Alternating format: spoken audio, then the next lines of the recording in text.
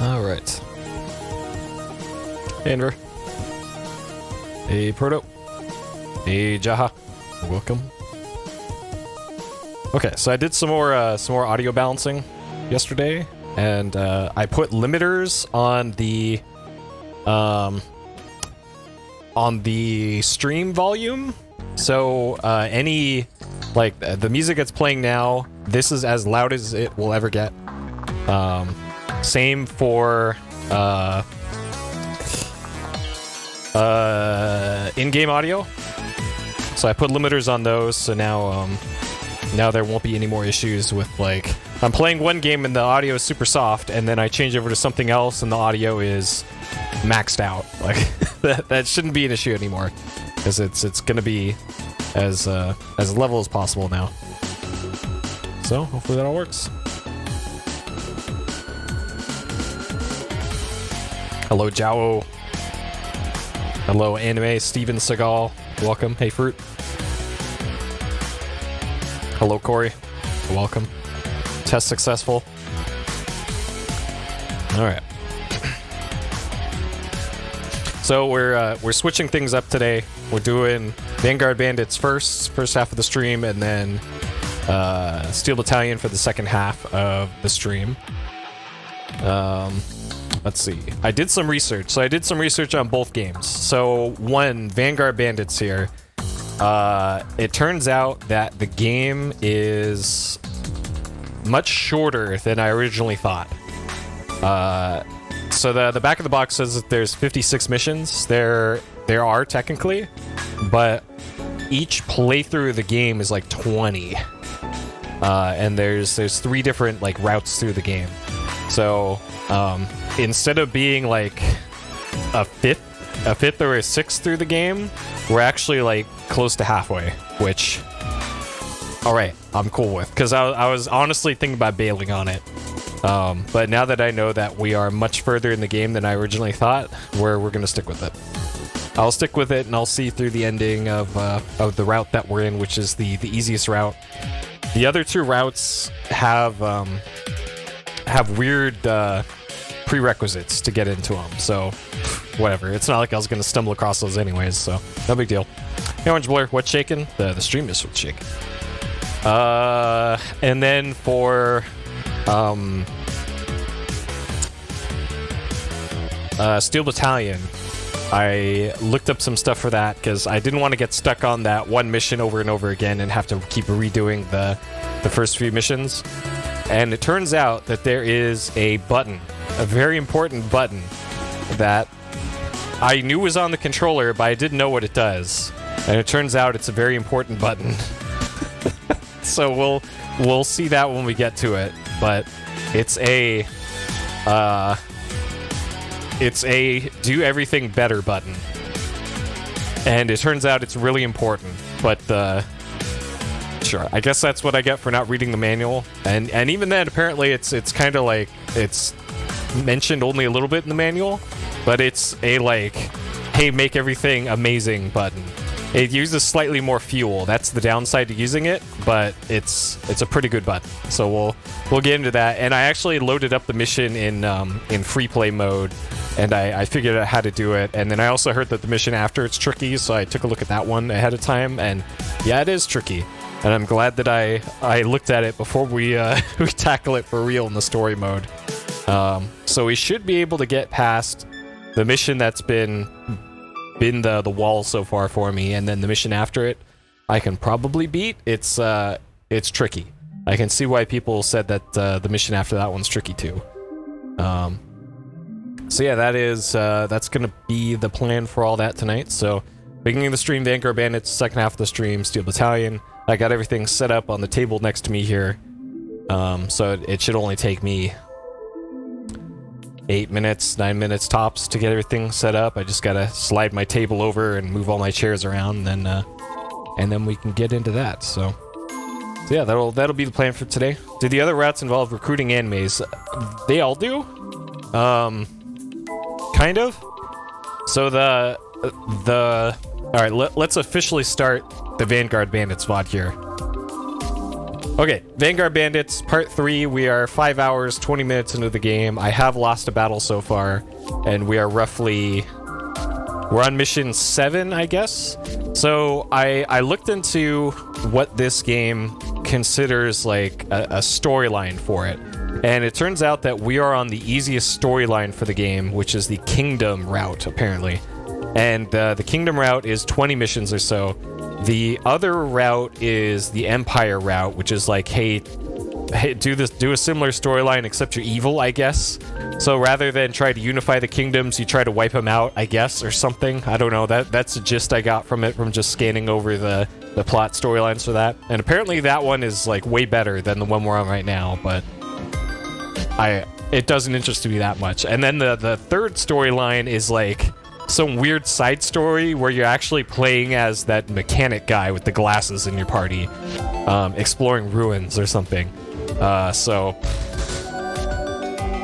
sure, but fine, whatever. We'll at least see what's called the Kingdom storyline for this. And because it's only 20 missions, like I was a little worried that this actually was a 56 mission game, 56 mission campaign, but no, it's actually 20. So we're on like mission 7 or 8 right now, so we're getting close to the halfway point, and I figured we're already this far in, and it's only 20 missions, might as well see to the end. Because, like, sure, this game's super boring, but, you know, maybe it gets better once we get Robo-Pope and can get going more on that, but we'll see. Hey, Zach. Your ISP's not working tonight? Well, that's why we got the 240p version of the stream, which honestly doesn't look that bad. I tuned all my settings so that even at 240p and 480p, you can still see what's going on. And these are 480i and 240p games anyways, so you're not missing much for nearly everything I stream, right? So let's get going here. So previously on Vanguard Bandits, we are still looking for the Robo-Pope, and we got a key from a neighboring country, from the Marquis or something, and then the key got stolen by Man with Mustache. Okay, so like I mentioned at the start of the stream, I tuned all the audio levels for this and put limiters in OBS. So, your ears should no longer be blown out by anything that I stream. And as loud as my voice is right now is the loudest anything on stream will ever be. So, no need to have to adjust the volume dials anymore for all this stuff. Like this. That's as loud as anything is ever gonna get. The sick drum and bass anime. Hey Matt, you bought an Arduino Mega. Oh geez, you went with Arduino? Alright. Well, I guess for what you're doing it'll probably work just fine. But I recommend going with Teensy. So another thing that I found out when I was testing this yesterday, because I was loading it up to test audio levels. There's actually another video that plays for this on the title screen. So just like Alundra, Working Designs modified they made a new introduction for this game. And they hid the Japanese introduction behind like a buffer zone in the main title screens here. So the Japanese introduction actually plays after the song finishes. So I'm gonna let the song finish and show that introduction because it's very different, and it's just like what they did with Alundra. They hid the Japanese introduction for some reason.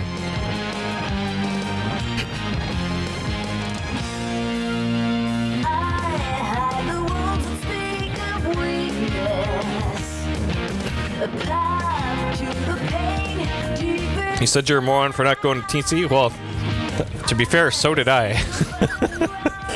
I just didn't quite call you a moron. Almost. But yes, go with the teensy.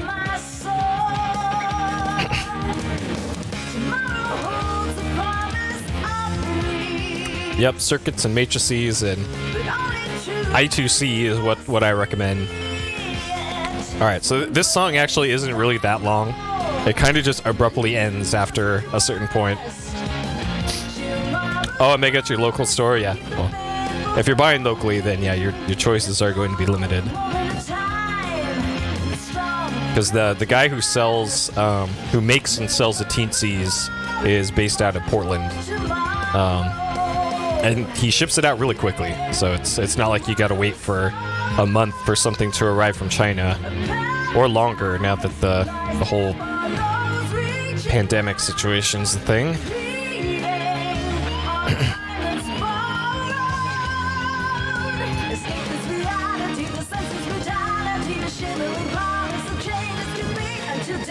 Alright, so again, if you're wondering why I'm sitting on the title screen here, there's an additional intro video that plays once the song finishes. So, that is why I'm sitting here on the title screen. I should start the timer while I'm thinking of it.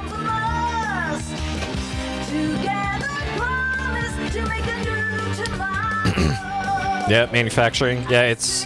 Unfortunately, it's probably going to affect the OSSC Pro stuff. That stuff might get delayed pretty heavily.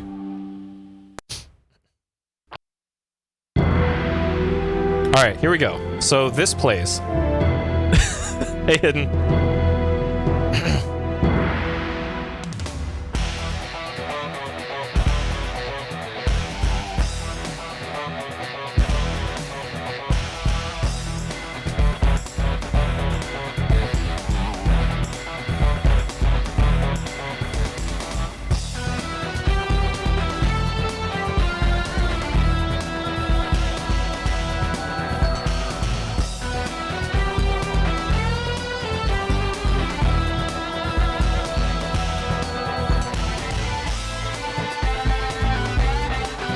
Alright, we get some nice blurry, clearly recorded from composite video here.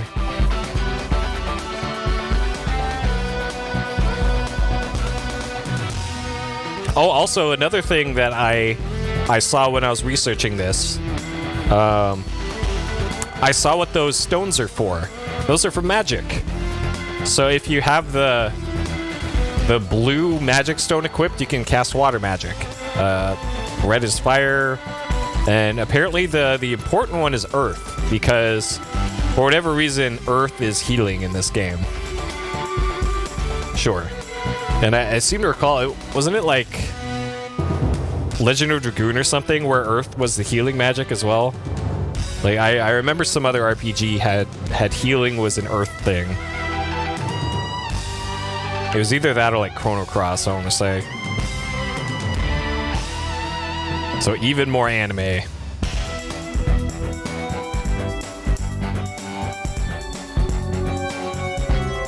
looks like the names are different. Oh, okay, there's Robopope, so this is just gonna spoil the whole game for us. When chains of oppression cut.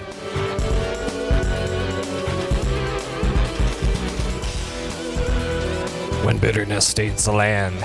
This is why I wanted to show this, because it's like, this is some hardcore shit here.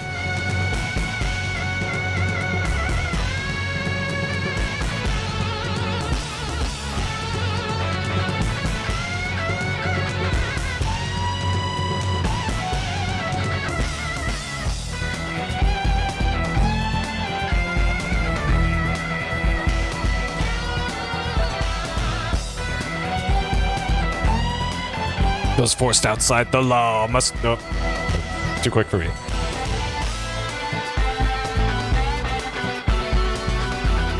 I wonder if they show those scenes, the anime cutscenes, actually during the game, or if it's just for these intros. Because it looks like what Working Designs did was they took the anime parts of this and then just mashed them all together into the shorter opening that they show by default in this one. So there we go. That's that. And then this gives us this other song. So it's weird. All right. Okay, so we're on like yeah, so we finished chapter 7, so we're on chapter 8. So like I mentioned earlier, this game has 3 different storyline branches that you could do. We're on the one that you just kind of get by default by just playing the game casually, which is called the Kingdom Route, and there are 20 chapters in that. So we're almost at the halfway point of the game. So the game is a lot shorter than I originally thought. The second storyline you have to get by making some very specific choices, and I think you also need a specific level. And then to get the third route, it's like you have to get the main character up to level 8 by the end of mission 2, I think. Which, in order to do that, you have to get the last hit with Bastion on pretty much every hit. And that's got to be a pain in the ass to do because you also have the AI characters probably stealing kills and getting in the way, and oh man, so you definitely have to go out of your way to get that one. Okay.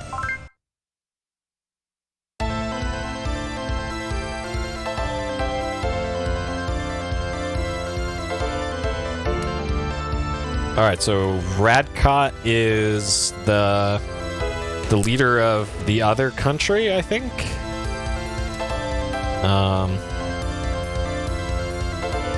Ganlon.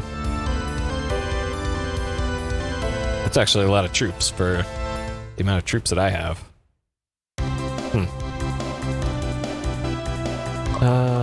Okay.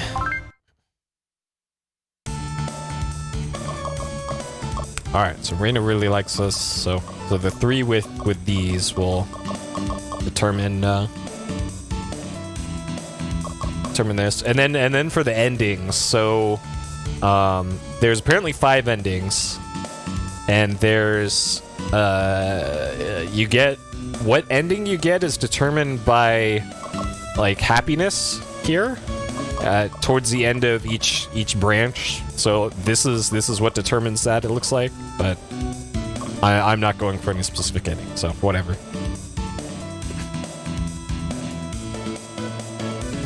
All right.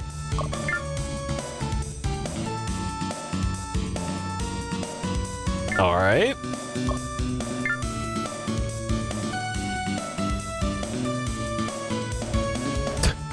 That's quite the portrait. Okay. Shining Force 1 and 2. Yep. Those are on the to-do list. So we'll probably see those. Okay. I'm pretty sure I don't have any other ATACs to move around or anything. Okay, so the barrel.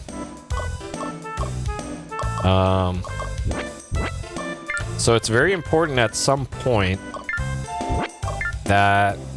Okay, maybe it's the Jade? I don't know. But apparently we need the Earth Jewel equipped on somebody to let them do healing spells. Somebody's got to be able to do Earth magic stuff, and that'll let us heal. All right.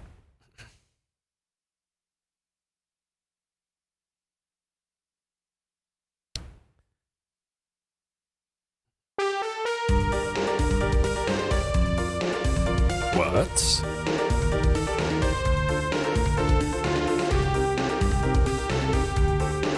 All right. Oh, they changed his portrait. Okay, he's got a beret now, and he looks like Ken Williams. He looked a lot different in his other portrait.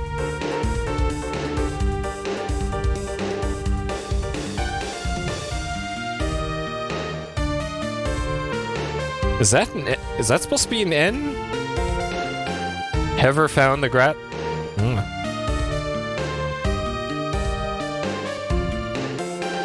Wait. That is an H.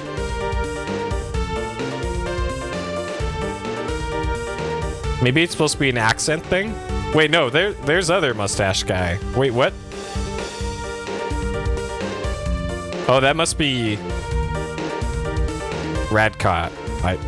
Huh.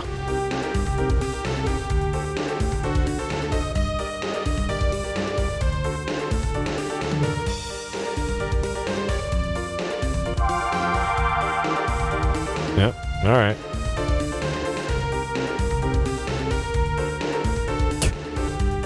Sure.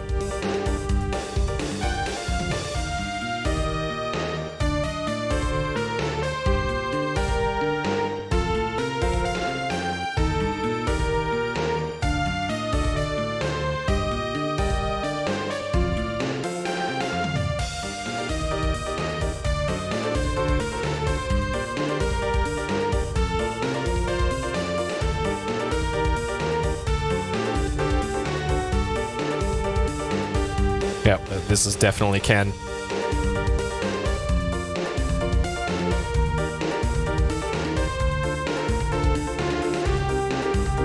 Oh, okay, Andrew's here too. Great.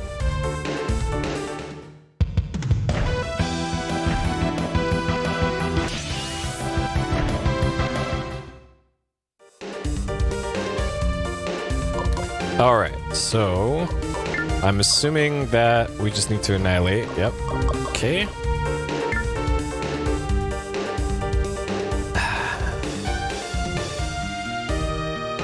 So I'm guessing Horse Guy probably aggroed everybody on the map. Maybe not the back line, but probably the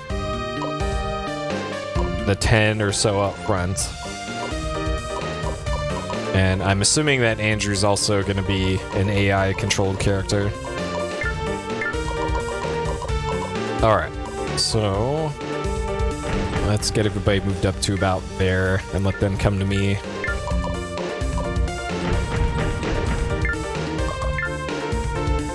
Okay. Yep, like I figured. AI-controlled. Alright, we also established in the last part playing this that there is no permadeath.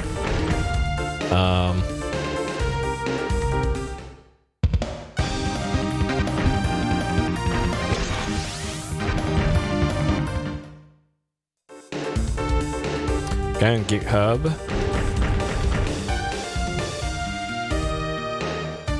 External chip to the Mega. Oh, so you have zero experience whatsoever with microcontroller stuff? Is what I'm getting from this? Because here's the thing. If you're just using regular Arduino, you're gonna have to get down and dirty, let's say.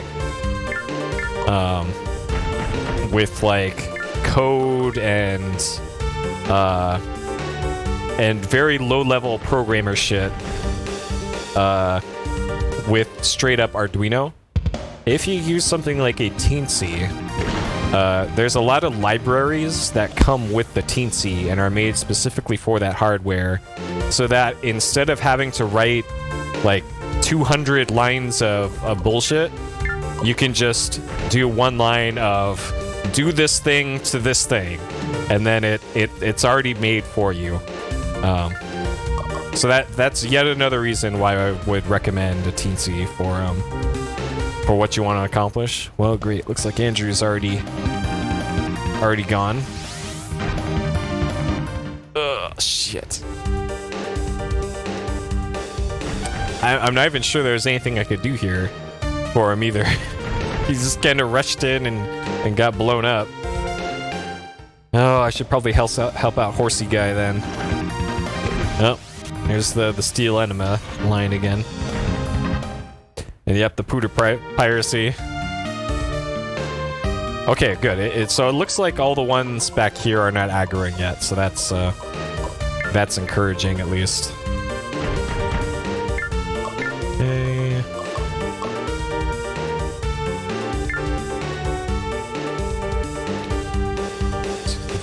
So that lowers defense, but it doesn't do a hell of a lot of damage. You found a soldering gun in the trash. Well, for what you're doing, you probably don't need a very good soldering iron.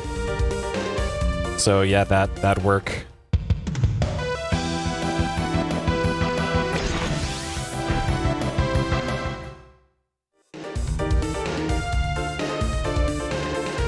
Making a Steel Battalion controller that has somebody already like made a full thing, because I know that there's somebody figured out the signals that it sends, but oh boy, if you're trying to homebrew a controller to send signals to the Xbox, good fucking luck is all I gotta say about that, because I'm pretty good at stuff like this, and even I would not want to touch that with a 200-foot pole. But anything's possible if you if you work at it hard enough. But you're in for quite a mountain there, trying to get that to work. Agility. Yeah, the GitHub man. Yeah.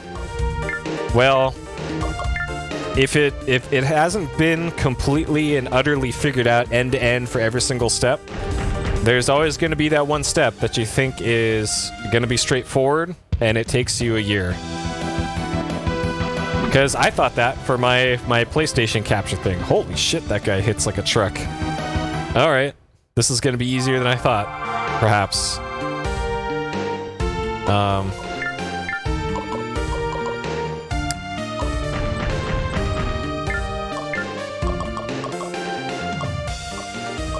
But knowing that now, that you're new to this, and there isn't tutorials or documentation for everything end to end,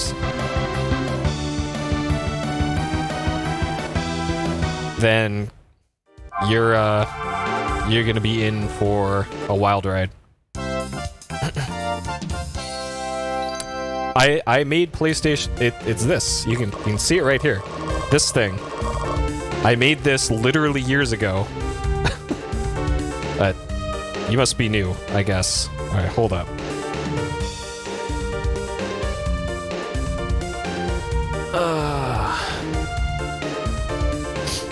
These things. These are teensies. This is why I say use teensies, because I use them. Those are teensies hooked up to my PlayStation.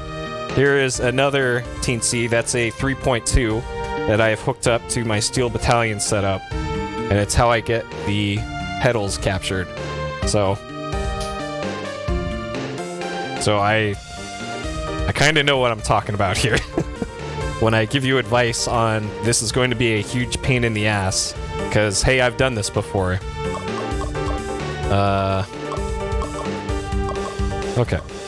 Base 2. Some more HP has always been good for this. And she has trouble landing hits occasionally. We'll do that. Alright.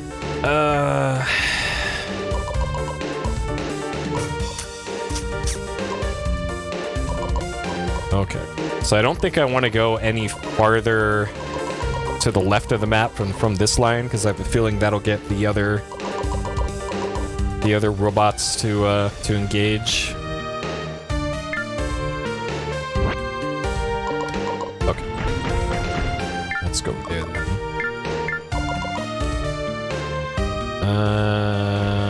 Sure.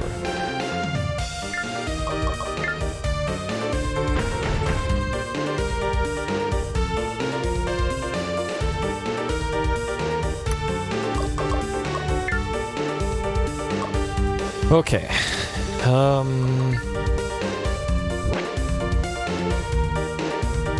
Probably just gonna defend.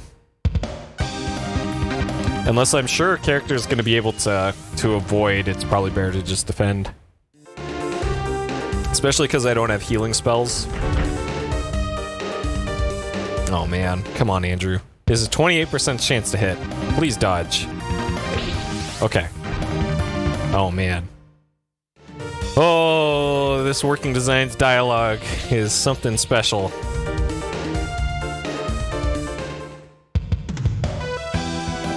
All right, maybe Andrew just need to get into crit there. Critical health, like this is Final Fantasy 12 or Tifa from FF7. Okay, and they don't want to mess with Andrew anymore. Okay, 27% chance to hit. So naturally. Okay. Oopsie. Please. Oh my god. Horseman. You stupid motherfucker. God damn it.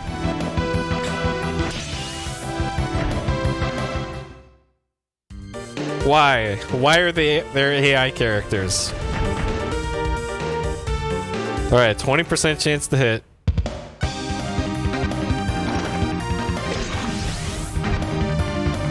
Of course. Of course.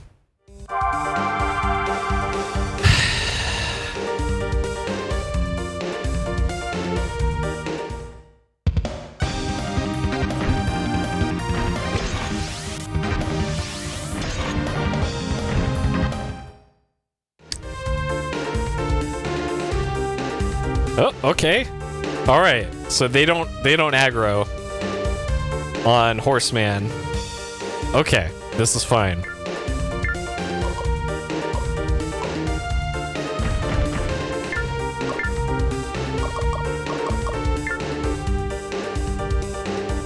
Dang, that's a pretty weak attack. Oh, I was attacking the wrong one.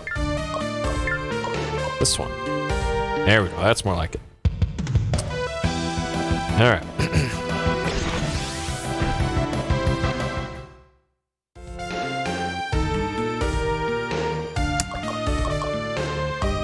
In order to change ATACs, I would have to have an extra one to be able to shuffle them around, I believe. Because I think I tried to do that before and it wouldn't let me.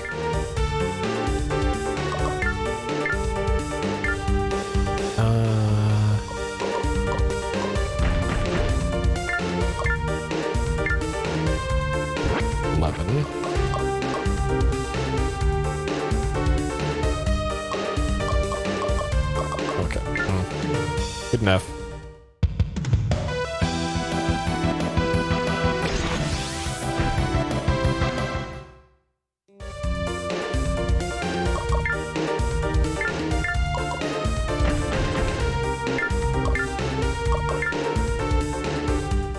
Yep.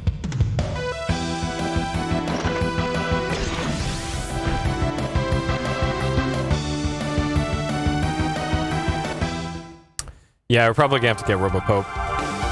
But so far, it's not a big deal.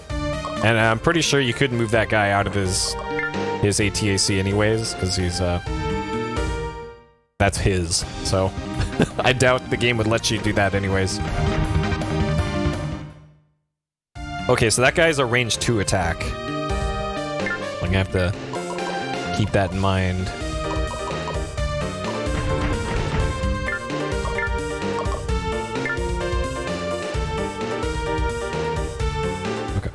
Alright, 50% chance to hit on the enemy's attack. And are we gonna win the coin flip? We did. Good.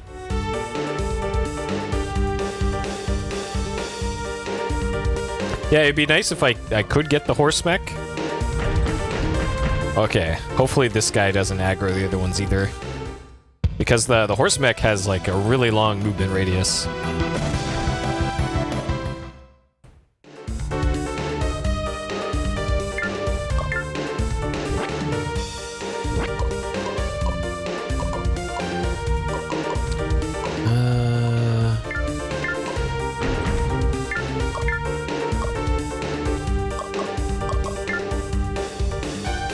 Or, dang it. Well, fine.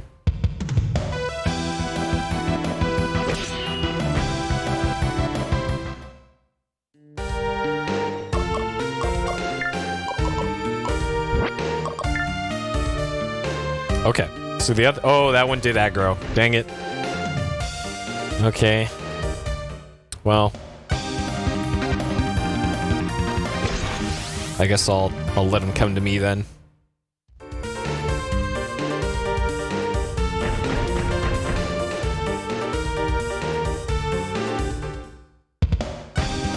What is a zoom out from horse's ass?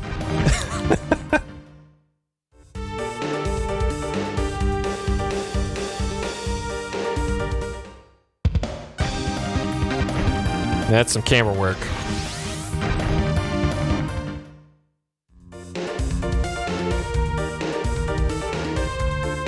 Flare bomb. Okay, well this is gonna kill, it looks like.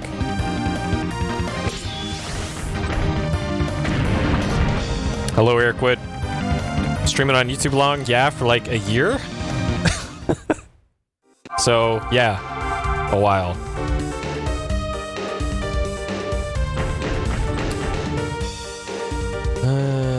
Strong slash 100. Okay. This guy's out of fatigue points, I guess. So he's gonna get hit by everything.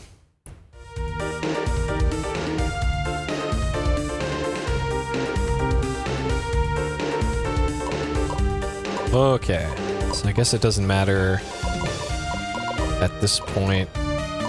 Moving my forces up there. Okay.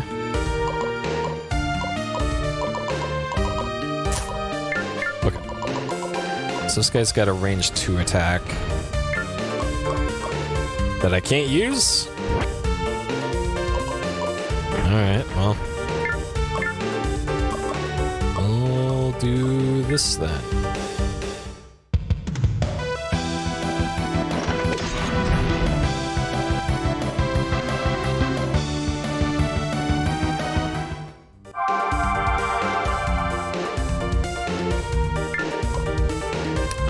All right.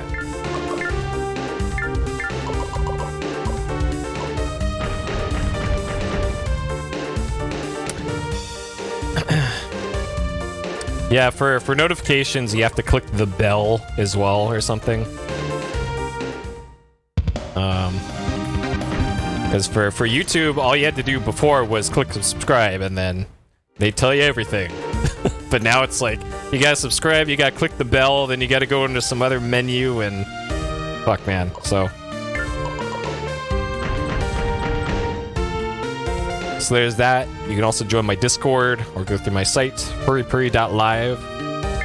Has the Discord invite. And then on Twitter, I mention on Twitter whenever I'm streaming. So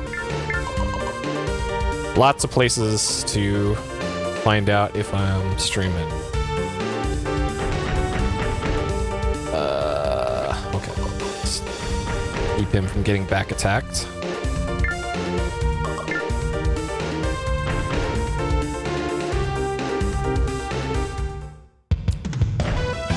Man, Horseman could have just killed the other one that he's right in front of, but decided to do 2 damage to that guy instead.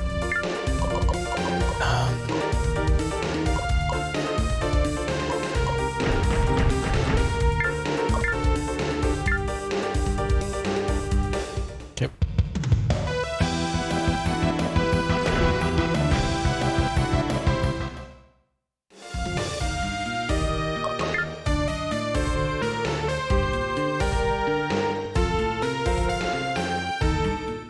Dang, okay. So that guy's still at 0 FP.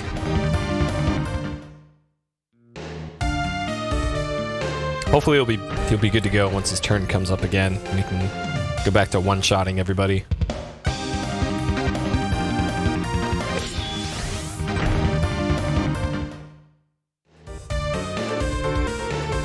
Okay. Alright, I think I need to save this guy.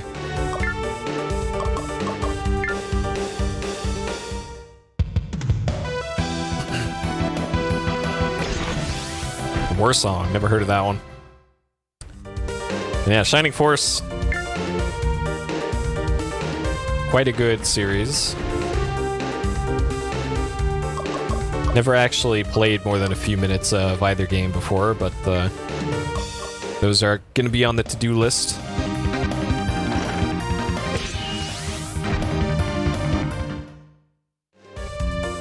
And for things that I'm currently streaming, so for PS Explosion, this has still been continuing, obviously, because we're still doing it.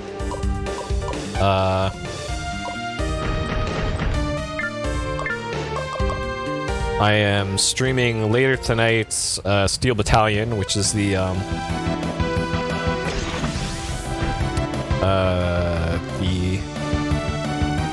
mech game that has a weird controller on Xbox. There. And then I also have a playthrough of Hotel Dusk on the DS going as well. And then after Hotel Dusk is a Saturn game. Yep, Shanking Old Ladies in the Woods. Good old Shining Force 2. Okay, here we'll just... Yeah, 58 is not good enough. So yeah, so after Hotel Dusk is a Saturn game, and after Hotel Dusk is a La Milana on PC. And then after La Milana is another Saturn game, and that's as far into the future as I've thought about casual playthroughs. Yeah, still have to do.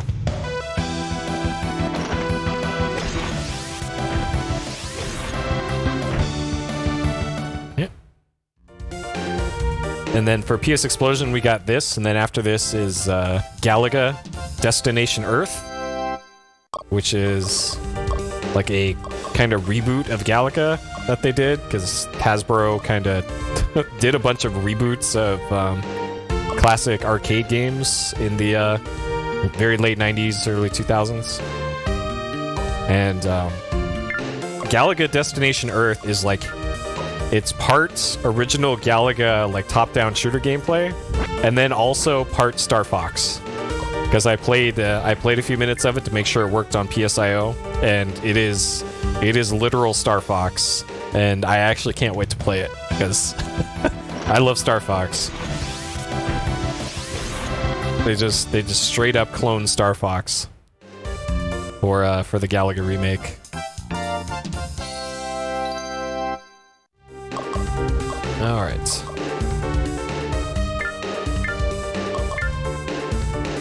Why are you attacking that guy? God. Horseman.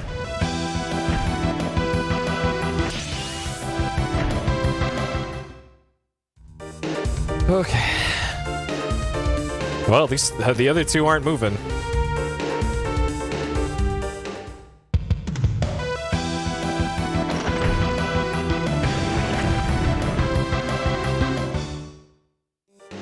So now that I have this in analog mode, the controller is rumbling, and it's rumbling at the weirdest times in this. I'm not sure if that's by design.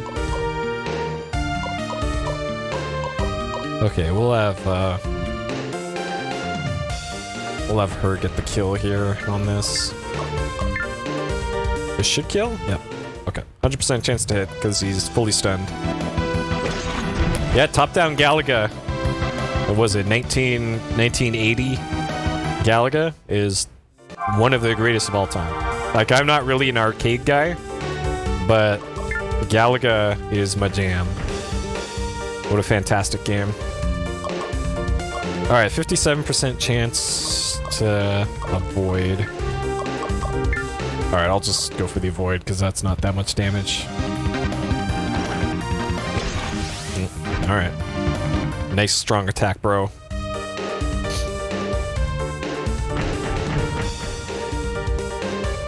Yeah, Galaga in top 10. Yep, it's pretty timeless. Alright, this guy's almost fully stunned.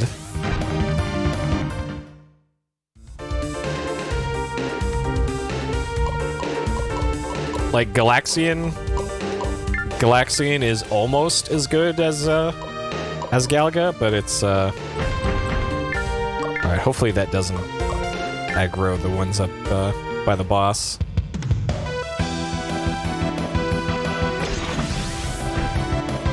So Galaxian, only being able to fire one shot, and not having the ship capture mechanic, the additions of those to Galaga just put Galaga over the top, and then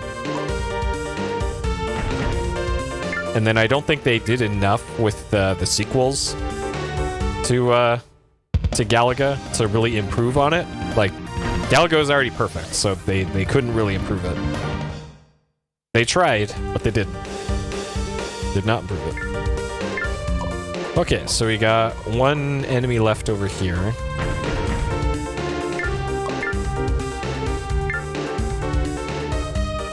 Yep.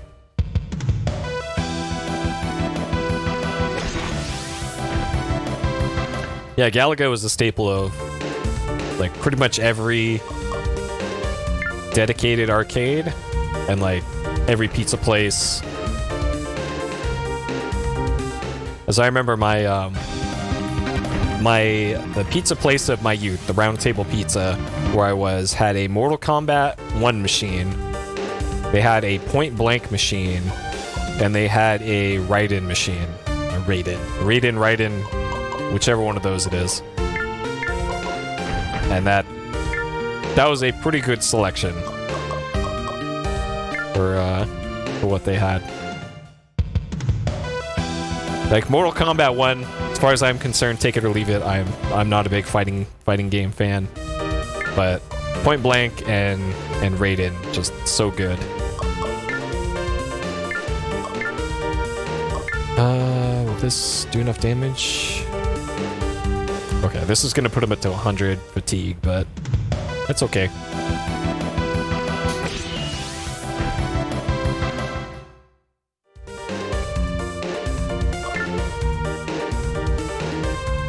Alright. So Horseman is keeping him busy up at the top of the screen.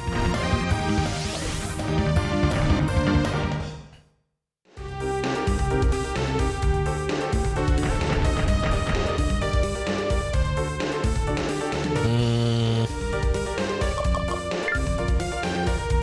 41% chance to hit. Yeah. Oh, I probably should have countered. Oh well. Yep. Perfect.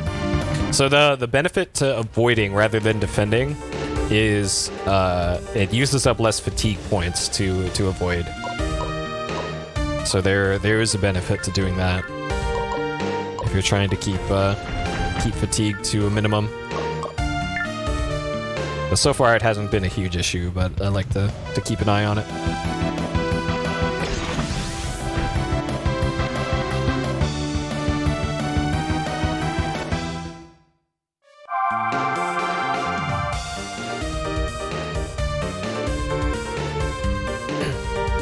Pizza grease. I don't recall the machines being super greasy or anything. Like, I'm trying to think like where the real nasty machines were, and it was mostly movie theaters. Like, poorly maintained and general just like filth on the controls was mostly movie theaters. Like, and I seem to recall, like, washing machine, like laundromats. Laundromat arcades, relatively well maintained for where they were. And I guess it also depended on which arcade it was. As I remember, there's a place called Nickel City in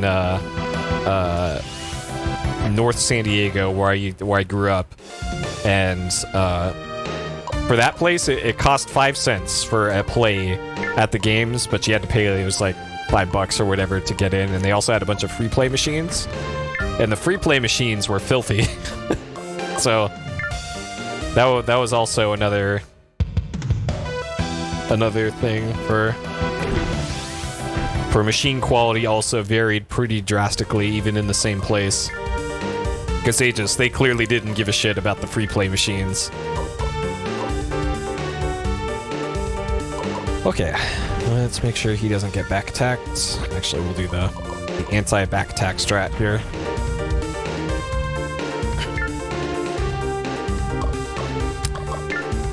Yeah, you can put a custom firmware on a PS3 extremely easily.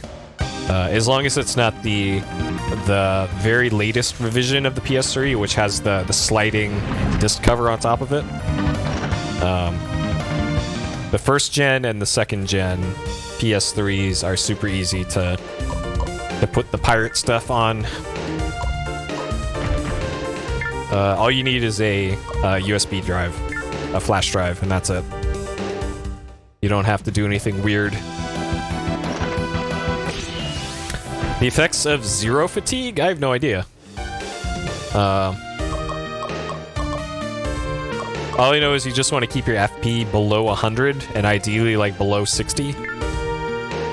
So that you're not running a risk of getting it to 100 and then not being able to do anything for a turn. And in addition to not being able to do anything for a turn, you're guaranteed to be hit if anybody attacks you. Okay, well this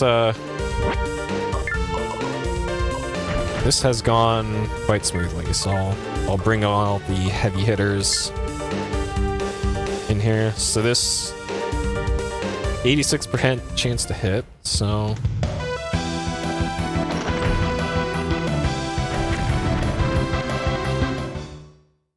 you want to go with hardware PS2 compatibility.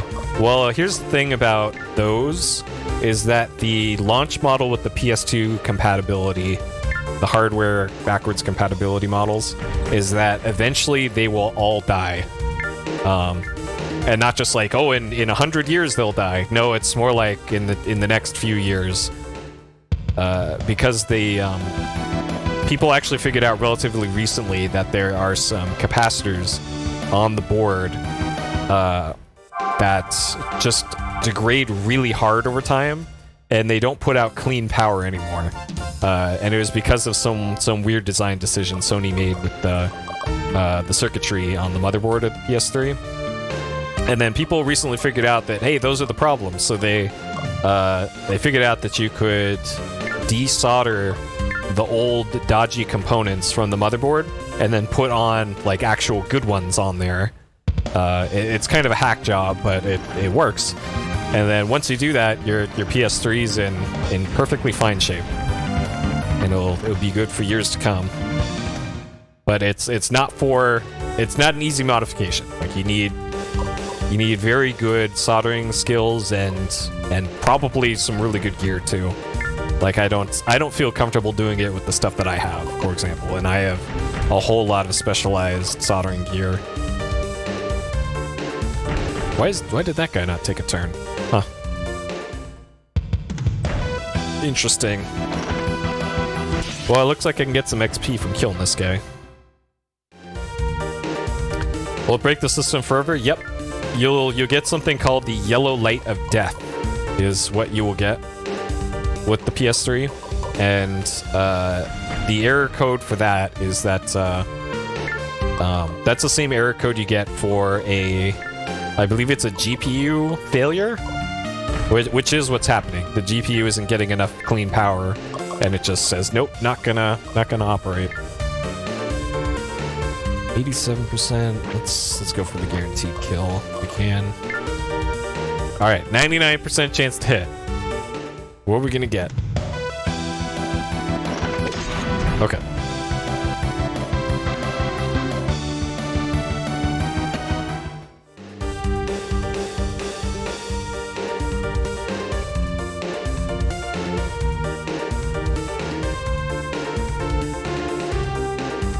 Okay. Got him. No way to fix the yellow light. You can alleviate the problem briefly with something called reballing, but it's not a permanent fix. The only permanent fix is replacing those components on the board. And there's actually a lot of scams that have been going around for the last decade or so. Like if you look on eBay and you search PS3 reball, you can see like, hey, people are saying they have a perfectly fixed, practically new PS3 launch model hardware compatibility that you can get for like $200, $250, whatever. And even those professionally refurbished, reballed systems with like fresh chips on them those will eventually die too. And it's not the GPU or anything. It's those little capacitors. So, but luckily the community has figured out what the problem is, but it can't be fixed easily. It is fixable, but not easy. And the problem for end consumers, like people who aren't like super technically inclined, is that you kind of just have to take their word for it if you're buying a system like that. Like I fell for the same thing. I bought a reballed PS3 system because I wanted a hardware backwards compatibility one, and it's currently sitting on my shelf because it has a yellow light on it. So sometime in the future, I'm gonna have to open it up and actually attempt that capacitor swap on it to get it working again. But it did work briefly. It worked for like a month, and then went right back to having issues. All right, so this is the Imperial Princess, I guess, and she's trying to stop the war, like all the wars. Or something.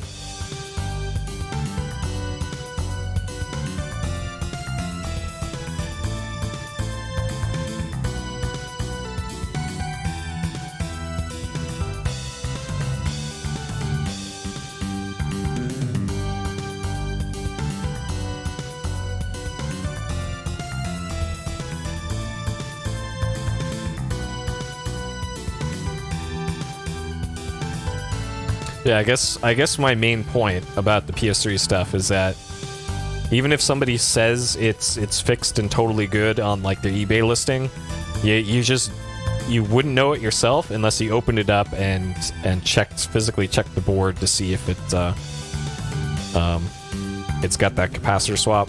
And it's even harder to tell with a quote-unquote reballed system because it's gonna look the same as a non-reballed system.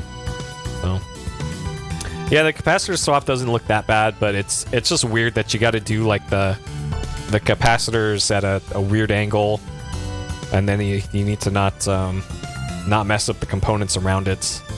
You got to apply a lot of heat to the board around that area. Because whenever I do it, I'm probably just going to use a hot air gun for it.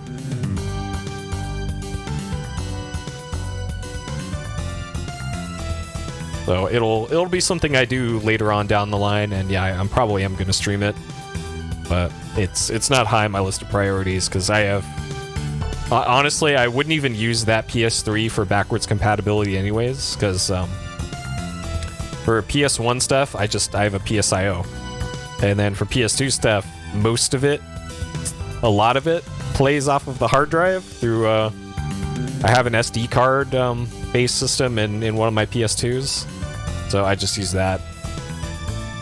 So really the only reason that I had that PS3 was, hey, I could put a bunch of games on the hard drive for that and not have to worry about shuttling them back and forth. But there's kind of been better solutions that have come out since then. But I guess it would be nice to have another functional PS3. I could put Metal Gear Solid 4 on that PS3 and use it as a space heater. Because I remember back in the day when I played through Metal Gear Solid 4, that thing was like heating up the room is probably better than a dedicated heater was.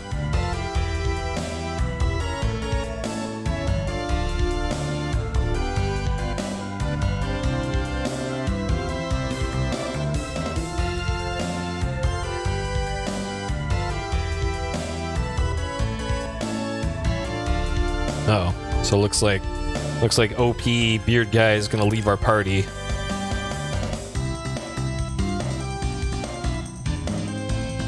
And then we got Guy who died immediately at the start of the fight joining our party.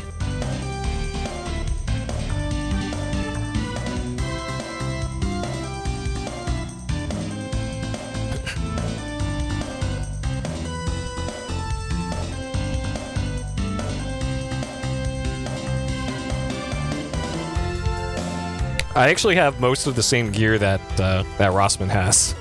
Like I've watched his videos too, and I have I have pretty much the same stuff that he's working with. I don't have a microscope. That's probably the only thing.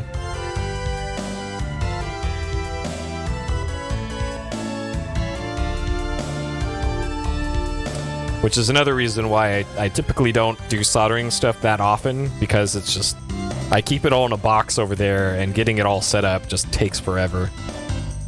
Setting it up and tearing it down is such a pain that I usually wait until I have a few things I want to solder, and then get everything out and set up and do the soldering work.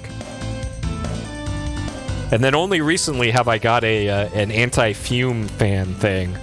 So before I would just open up a window and then maybe point a desk fan at me while I was working, and then after a few hours of soldering, I would start to get really dizzy and have to get some fresh air for a while, which I know is not great. Which is why I finally got around to ordering a fume extractor fan thing that's on this arm that I can position right over where the fumes are coming, and then it sucks them into the fan, and it's got a filter thing on it that gets rid of all the fumes. And now I can much more easily and safely do electrical work. Oh man.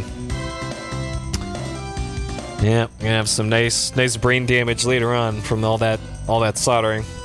And a lot of it from that fucking Virtual Boy thing. Good lord. I still have to do the other Virtual Boy mod in the future, and I'm not looking forward to that. Only one of the two boards that I made works. And the other one, I'm gonna have to order another PCB and components for it again. Because, good lord. Yep, do like Tazon Day does.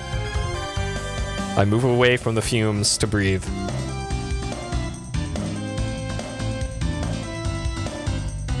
Because you think like a big-ass desk fan just blowing all of the fumes away from you would be good enough, but nope, turns out it's not. It just moves the fumes quicker into your nose, I guess.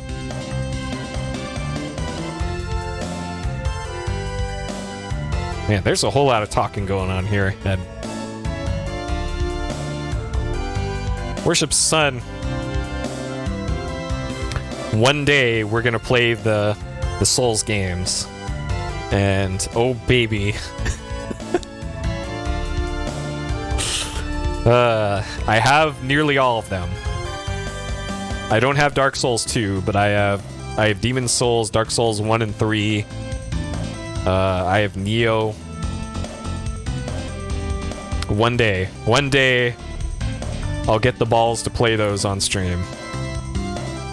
Not gonna be for a while, though.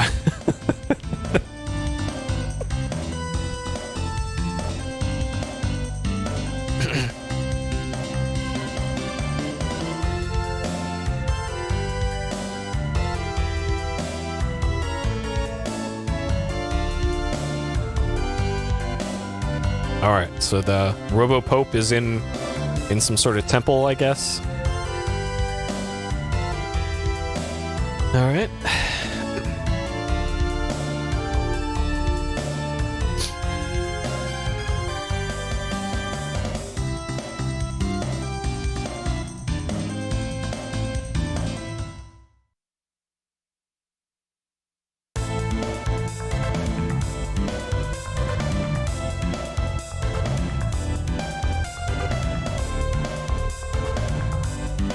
Alright, so we're finally gonna get Robo Pope, I guess.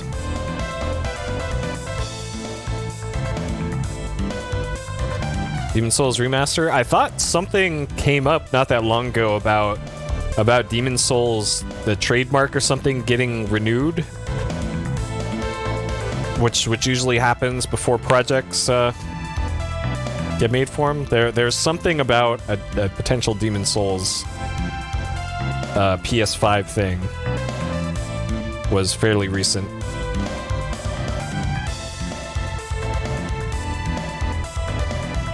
And now that I think about it, I think Saint actually did 100% run of that at one point.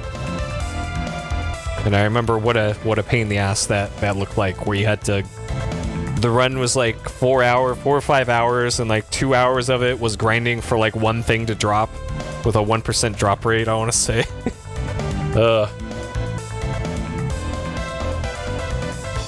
Sounds like a great time.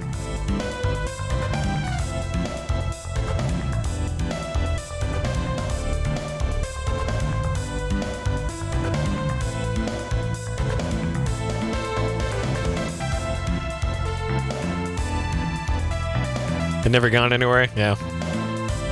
Yeah. It's probably Shenmue 3 all over again. Where you're gonna have, hey, some magazine in Latin America has one sentence about Demon Souls getting a remaster, and then everybody goes nuts about it, and then nothing comes of it. And then a couple years later, the same thing happens again. Alright, finally.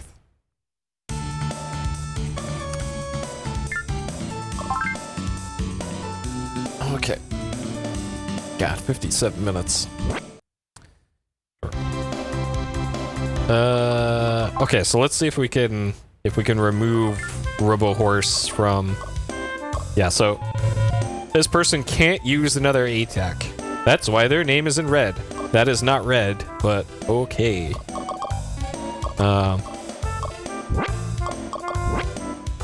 Yep, good old Half-Life 3. The Half-Life series is on the to-do list. Like, I don't plan on getting Alex, Half-Life Alyx, anytime soon. So that's not really the impetus for me getting or playing the Half-Life games on stream. I just want to play them again. Because I haven't played those since they came out, so it's been forever. And I never beat or played at all the Half-Life 1 expansions. Apparently Opposing Force, or one of the two, is not good.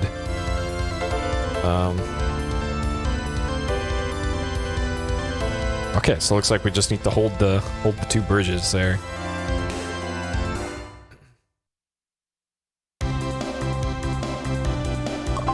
Yeah.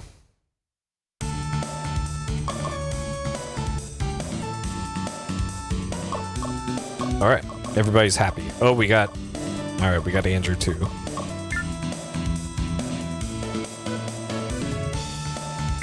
Sure.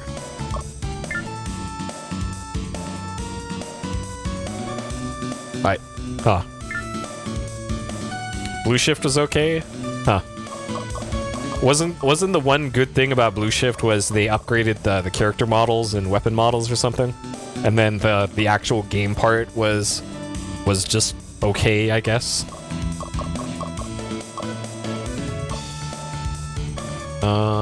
Okay. Sure, let's talk to Andrew.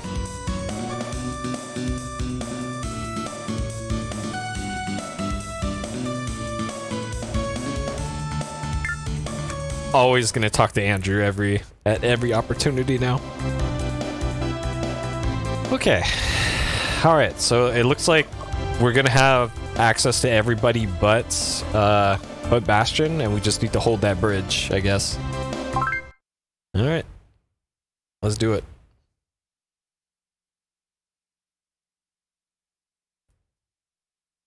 Yep, play some Steel Battalion. Well, I already have a VR headset. I have a first generation Vive.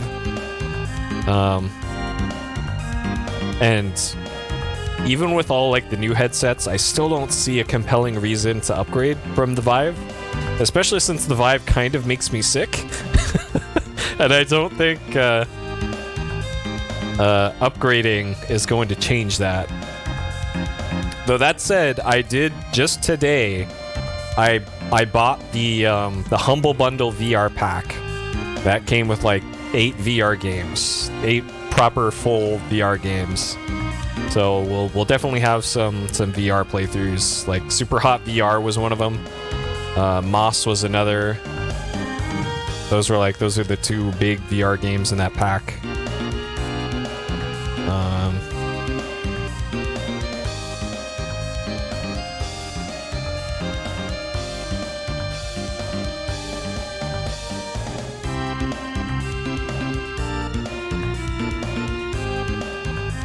So yeah, those will be a thing.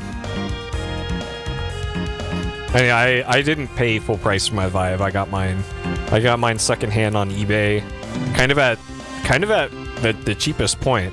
Like the prices for VR stuff kind of went up after I bought mine, so luckily I got a deal on mine. I think I paid like $300 for everything, and at the time I think it was close to $1,000 for VR for a Vive, and there's nothing wrong with it. Like everything works. The guy was just like, yeah, my kids were like, getting sick by playing this, so I'll just throw this up on eBay for however much it goes for. Okay, so looks like we have full control over Andrew now. Let's see what our... Oh, so we do have to get rid of all the enemies here. Interesting. I have a feeling that Faulkner is gonna do the thing where you get him down to 10 health and then he escapes again.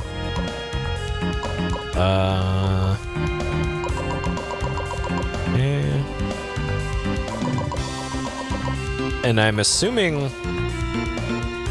Okay. I'm not sure if, like, if you fail the mission, if an enemy makes it to here. So I'm almost wondering if I want to move all my characters, like, here. And just sweep around the map like this.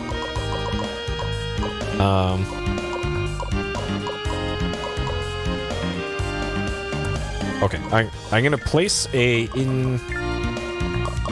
in battle save here, so we don't have to sit through all that dialogue again.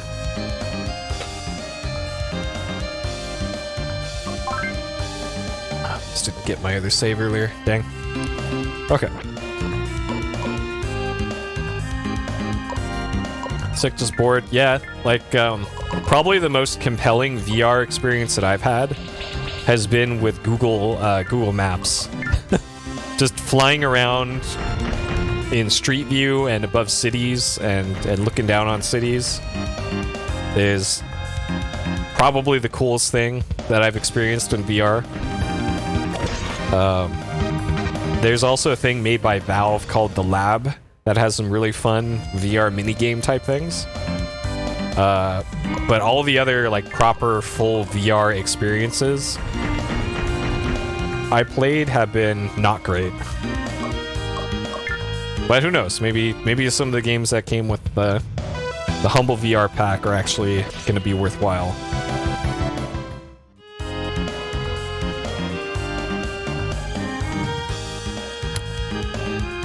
Don't you? Oh, is that the Eve Valkyrie or whatever that is? Because I know they made that specifically for VR. And that's kind of how that worked. And I assume you played that at the trade show or something. I think Elite Dangerous has a VR mode, and I have that game, but I haven't tried it at all yet. So maybe that would be cool.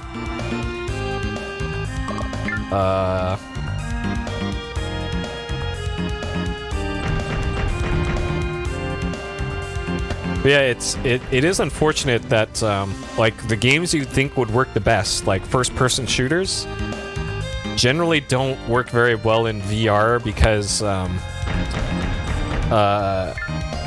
like the games that tend to work best are maybe flight combat stuff, where you're supposed to be in a sitting position anyways, like looking straight ahead at a HUD, or rail shooters. Like those work fine as well. Well, mostly fine. And when I say rail shooters, I mean like you move to one spot and you kind of just move around like a turret and I shoot things, and then you warp over to another spot. Like those work fine. But the games where you actively moving your character around in the world rather than just looking around, those just instant sickness for me. And then I know there's another good example is man, Andrew gets so many turns. What the hell?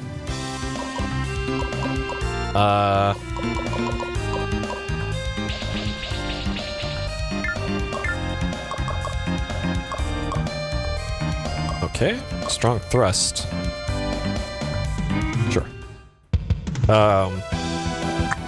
Beat Saber. Beat Saber is another like great application, but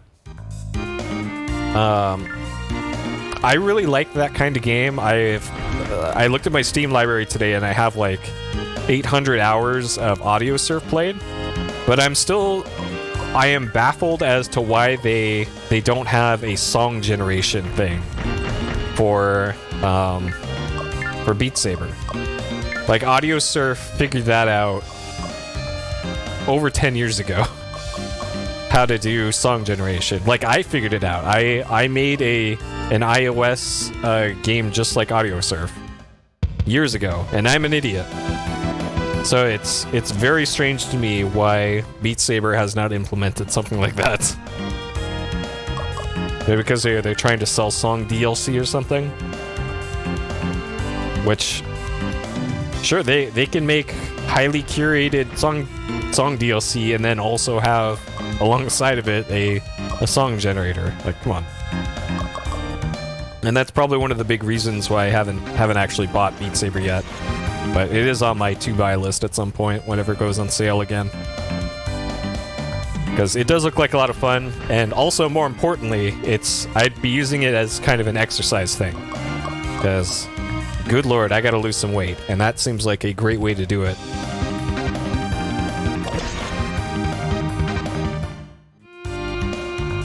I know that there's like a third-party custom song thing for it, but it's not like in something like Audiosurf where you just load the game, pick a song from your hard drive or from a streaming service, and then it right up there generates the notes for the track, and then you play it. It takes like 3 seconds to generate the gameplay for each track. And it sounds like what you have to do for Beat Saber is a lot more involved. Like, you have to use an external program to make everything.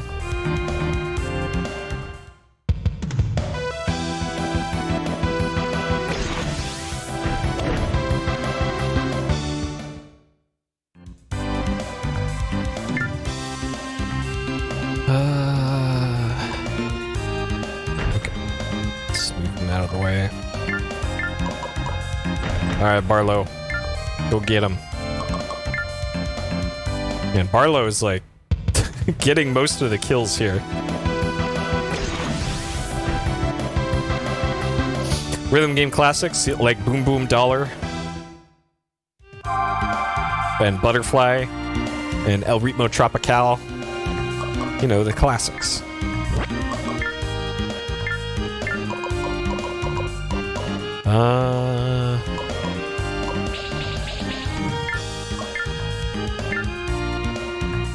Okay. Alright, I'll take a one shot.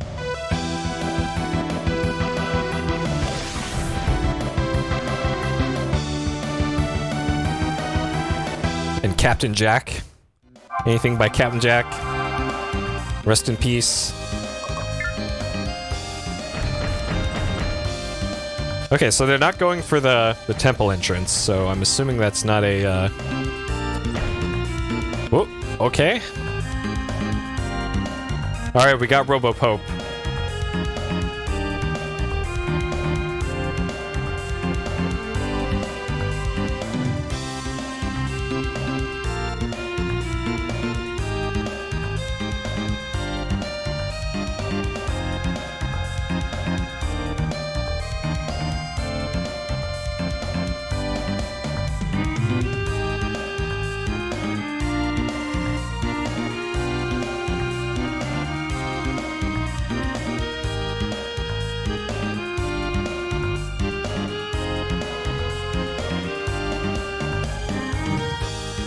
Alright. Yep. Pre and post Captain Jack.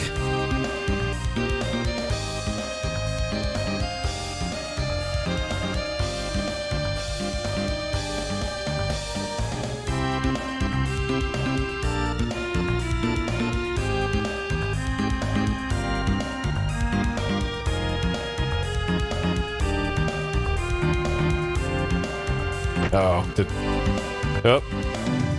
They put waifu in one of those.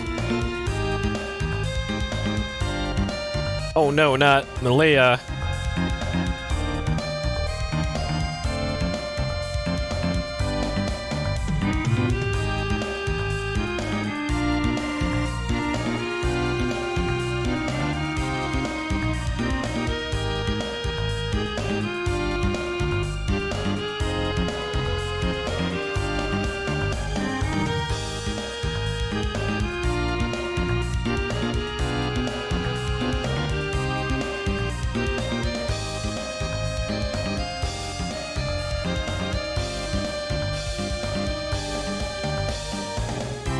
Is this... Okay.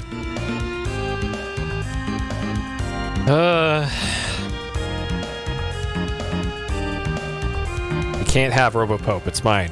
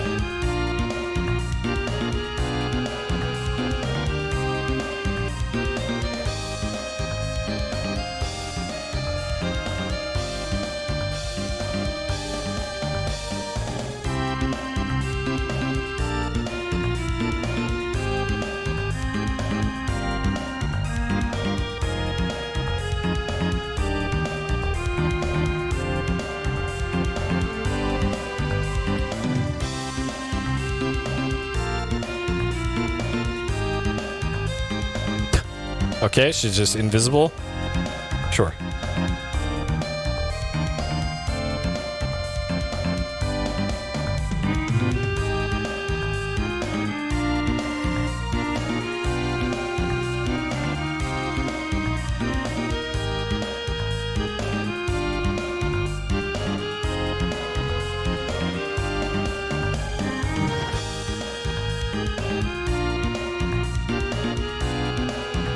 Alright. I wonder why Yoda's not with her. We haven't seen Yoda since, like, Mission 2.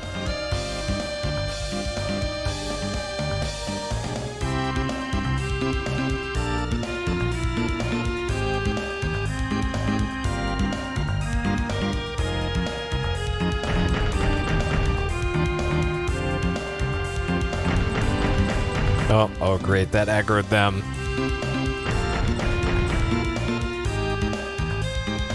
Okay. Alright, 90% chance to hit. So naturally... Yep. Alright, Robopope.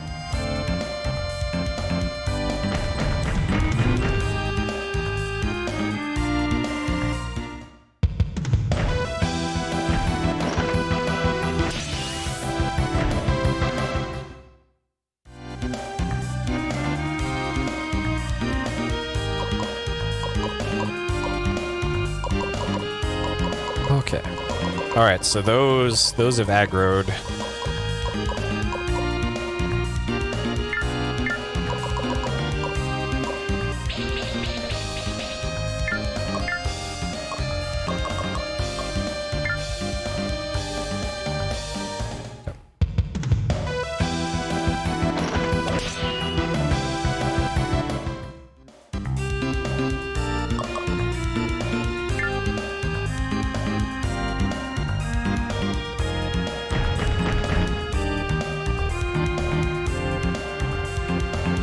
Percent.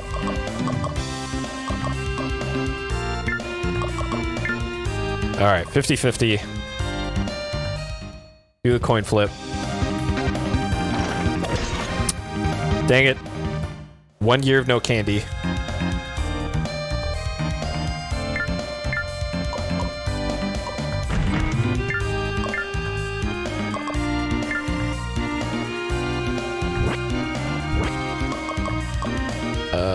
I could probably get away with the thrust here. Alright, 78%. 93. Okay, do that. Alright.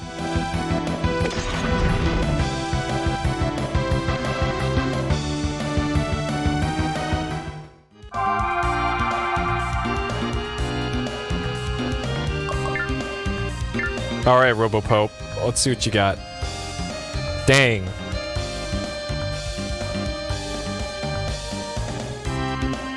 Okay.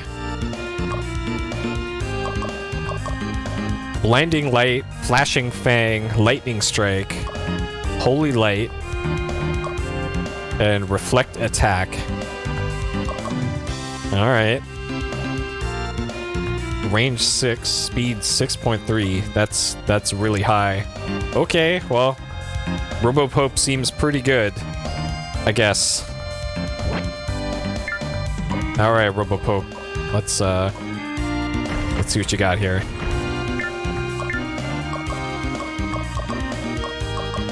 All right, strong slash. Yep. Flashing Fang is collision.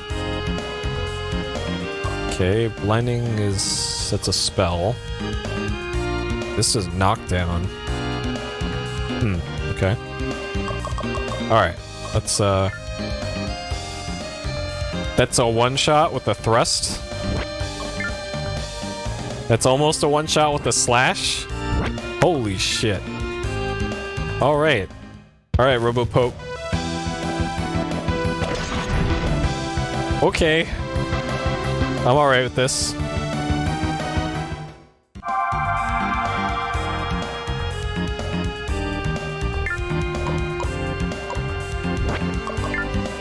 Okay.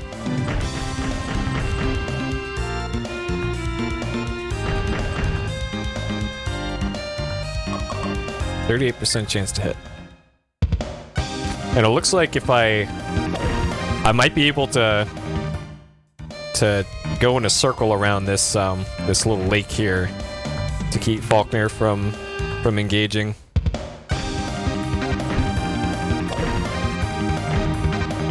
Oh man. Working Designs dialogue.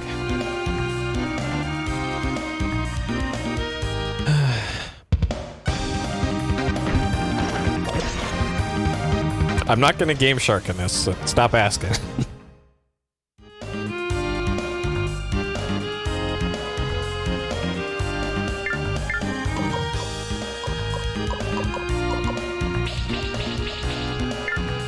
Actually, should attack this guy instead.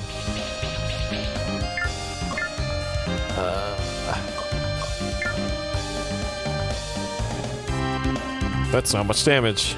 Interesting. Huh. Maybe this guy is really good at back attacks and everything else is not great?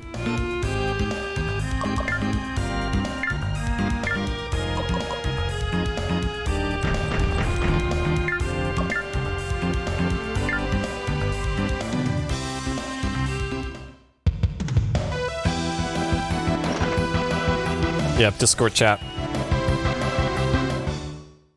Yeah, for those of you new in the YouTube chat, my chats are split. I have two different chats going. One in my Discord, one in the YouTube chat.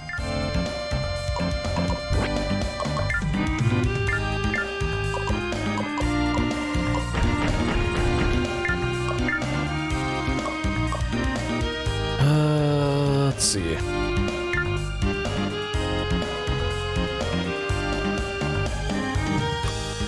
Yeah, let's fireball. I need to clear out all the soldiers here that I can.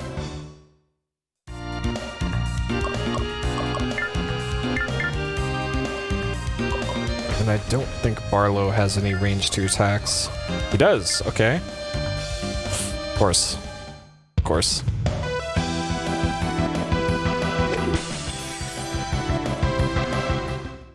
Okay, so that guy is now fatigue 100.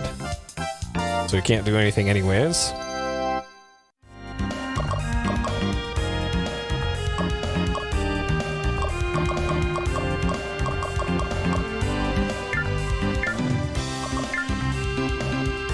Yep.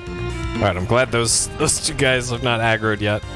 Kinda weird that they're there to escort Faulkner, but even though he's engaged, the other ones haven't.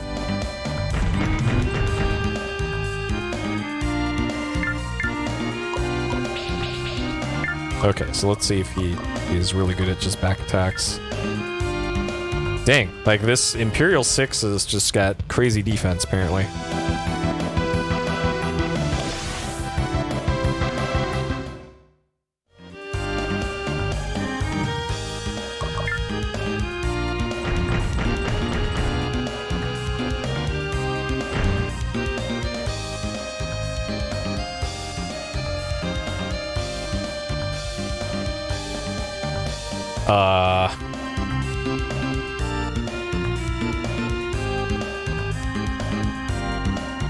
More animes have showed up. Ruler of Hibernia.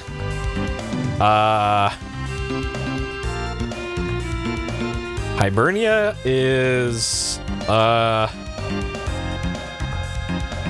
Duchy of Hibernia, snow-covered nation devoted to protecting the kingdom, also charged with destroying the kingdom. Sure. All right, that checks out. Anime. Neutral position, sure.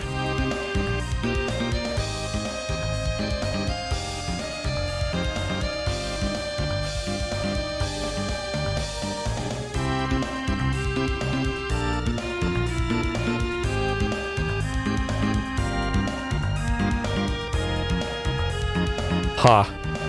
All right.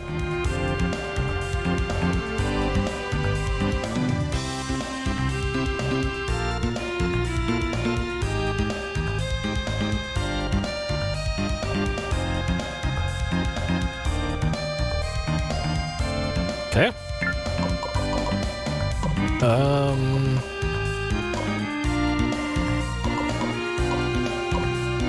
All right. I think Robopope has a range to attack. All right, lightning strike. Sure.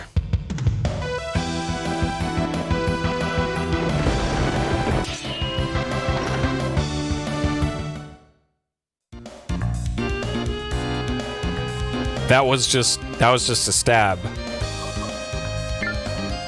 All right.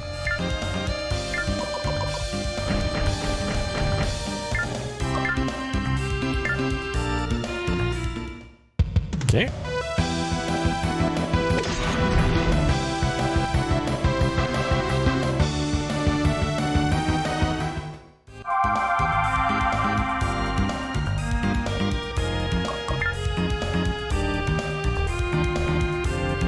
All right, which one are you attacking? Of course, the one with the higher health. Man. And he's like, he couldn't be in a worse position, too. Got it to be right in the way.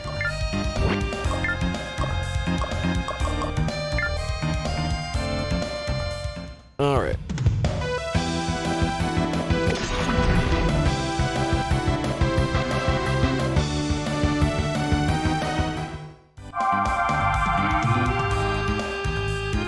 Okay. Why are these... Why are those squares, different color? Huh. Okay, we'll leave them there.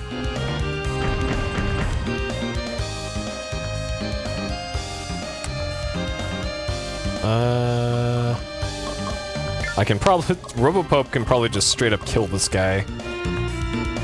Yeah, you can. Okay. If we do a different attack with a thrust, yeah, just a regular basic thrust will kill. So we'll take 3 damage, or possibly 0, and then guarantee kill. Nice. Ancient Egypt mechs, so Stargate. Stargate's what you want then. I love Stargate. I haven't seen the TV series, any of the Stargate TV series, but I just love the shit out of original Stargate. The movie and the book. So good.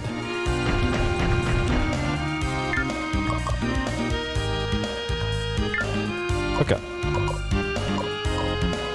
Alright, so we got a little blockade set up here. And we'll move them over here.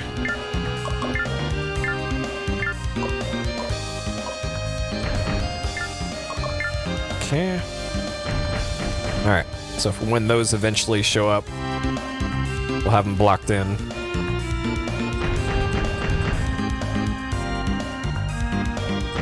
Alright, Falconer, yes, go right there, where you can be given the business. 46. Oh, geez. That's gonna hit for a lot. Alright, 23% chance to avoid.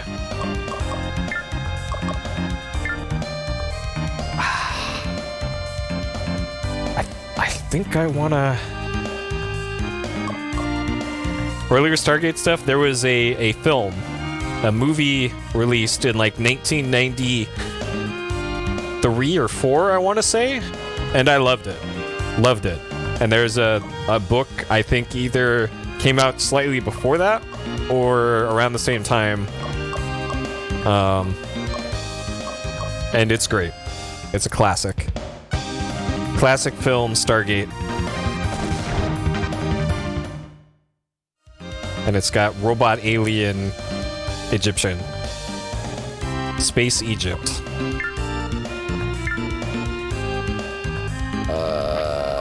Okay, let's just... Can I lower his attack? 76, okay, probably good enough.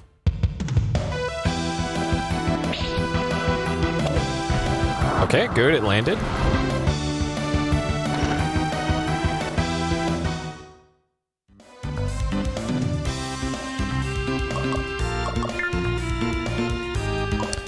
Alright, then we'll move him out of the way and bring Robopope over there.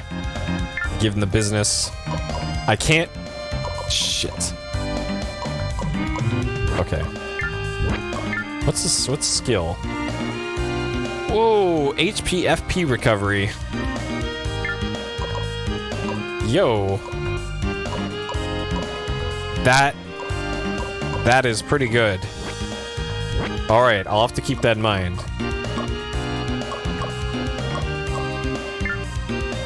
Alright, we'll knock him down too, I guess. Yeah, all allies in that region. That's pretty good. That didn't knock him down.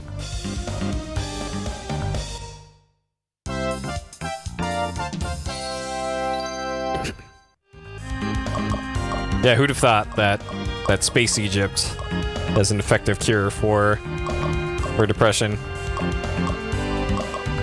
And I guess PTSD would probably be what Kurt Russell's character had in the film. But I'm not sure if that arose from combat or from... I think he lost his son or something because he had a pistol. I think that's what it was. I'm not sure if that counts. I'm no doctor. Alright, how about more... He's already got a lot of everything. How about more defense? Sure. Alright, Robopope. Yeah, it is 90 AP, but for what you get for that 90 AP, that seems pretty worth it. That seems like a good deal to me.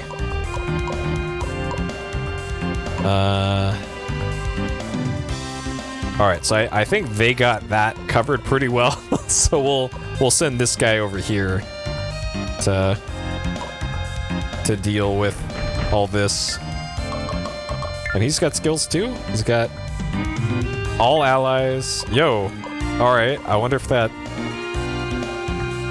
lasts for...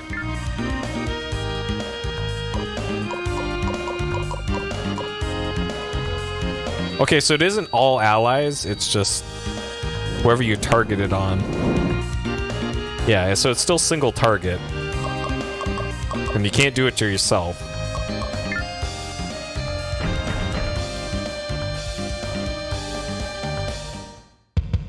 Alright, so we've almost got Faulkner up to 99 fatigue.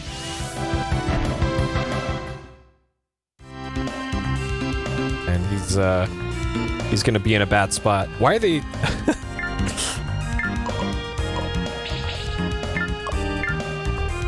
His teammates aren't doing a great job here. 99% versus 46. Okay, and this will get him up to 100 fatigue.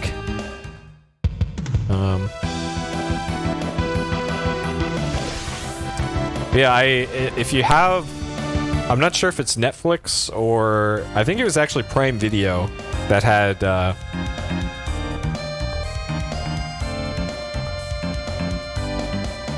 oh, he's just gonna peace out. Okay. Alright, so like I figured, he just pieces out. Alright, so I need Robopope to heal Andrew. And we'll have her help them out. Okay.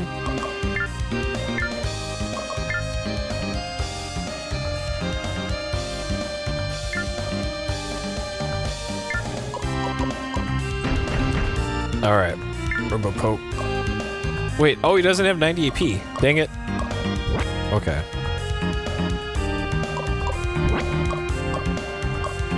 Apparently Andrew's not close enough to heal just yet. Okay. But yeah, I'm pretty sure that that American Prime Video had and maybe still has at one point Stargate.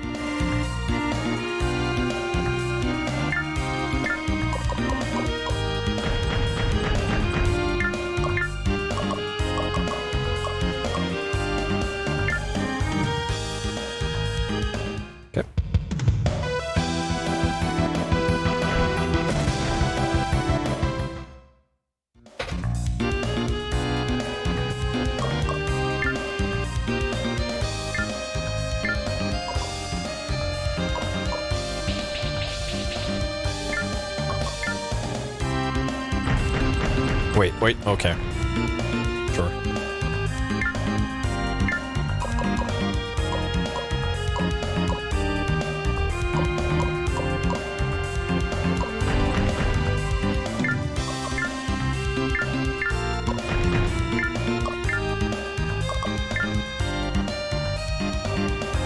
Sure. I love that Barlow is like my heavy hitter now. Oh, it's not on there? Dang. Somebody's probably got it on, like, YouTube, though. Like, hey, here's Stargate at 1.25x speed. And then the video is mirrored. You know, the best way to experience films. Alright, so we'll heal up Andrew.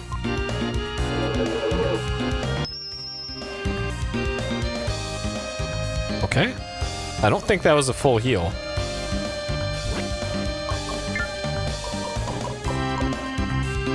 Okay, so it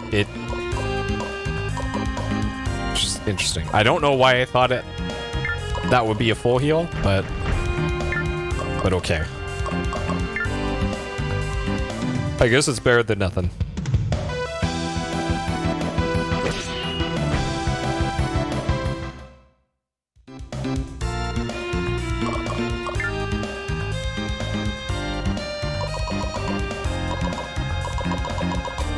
Well, let's just move him here for now, and maybe that'll get the other ones to aggro.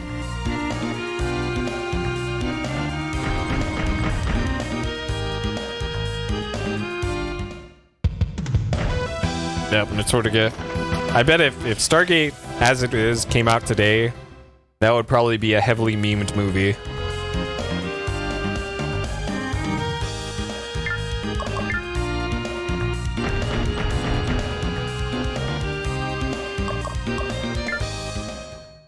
Alright.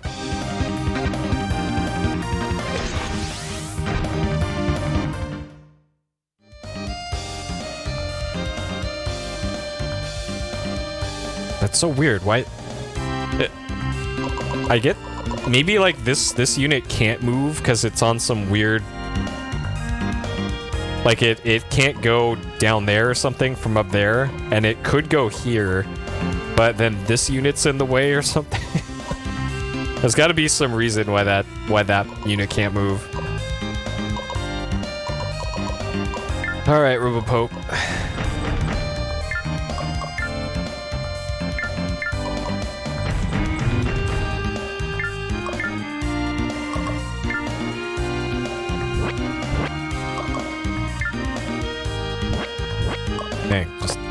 quite enough to kill. Alright.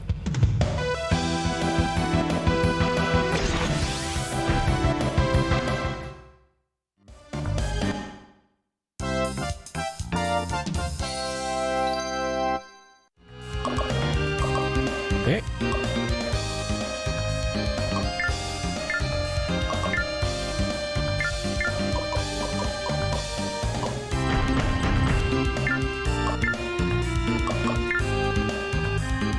Okay. So yeah, so far all of the missions, except for that one mission, like mission 3, all of them have been just super straightforward. Like as long as you're not too aggressive, these have been pretty easy.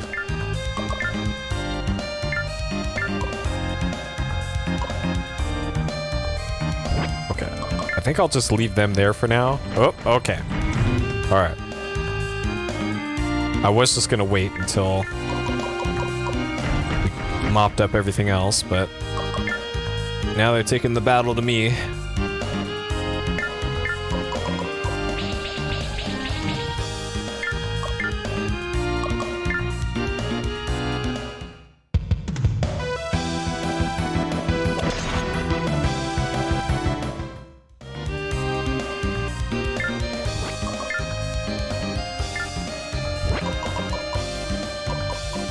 Alright, I'm sure Horse Guy will handle things over there.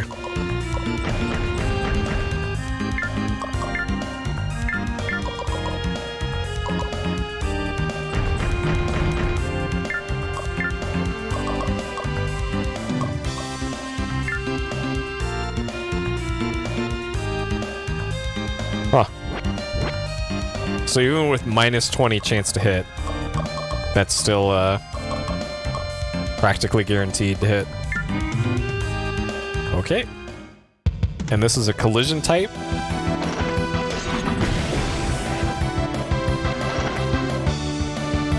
Sure.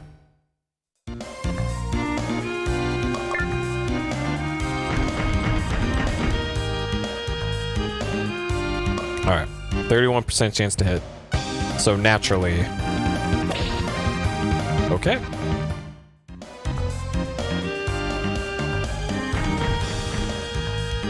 Alright, I was a little worried that Horseman would go to the other side of the map and attack the others. So for once, Horseman has not let me down.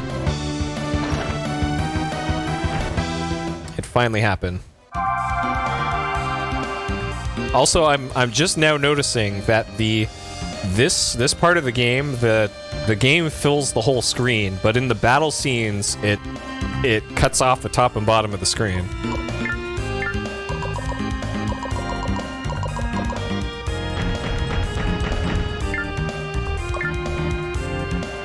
Oh, see, now that guy can move. Yep, I knew it. So yeah, he was locked in there from the purple mechs. Amazing. Okay, what's the lowest cost move I can do to kill here? Not that one. Alright, gonna be a strong slash.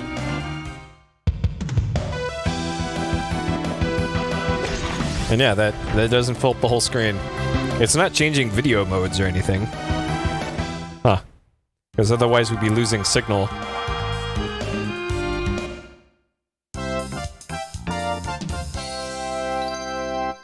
I never noticed this. Well, we might... Sure. We might as well do that. Alright, that explains a thing or two.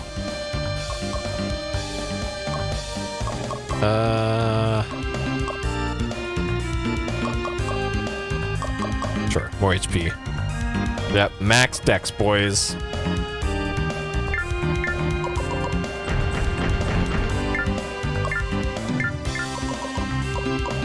Alright. Barlow's ready to join the fight. Our strongest fighter, besides Robopope, is the token overweight guy.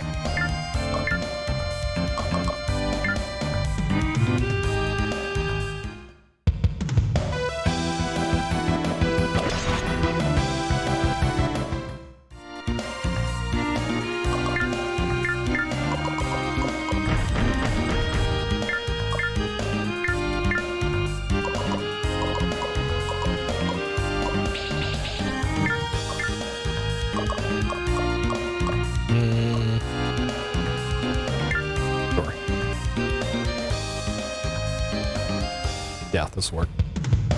Alright, as long as those two neutral units don't join the fight, I think we'll be okay.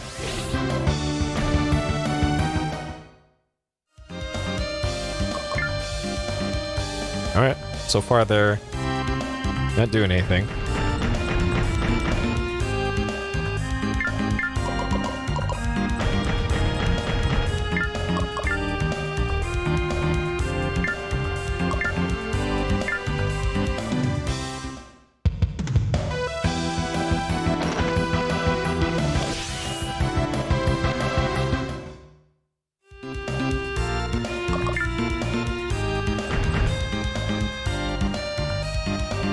%. All right.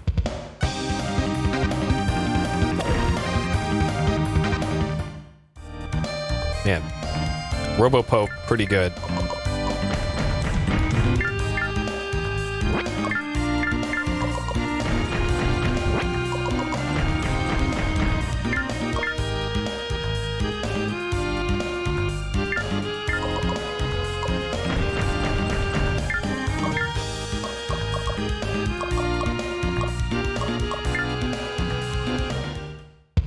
So much damage.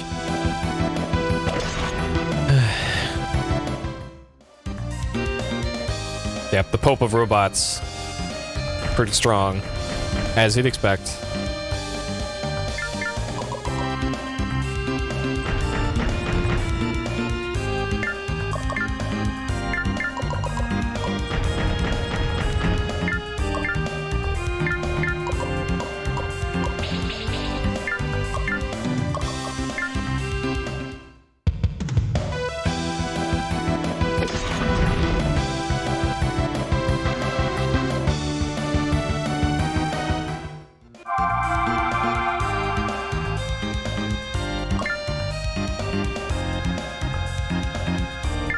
Alright.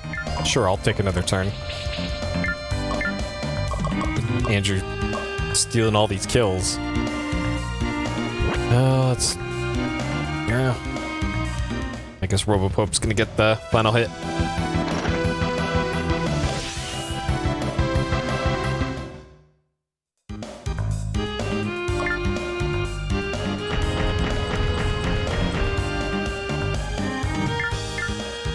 You know what?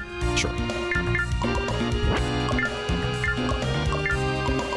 Nah, second. Yep, okay. Get him, Robopope. Sure. Might as well ensure the kill here.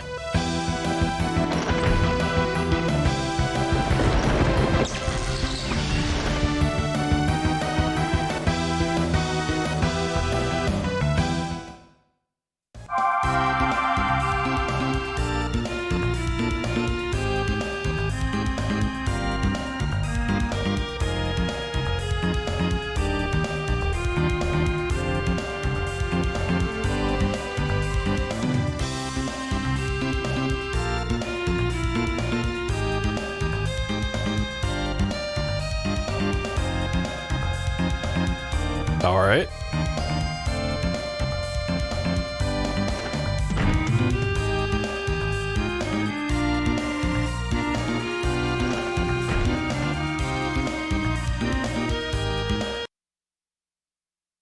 Okay then.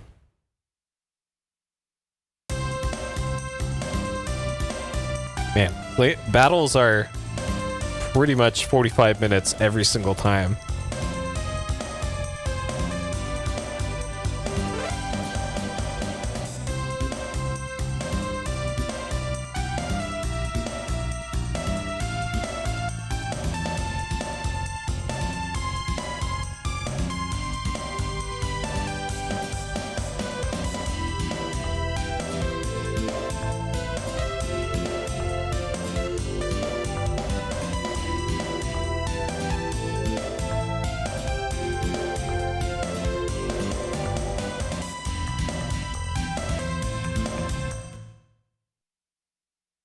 Oh, are we getting anime now? No, of course not. Alright, so here's that scene we saw in the opening movie in that composite video, blurry video.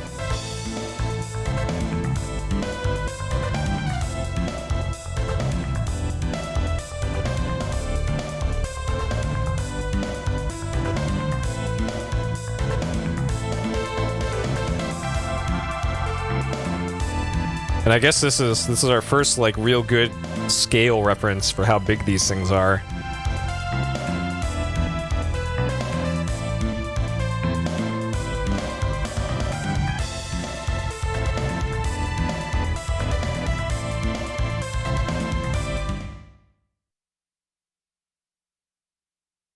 So that's Gundam size. Hey, Towster. Just in time for Robopope. Well, we already got Robopope. This is a flashback. We got him at the start of this mission. And as it turns out, Robopope is pretty OP.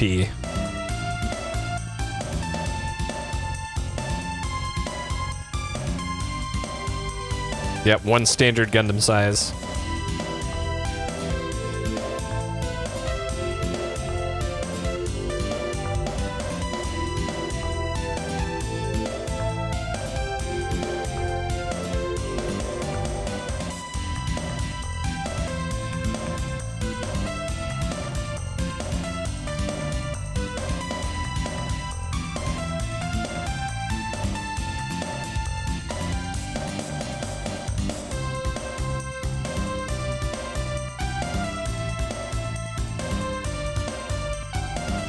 This is bad. I know. This cutscene is taking forever. Oh yeah, that's right. Malaya got kidnapped at the beginning of the mission, and then they let her go? And now she ran away? Why would she do that? Well, clearly she knows how dangerous it is to be around us.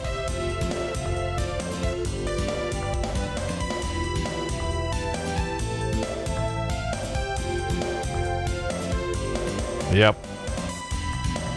This is for the best.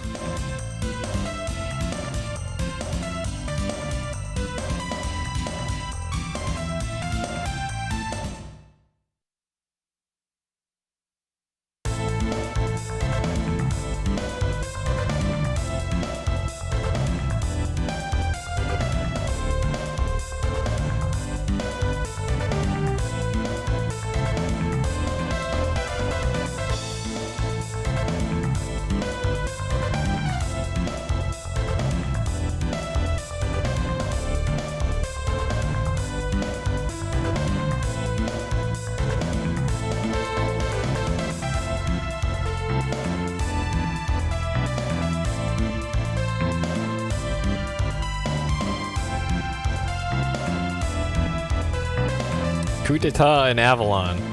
Oh, great. So we have no allies anymore now? Except for the Duke.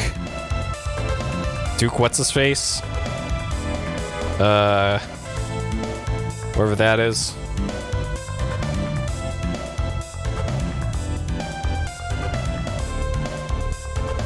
Or the Marquis.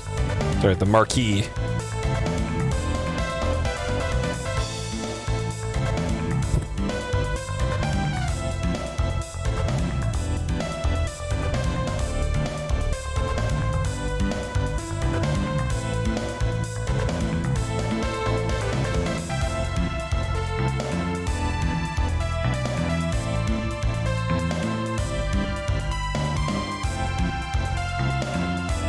Ione's the blue-haired woman with the weird portrait?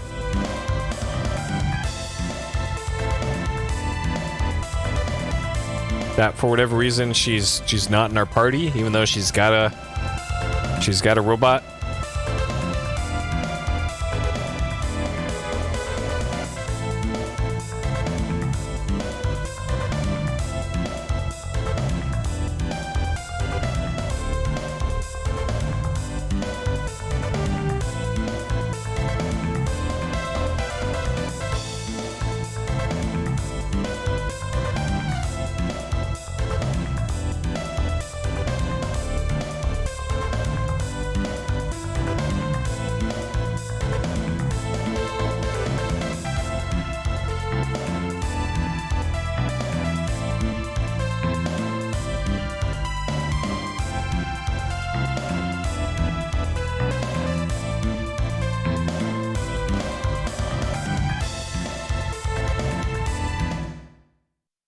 Okay.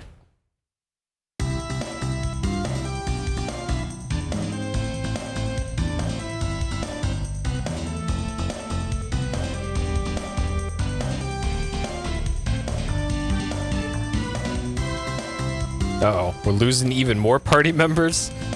Oh, man.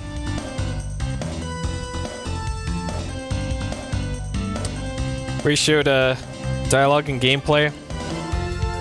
It's been like 20% cutscene stuff, and the rest has been missions. Which that seems about par for the course for a strategy RPG, right? As opposed to something like Advance Wars, where it's like 98% gameplay and 2% dialogue.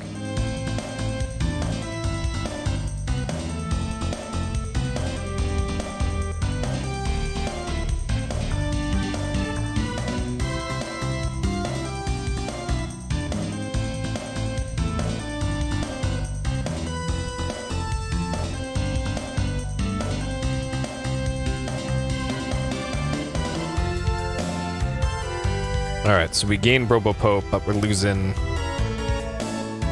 even more party members.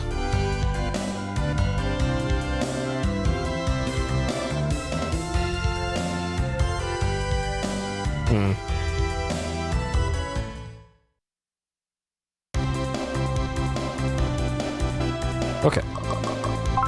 Alright, we'll save here. I think I'll do one more mission, and then we'll move over to the other giant robot game for the night. Alright, since these are roughly 45 minutes. Okay, so we still don't have access to a shop again. We've only had access to a shop like once in this whole game so far.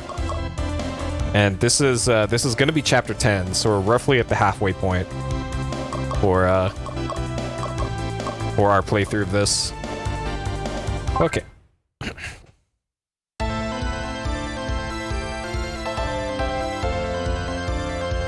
Okay.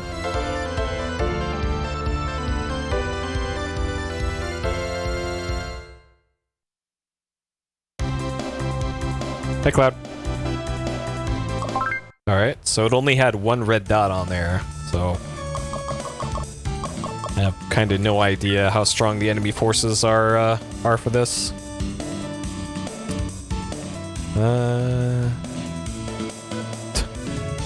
Okay.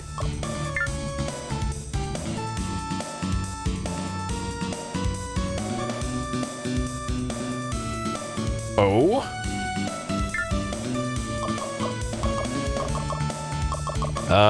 And then of course, we gotta check in with Andrew.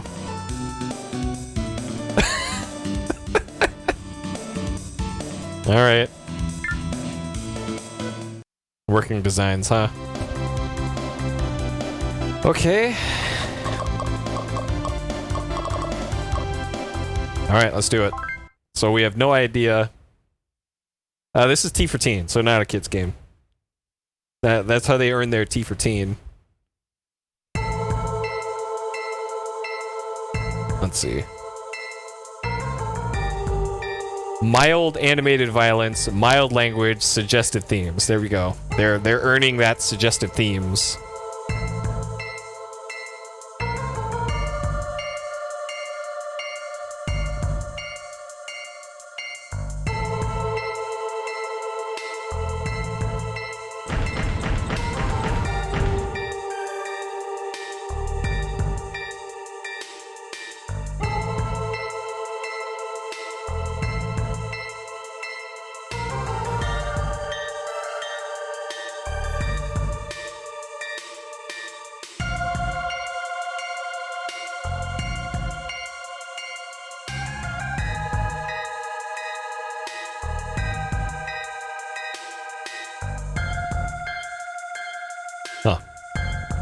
This is a new music track, by the way. And this one's better than the others, for once.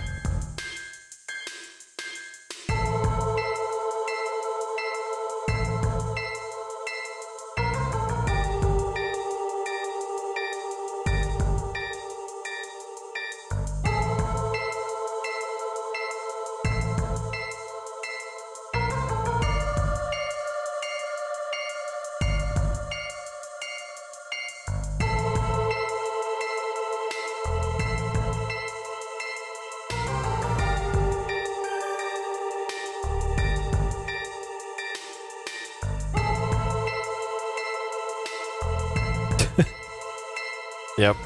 Actually thematically appropriate music.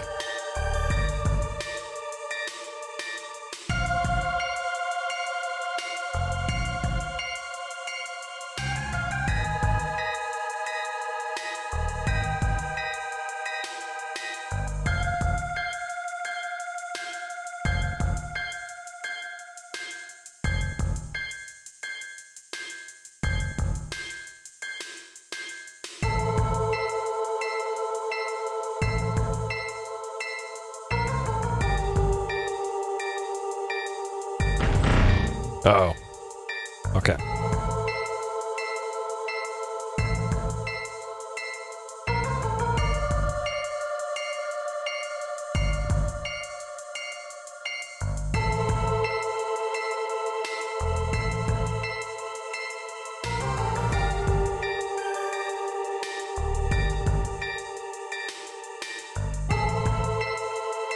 Yep, we gotta save Robo Horse.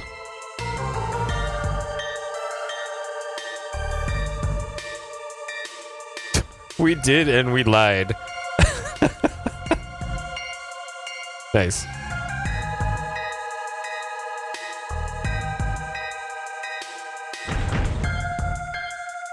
Well, maybe Keitel's gonna join our party now.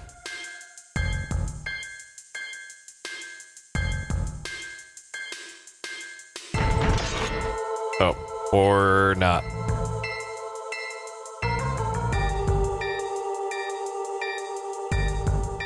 Well, guess not.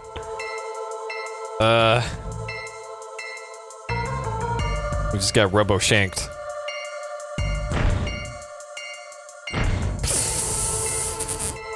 All right.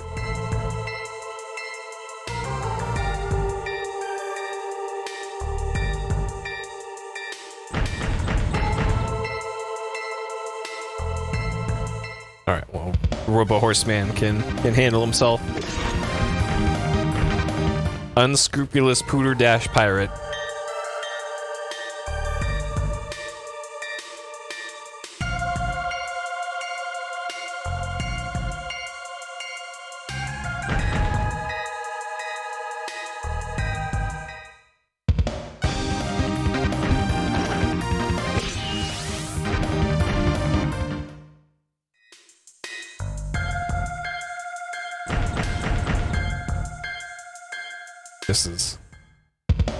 This is an unfortunate way to start this mission, getting back attacked for a whole turn.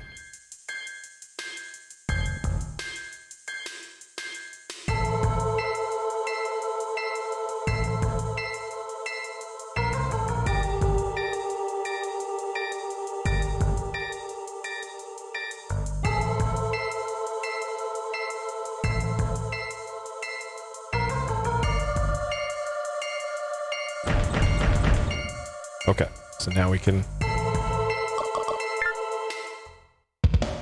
fight.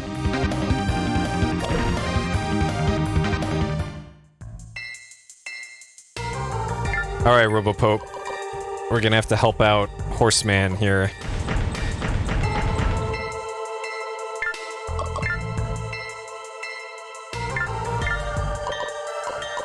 Okay.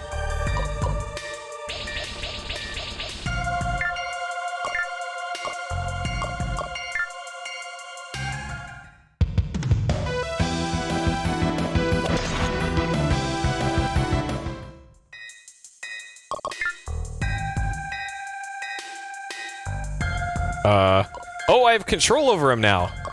Holy shit. This changes everything. Okay.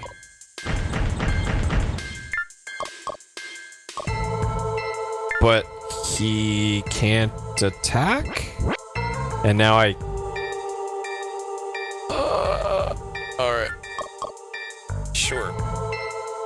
Nice turn, bro. Really effective use of... Fuck. Oh, God. Okay, so everybody's at, like, no AP. Okay.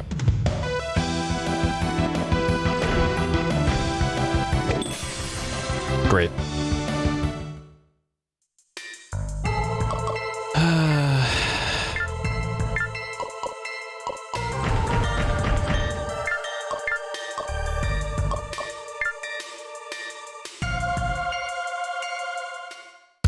65% chance. It looks like this is where the battles start getting more difficult, as it seems like the enemy units have gotten significantly higher stats.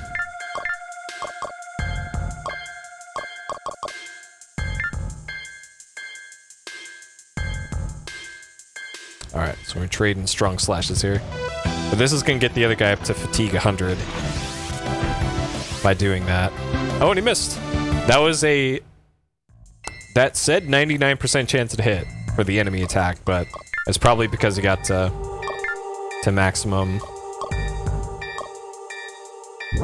Okay, so this one is down for the whole turn, so I should probably move over here and attack this guy. Actually, what's his skill? Roaring Wind, Dex increase.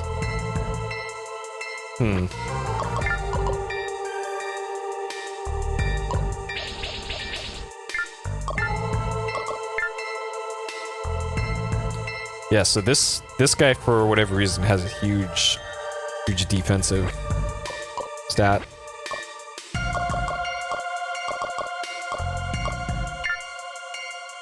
Okay, let's just do this.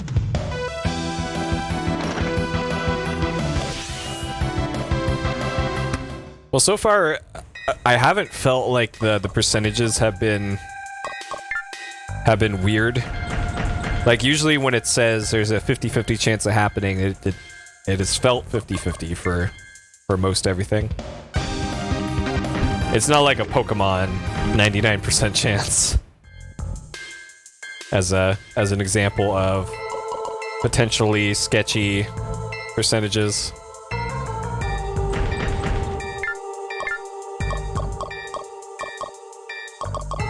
Okay, well this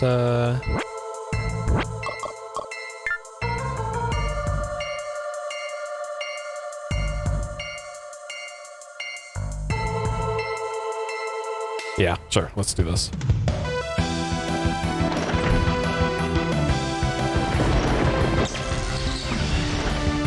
Okay, so there's this. The controller rumbled for like 5 seconds during that whole thing, even after the animation is done.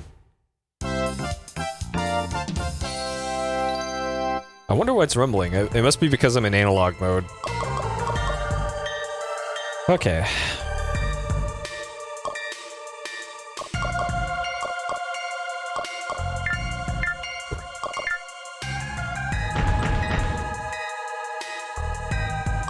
I kind of wish they would go after Robopope and not Horseman. We'll go for the avoid. 62%, practically 0. Let's roll the dice here.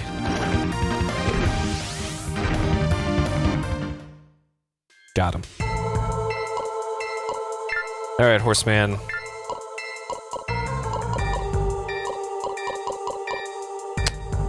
So he uses up a lot of AP moving. Yeah, so if I just move 5 squares there, that uses up all of his AP. So this actually kind of makes more sense now for why the computer made some weird choices with this guy in earlier levels. Because he just is really bad at action point management.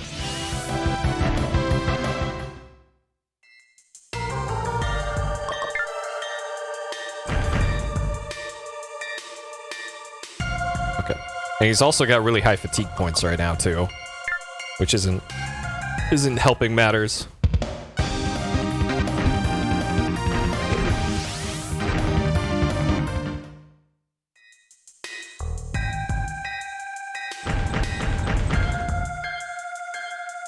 %, back attack. Man, Robopope is, jeez.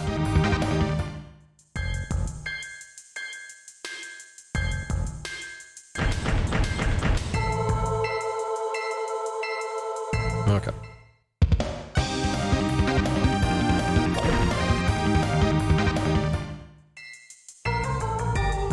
Alright. So a lot of these are going in my favor, but not all of them can. So like this is 50-50 essentially. And I'm betting this is probably gonna hit me. Yep.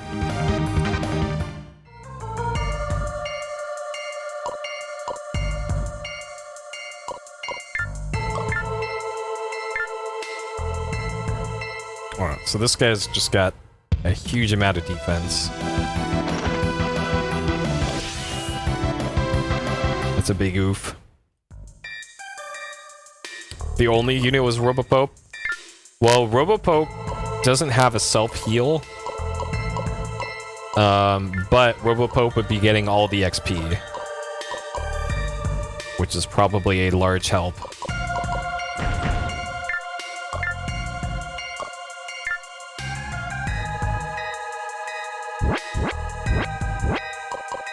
How much damage will this do to that? Yeah, even then, still 6 HP left for that guy. Jeez.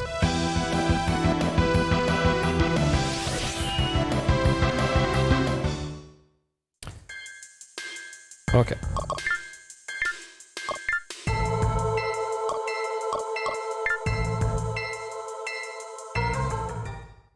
All right.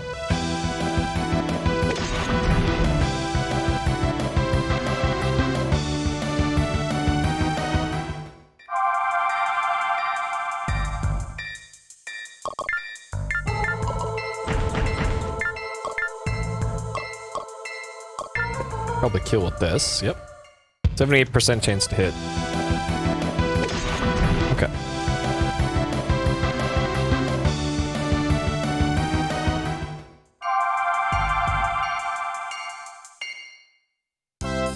Alright, so unless any more enemies spawn in, then we're good. I think as things stand, we're in pretty good position.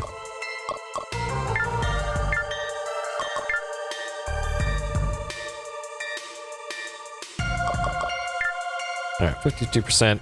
This one is going to be a miss, guaranteed. Yep. Oh, well. Any more hits are going to be guaranteed hits.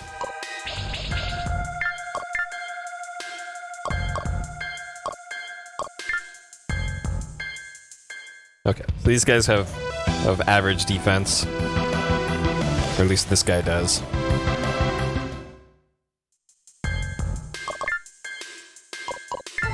Okay, Robopope, it looks like we need you to save Horseman.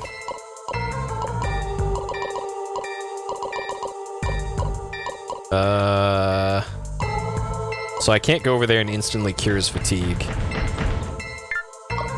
Shit, that's not gonna work either. Alright, I guess I'll just turn around and kill this guy.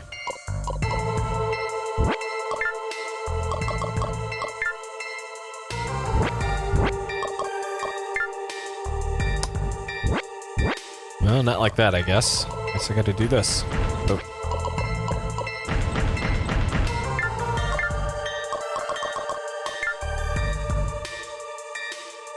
Okay. Alright, more XP for Robopope.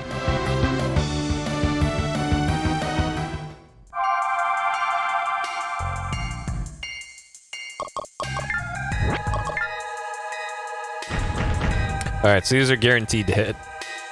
Because he's at frozen status with full FP. So Horseman has just got to survive for a little bit. Until we can bring Robopope into the fight.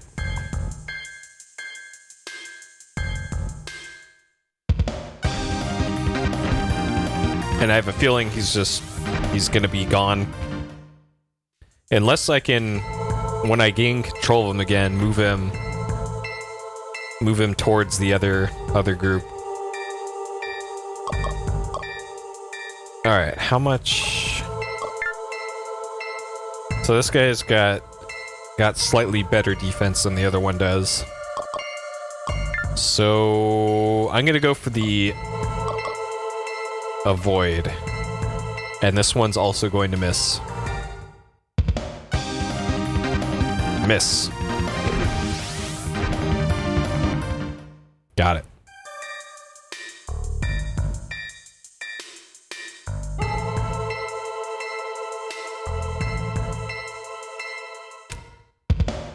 This one's gonna hit. Yep.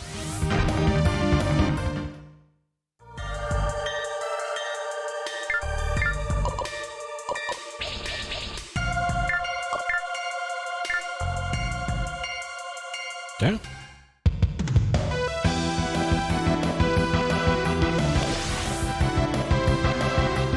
Alright, I think I want to move... So after that, I want to move Andrew to the southwest now to link up with the others. I'm pretty sure I can still move him. Yeah, so we'll move him slightly farther that way. That way, and move like that. Alright. Don't kill Horseman. Though I can't, Alright, so Horseman's gonna survive this. But I don't think I'll be able to move him very far away from the others.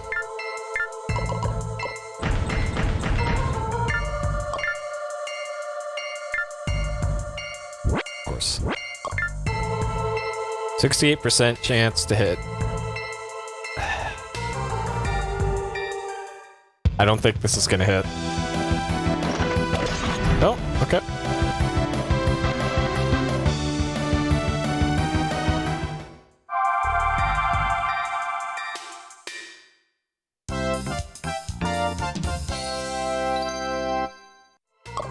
Alright, so clearly he needs more dex. And... sure. Alright, Horseman. Yeah, so because he's got 3 enemies around him like that, he can realistically only move there. And...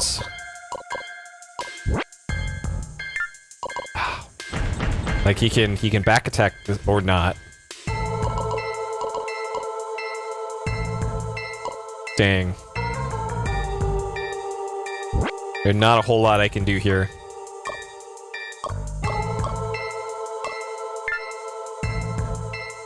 Like I can do some damage to this guy, but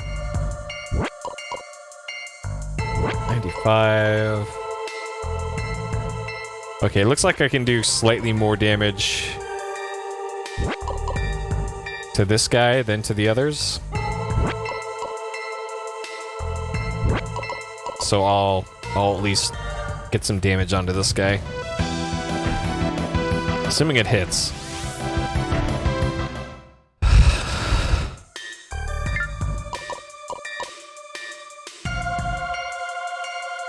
Alright, just move him slightly closer to Robopope.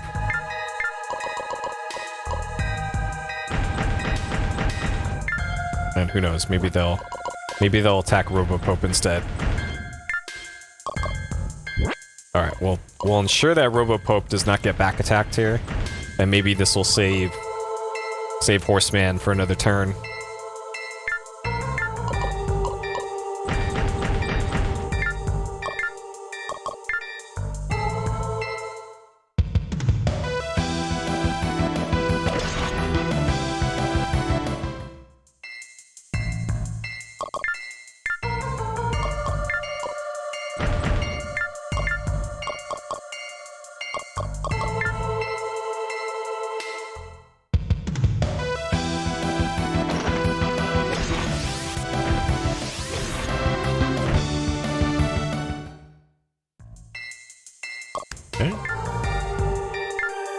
Alright, we'll bring Andrew over here. Yep, alright. Rip Horseman. 65% chance to hit. Okay. And then Andrew gets another turn, because of course.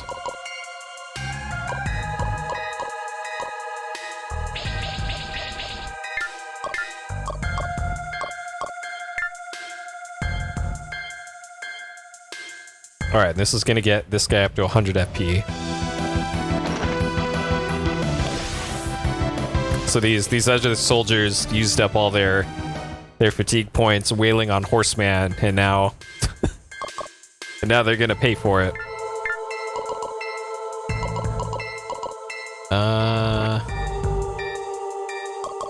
Okay. All right, Holy Light. Let's get Horseman back into the fight.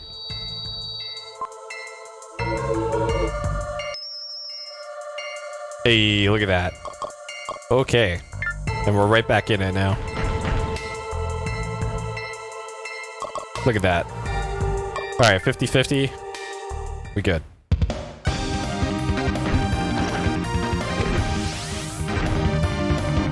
Perfect. All according to plan.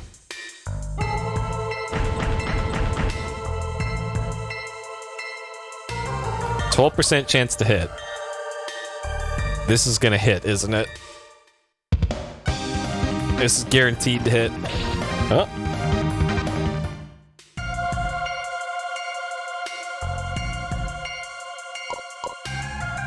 Alright. Actually, I should just attack this guy.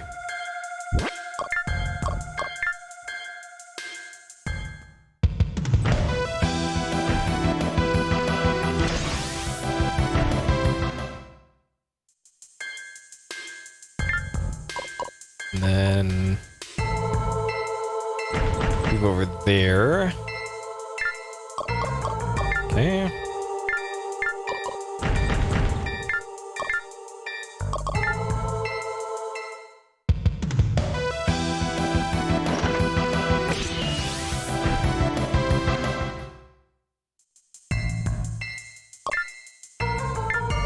Okay, we'll have Andrew take out this guy. Actually, he doesn't need to be behind him. And let's see, to keep from being back attacked, we'll attack from here. And do a... That should kill? Okay.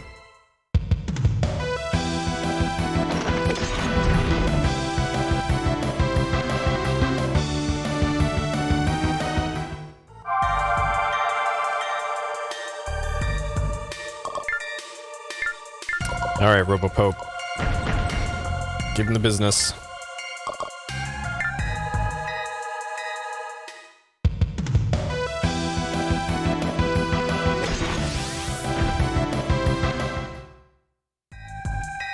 They probably could have made a fighting game out of these models. It's the thought that just occurred to me. Like, they made all these different moves and everything.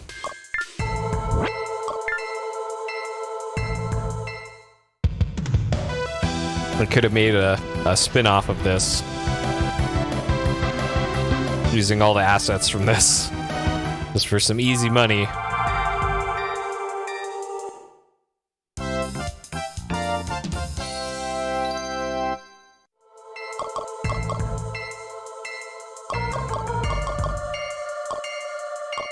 And it probably would have been no worse than a lot of the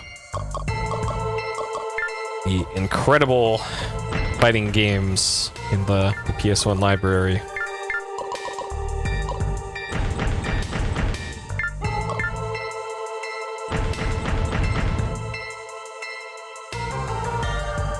Yeah, the original Japanese opening movie definitely gave off the fighting game sizzle reel feel.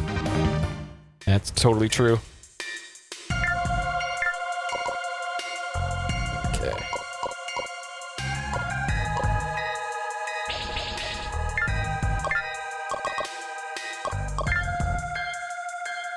This guy's got a lot of defense. Too bad Robopope is on the case.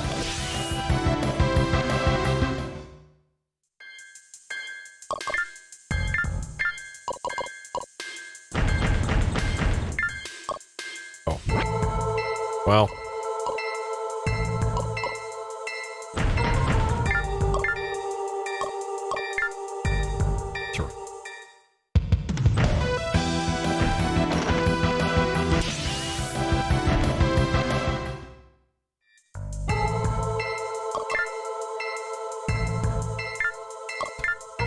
Alright.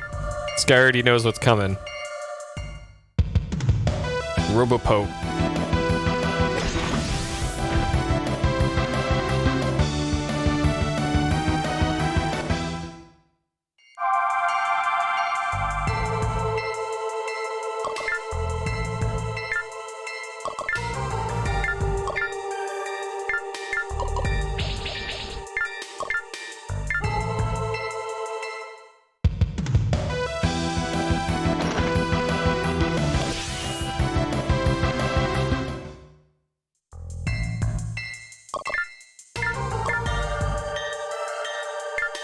Oh, okay.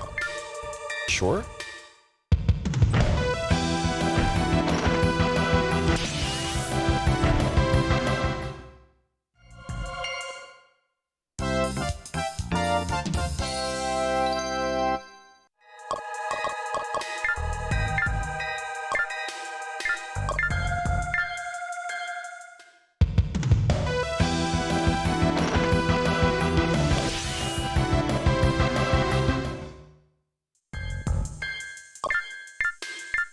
Alright, Robopope. Get that final kill. 57% chance to hit. Catch the wave!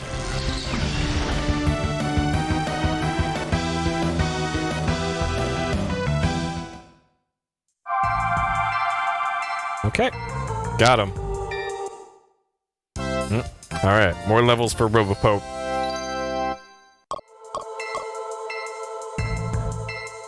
Like, his stats are so high, I don't even know what to... like, Alright, more power for the... More power for the Pope. Let's do that. Okay. Aperture. Song's actually tense, yep. This is the first mission that this song has been in. There's a coup d'etat going on, and the city's on lockdown, and there's betrayals. Okay, this song we have heard. This is when Mustache Man died.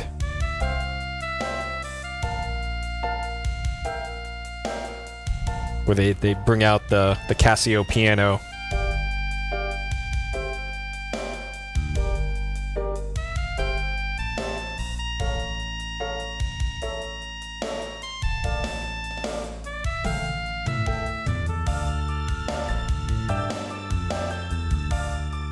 Drum samples are good in this song, at least.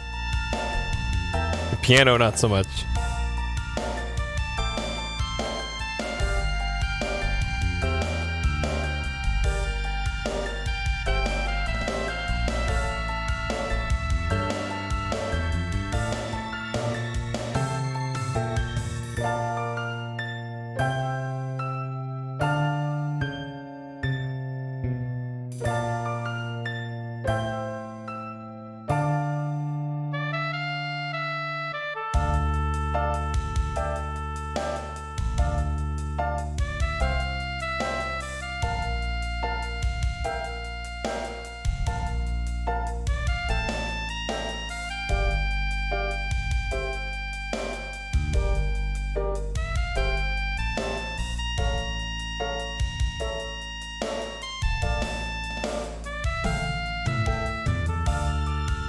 Alright.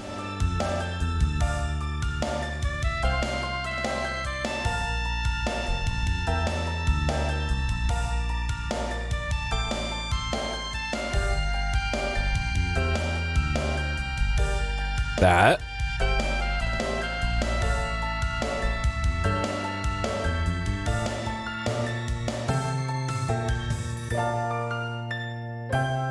Alright.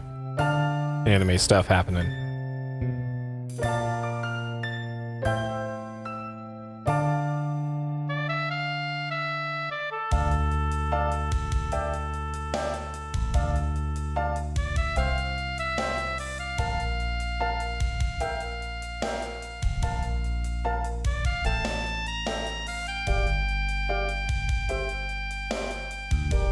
There's all this serious anime politics going on, and then Ultra Gunner at the center of it.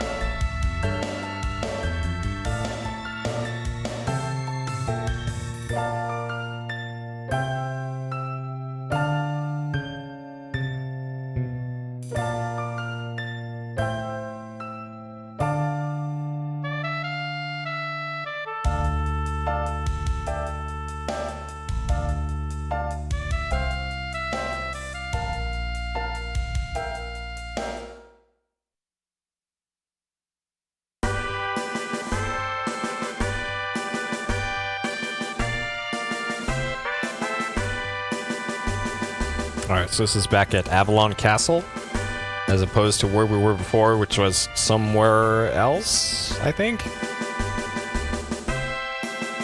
And then our waifu ran away and we can't find her. Is the other thing that happened, I guess.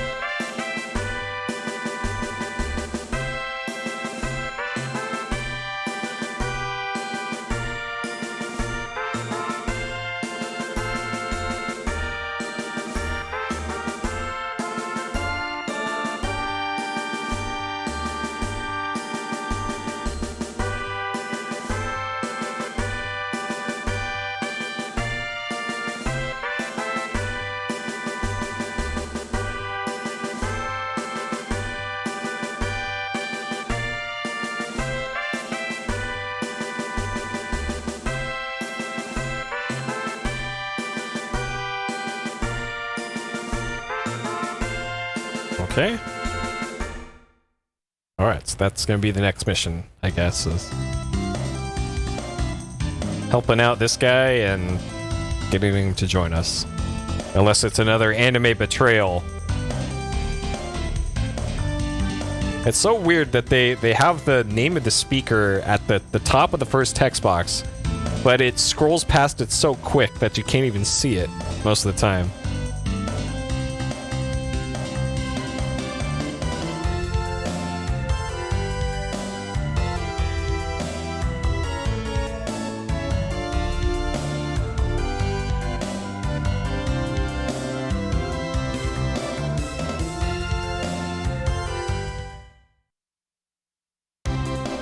Oh, we have access to a shop again now, in the middle of nowhere. All right, well let's take a look at this before we cut it. Okay, so we got 167,000. So the Quicksilver, we had that equipped on a few characters. Darkblade. So that must be the upgrade from Quicksilver. Partisan Trident is for her, so only she can use the lance type things. The Shimmer Sword. Ermagerd. Alright. Slashing Iron. Sure. 1500. So it looks like we can afford weapon upgrades for pretty much everybody. And then Robopope just, it doesn't need anything else. I guess probably no upgrades for Robopope. And then so one of these is Earth type, and I'm not sure which one it would be. Maybe this is maybe Earth type. So the reason why Earth type is so important is because the stone that you have equipped determines what magic you can use, and the healing spell in this game is an Earth spell. So it's important, and it looks like somebody's got it equipped. So I don't know. I guess I can check and see who has it, and then see if they have anything weird in their skills section. And then these are new. So this is Hair Accessory of the Gods, and that's +4 to base stat, and that's pretty dang good. +4 to POW. Okay, so all the previous accessories that we've been able to buy were +2 for things. Also, I like that guy's portrait when you decline to buy something. Oh. Okay, so what do these do? Gives you the forward menace skill. Okay, and then this is rear menace. Interesting. So that probably gives you a bonus to attack or huh. Oh, you're disappointing the shopkeeper. Rainbow Gem is for defense, it looks like. Multicolored defense booster. Interesting. So I wonder if that gives us spells as well. I kind of doubt it, but it's a gem. But maybe a gem is different from a stone, even though these are clearly all gems. Okay. Well, that'll be a decision we make next time, because that will do it for this part of Vanguard Bandits. So let's make a save here. Good. Hit that save button,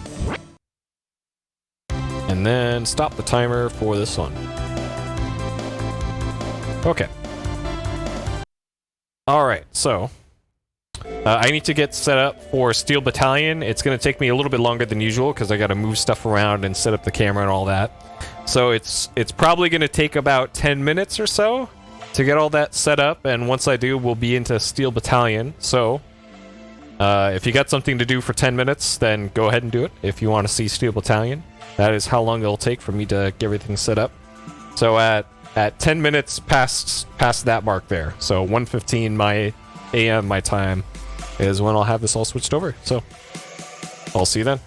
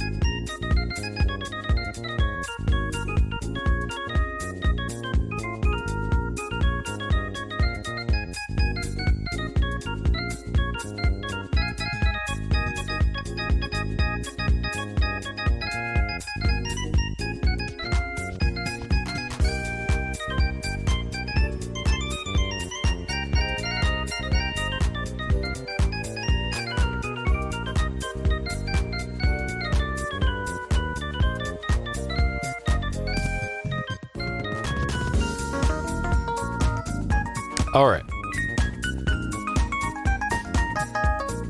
Getting very good at this switchover stuff here. Okay. Oh shit. And as I say that, I forgot one thing again. I forgot to change the audio. Ah. Okay. Luckily I can use my handy dandy wireless setup to go easily do this. Dang it. Did the same thing I did last time, too. Alright, just gotta move this optical cable over here. I just had to say something, didn't I?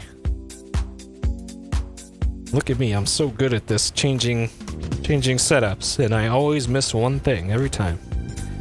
Okay.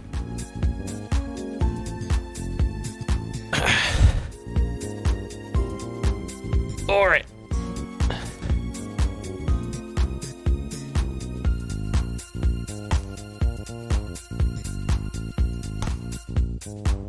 Okay, there we go. Okay.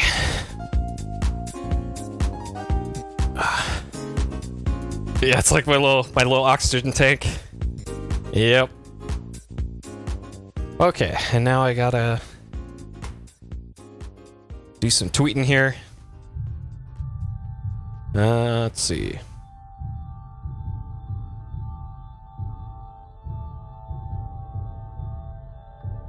Changing to Steel Battalion.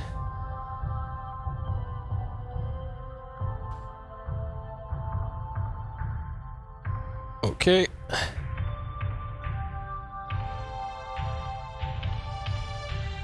Alright, almost there. Discord. Dump that into Discord. Okay. Let me actually change my game title on YouTube for once. Almost never do this because it's a huge pain in the ass trying to deal with YouTube, but might as well change it for once. Unfortunately, there's no good way to automate all of YouTube's recent stuff that they force you to use. Okay, it looks like I figured it out though. Alright. And now I gotta turn up the text size on YouTube chat again because by default YouTube text size is like 2-point font on my laptop. Okay, alright. Now we appear to be good. Oh shit. Alright. Forgot one more thing. Wait, I need that. Shit, I can't do this without my... Oh, god damn it. Okay, hold on. Hold up. All right, I gotta disconnect this again because I gotta go over to my stream computer and I gotta change this.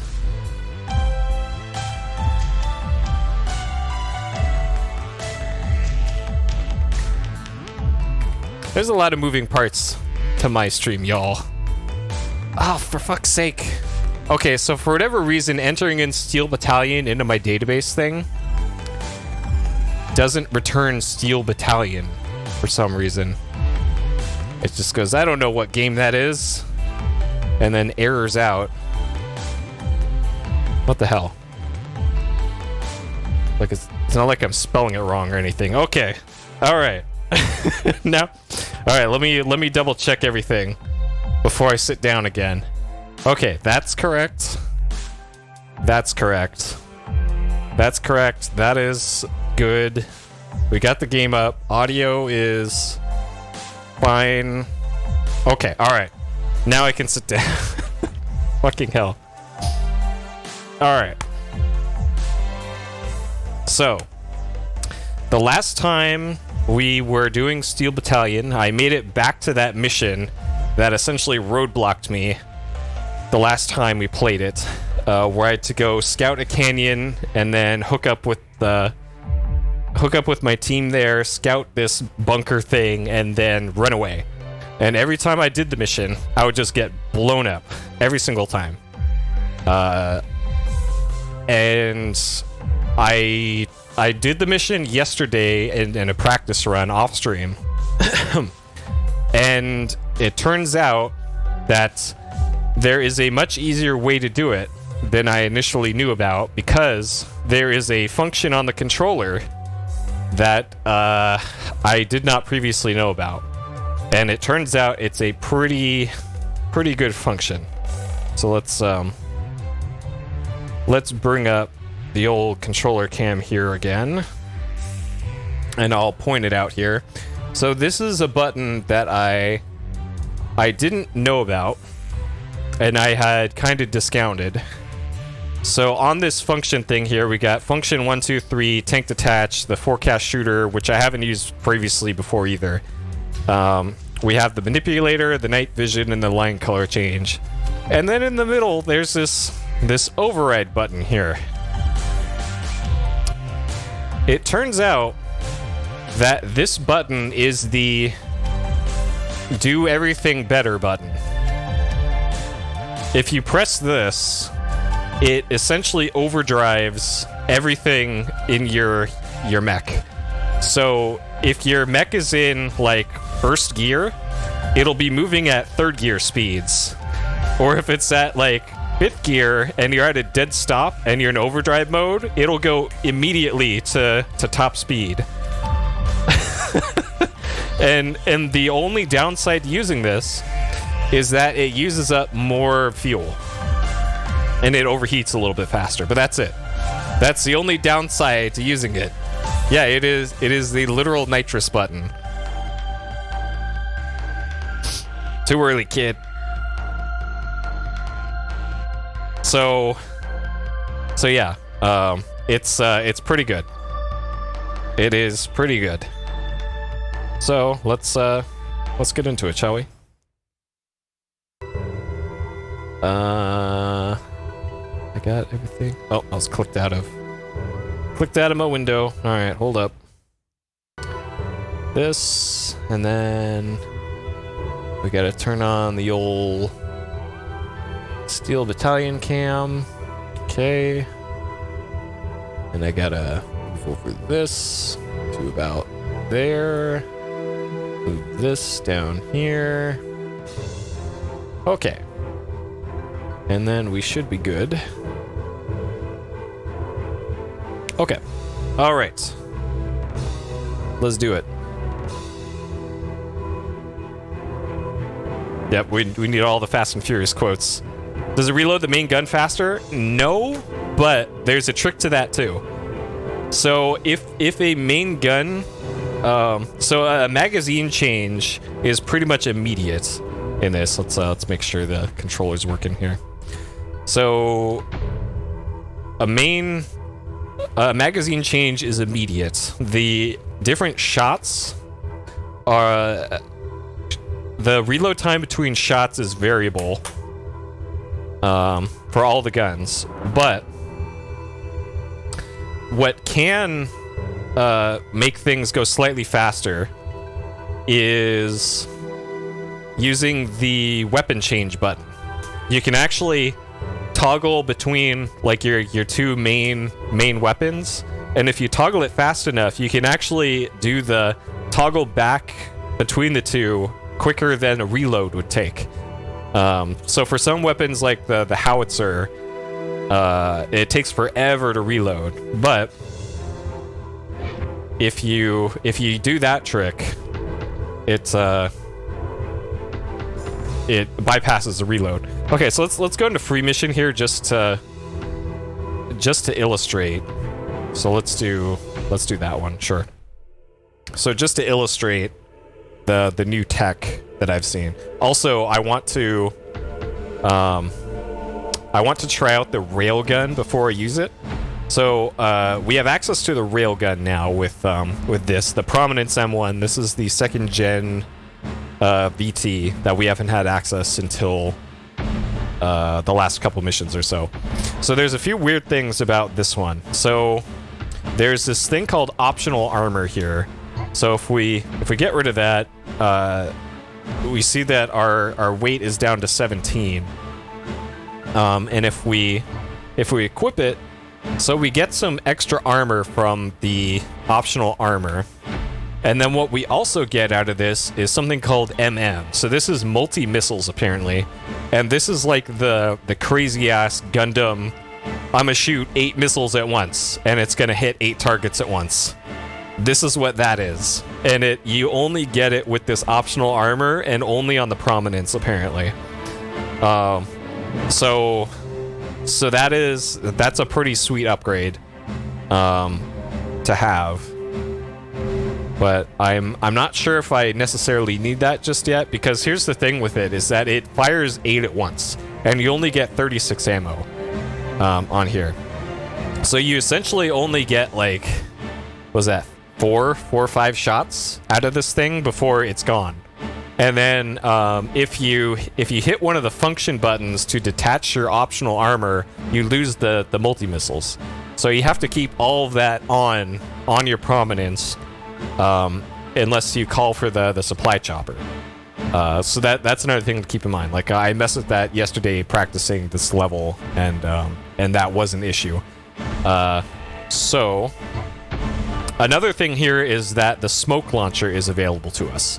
So what happens with the smoke launcher is if you launch smoke, it stops enemies from attacking you for like 4 or 5 seconds or so.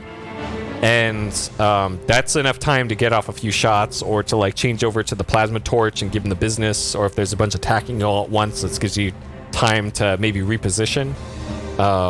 And if you keep dumping smokes, that you're just safe for as long as the smoke stays around. And it only uses up 1 weight.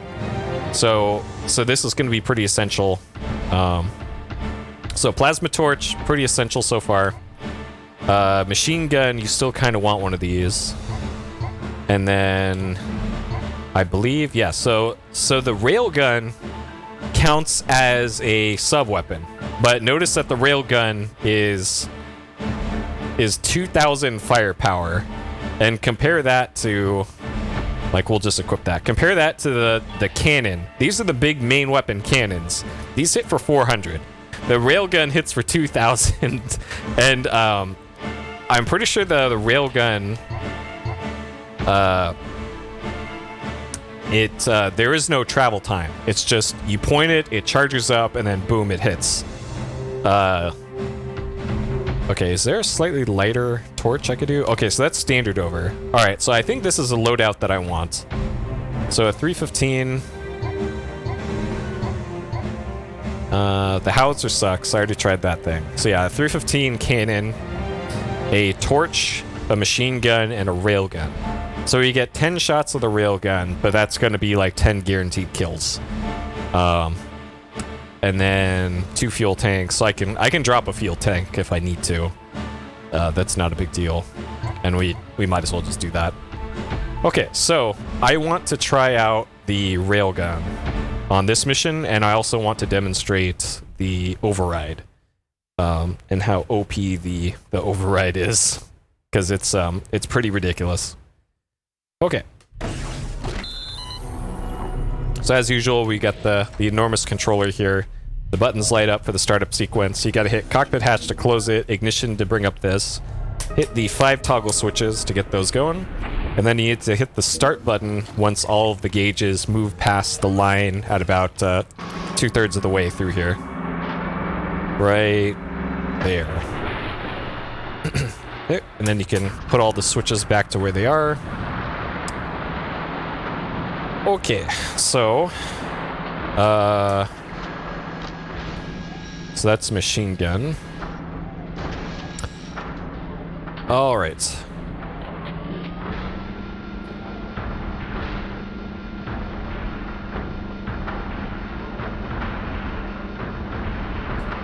All right, so in first gear, we're going at about 36 kilometers an hour. Going straight ahead. All right, well, we're in water right now. Okay, here's what happens when I hit override. So 25 to 31. And then if I get on the beach here, I gotta turn up the audio for this. It's a little low. There we go.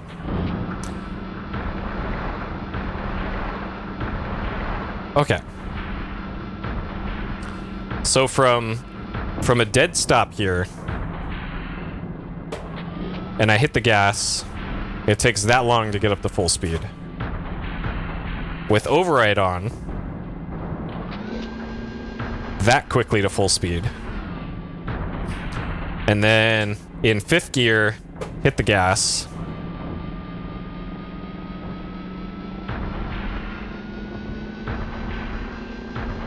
It takes forever. And then in override mode,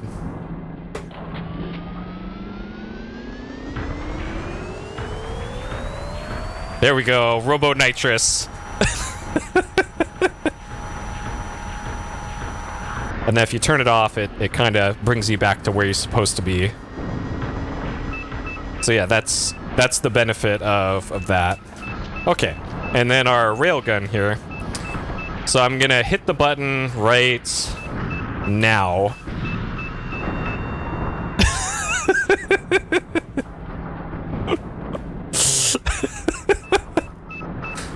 Okay. And then now.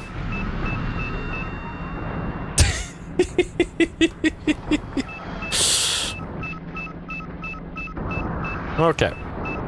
And then unlike the cannon, so the cannon has this long ass travel time. So the railgun isn't quite instant kill, but it's a much faster targeting projectile, as you'd expect from a railgun.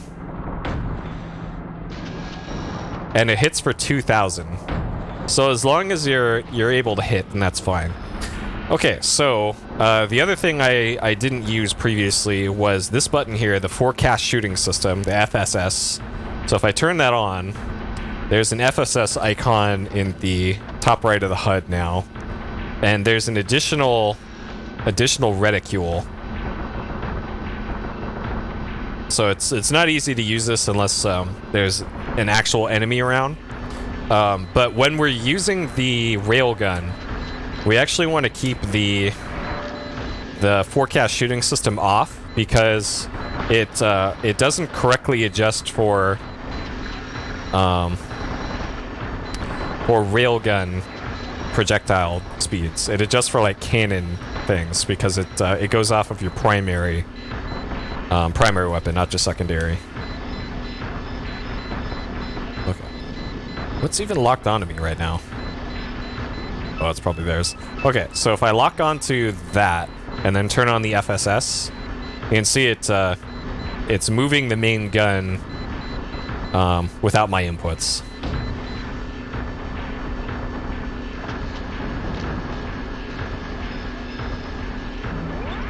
So if we lock on here. Okay. So even with lock on, the railgun's still pretty good. And it looks like it takes about 5 seconds to reload the railgun. Okay. So now with all of this in mind, so I'm just ejecting to get out of the free mission here.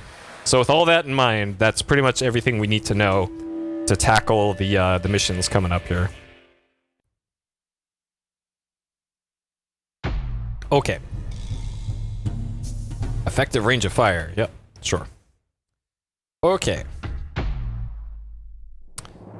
So we're gonna go back to campaign mode now. We are gonna be pilot or sergeant on mission 6. So mission 6 is the one that's been giving us trouble. So we're pursuing the last strategic target of them. Gearing up railguns and additional armors for prominence. So yeah, there's the railgun and the multi-missile armor that I talked about before.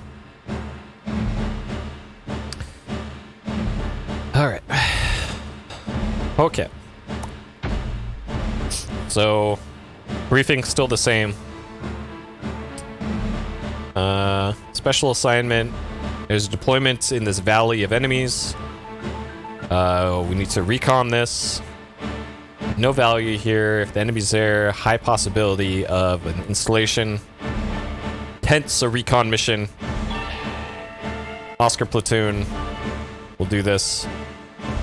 Anything could happen. Avoid being sighted at all costs. Sure. Okay. So we currently have 1 supply here, which will be good enough for this mission. I'll have to buy another one at some point, but I'll keep that one at 1 for now. We still have our prominence, so that's still good. All right. So we're gonna change out our loadout. So we're gonna select no for this. So I'm gonna do the same loadout that I had in that practice we just did earlier. So we're only gonna run with 1 main weapon. We're gonna keep a machine gun, a torch, and then a railgun. I can't equip a railgun?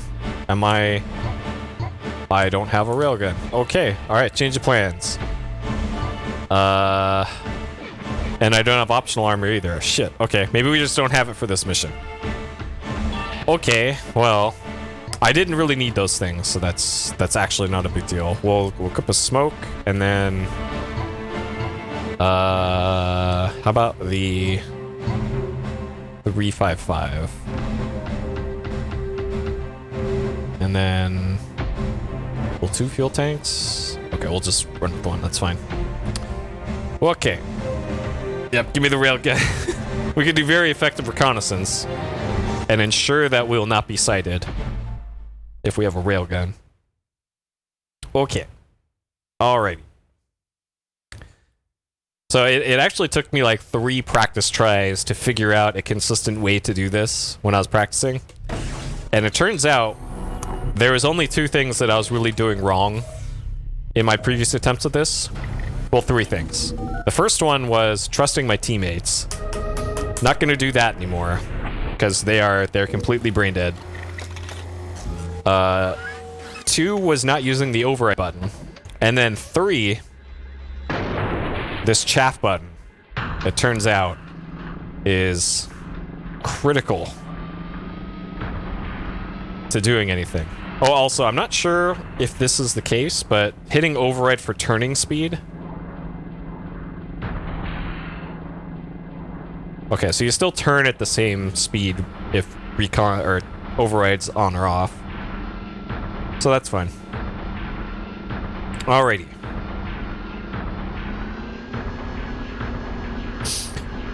So it's kind of 50-50 on whether or not our teammates are actually going to make it to where the bunker is.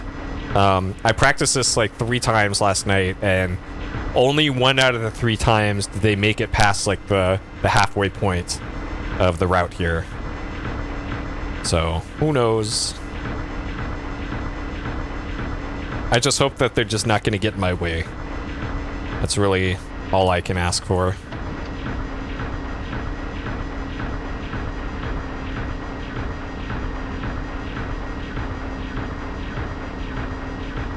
Alright, I'll turn on the forecast shooting system because we're using cannons again and not railguns.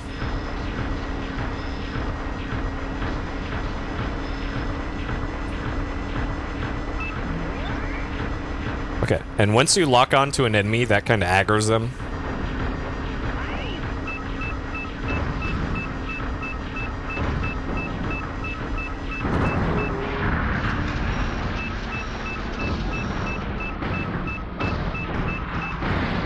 Okay.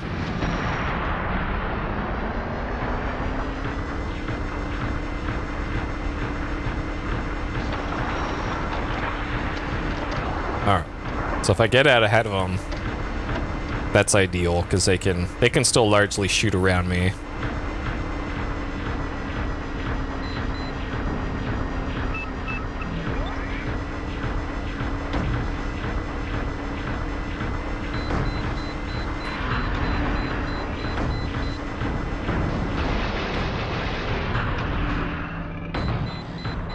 Shit.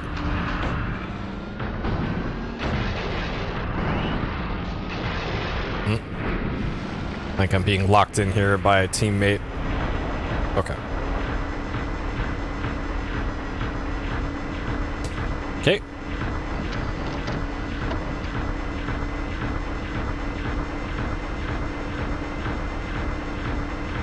And let's see. Yeah, so we don't have the extra armor or anything. Still on our first gas tank. I can't remember which of these gauges is the gas. The gas gauge. It's either the one on the bottom right or on the bottom left, I think.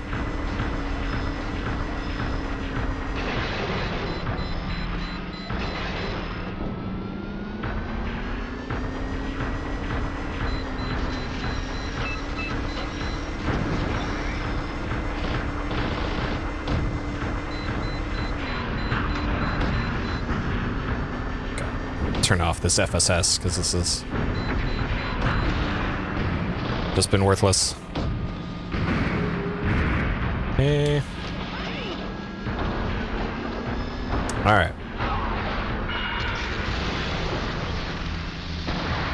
And as we've learned before, strongest weapon in this game is the melee weapon. As great as a railgun is, the blowtorch melee weapon is pretty good too. Okay. So ideally I want to take out this this one on the left here so it doesn't distract my teammates.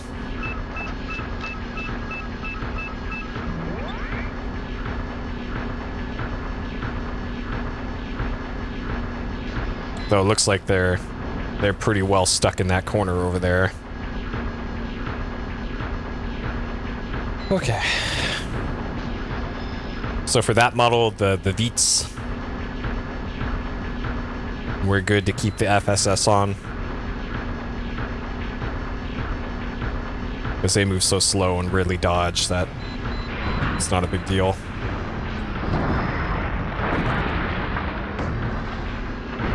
Okay. Alright. So maybe, just maybe, my teammates will actually do something. A blowtorch only run is totally doable. And it's also the speedrun strat. Because it shoots you forward. And it uses a little bit more fuel, but if you have dual fuel tanks, then you totally could get away with not using that. Okay, so FSS off. I'm gonna have to do some sniping here.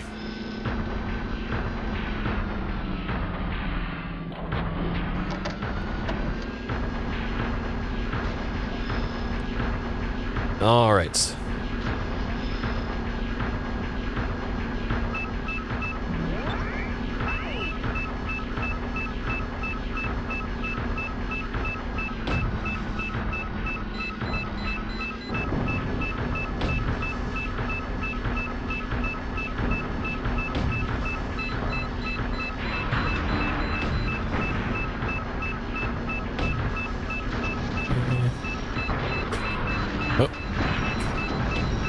So that's how quick the magazine changes, by the way. It's practically instant.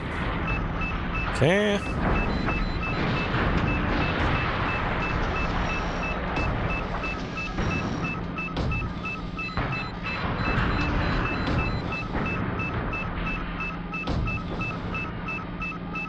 Hello? Nah. Can I ever actually hit?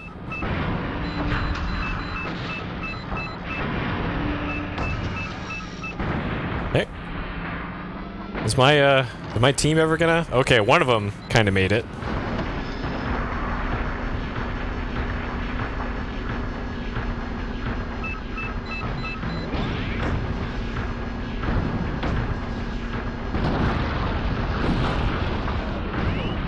All right. So the bunker is over here.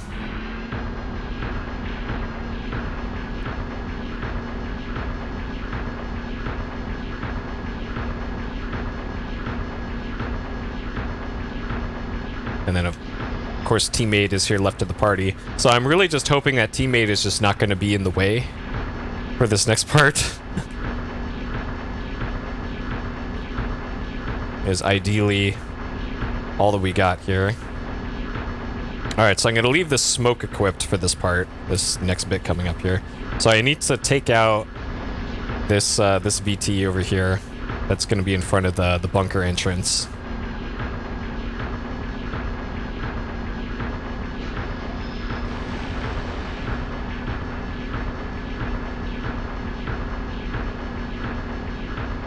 And then I'm gonna call in Wagon Master. Alright, so we want to lock onto him to aggro him. You can see it kind of dodged out of the way.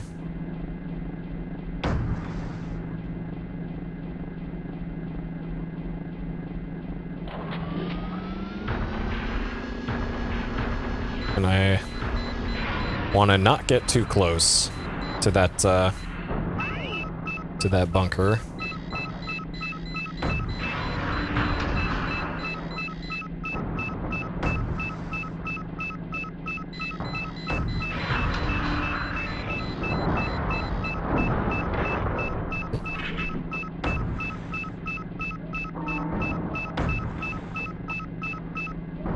Okay. All right. Wagon Master, this is Oscar 3. Do you copy? Over. This is Wagon Master. Oscar 3, what is it? This is Oscar 3, requesting supplies. Send supply chopper ASAP. This is Wagon Master. Roger that. The supply chopper is on its way. All right, so here's what the smoke looks like. So you have about from... And it's still reloading.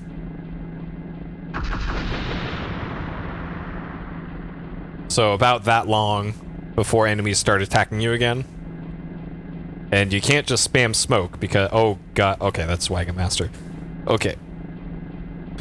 I thought that was my my teammate coming in here to get in the way for this part of the mission. Because that would be a problem.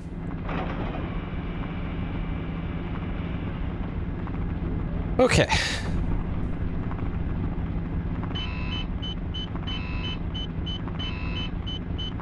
Okay, so the gauge in the lower left is our fuel. Got it. And it goes clockwise. Okay. Alright. We want the radio in Argus 1. First gear. Alright. So we're gonna take a roundabout route here. We're gonna curl around that way. So that when we get close to the front of the bunker, we'll be already facing the other way. And then we can just hit that override button and get out of there while weaving.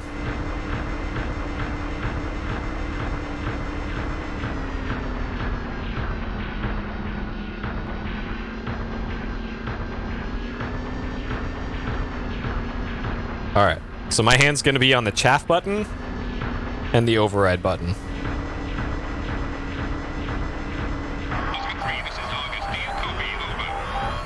Oscar 3 here. I read you, Argus. Over. This is Argus. We have verified the transport visuals of the enemy's facility entrance. Well done. Pull out. Argus, please repeat. This is Argus. We have verified the transport visuals of the enemy's facility entrance. Report reconnaissance and pull out. I copy. Oscar 3.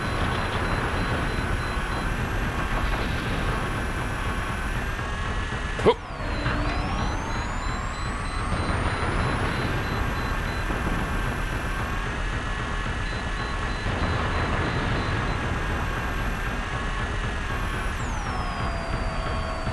Alright, so we get the fuck out of there.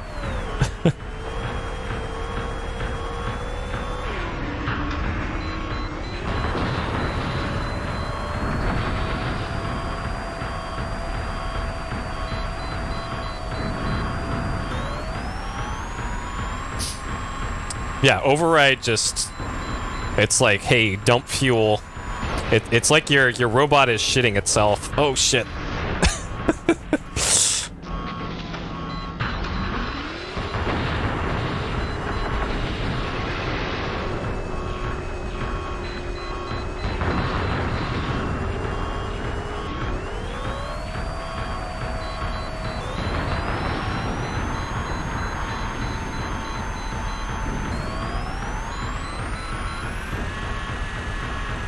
Alright, go get him, teammate.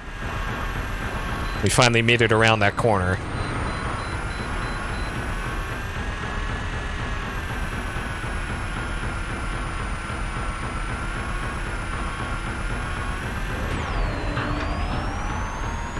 And then right past here is where the mission ends.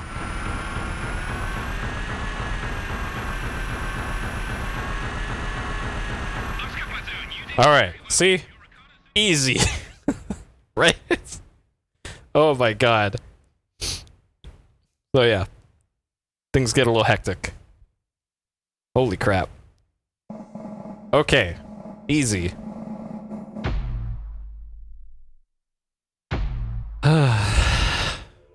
Alright. Reconfirm the facility to be a weapons facility. Okay. Strategic value, the enemy's facility. Dispatch 7th Panzer Division to the Nanyang Valley. Forest, order to take control of the factory installation. Okay. Alright. So now we have to go take over that bunker. Okay, so we're gonna need to buy... So we don't have access... Oh, we have access to Scareface now, I guess. I don't know why we would get one, but... Hey, there it is. So we want some supplies. We should probably get 2.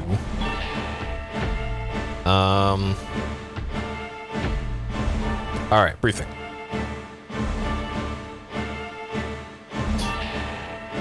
Reveal the facility, an important enemy weapons factory. Today at 2200, our battalion will penetrate the weapons factory with all our VTs in an effort to gain military control of the facility. Recon has also confirmed that there is a mercenary group called Jaralax, who are working with normal VT troops. In some ways, the mercenary group could prove to be more troublesome than our normal enemies we're used to, so be very cautious. And yep, that is the case from what I saw. This will also be your first night fight. All of you should read the night scope section of the manual carefully. All it says is, hey, hit the night scope button to turn on night vision mode, and then hit it again to turn it off. So, there's not much to that. Okay. So maybe now I get the railgun? Maybe? Hopefully?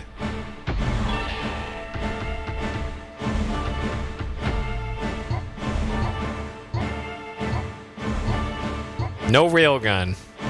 Ah, shit. And no optional arm either. Okay, so... Alright, machine gun, smoke. Okay. Unless it's like a main weapon now for some reason. Nope. Okay.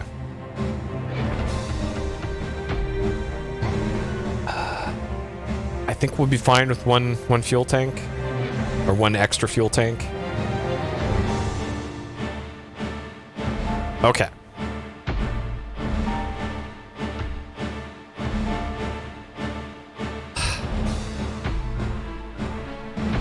Alright. We're gonna do this first try. It's gonna be no big deal. I'm not worried at all.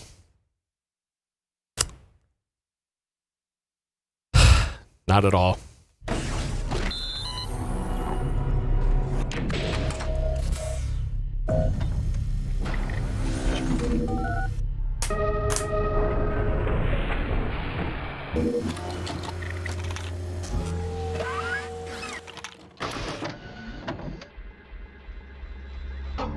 Nope.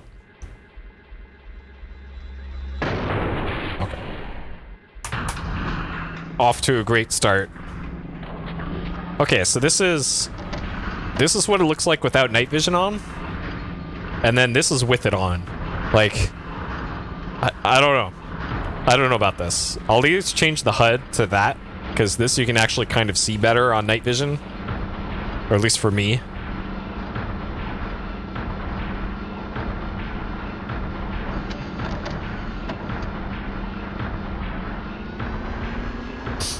Hi, Cerberus. Poggers in chat. Oh man. Okay, so the mission briefing guy said that the Jarlax forces are probably going to be more of a problem than the regular ones, and we're gonna find out why shortly.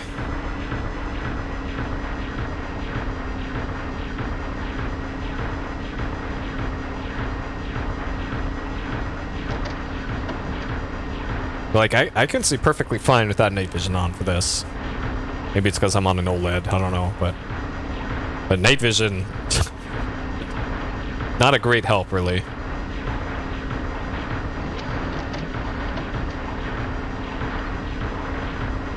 And for the most part, you can just go off of instruments in this game anyways. Like, you don't even need this camera view for most things. Except, and we will see the except shortly. Alright, so if you look at the map, in the top center of the screen, there is one red enemy marker on there. Okay? So keep that in mind. Our scopes only show one enemy.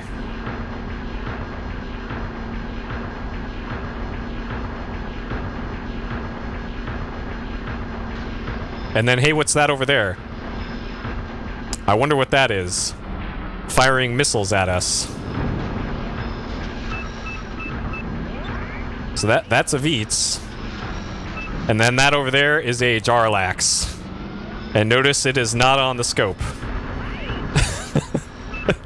This basic bitch Veets is, though.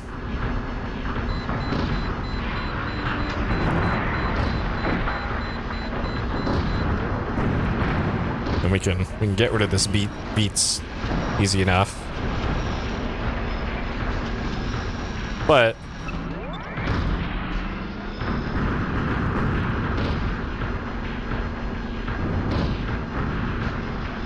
and notice this Jarlax is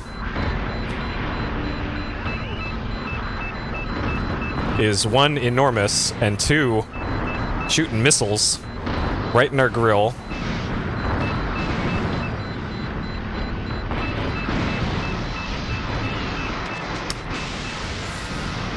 And then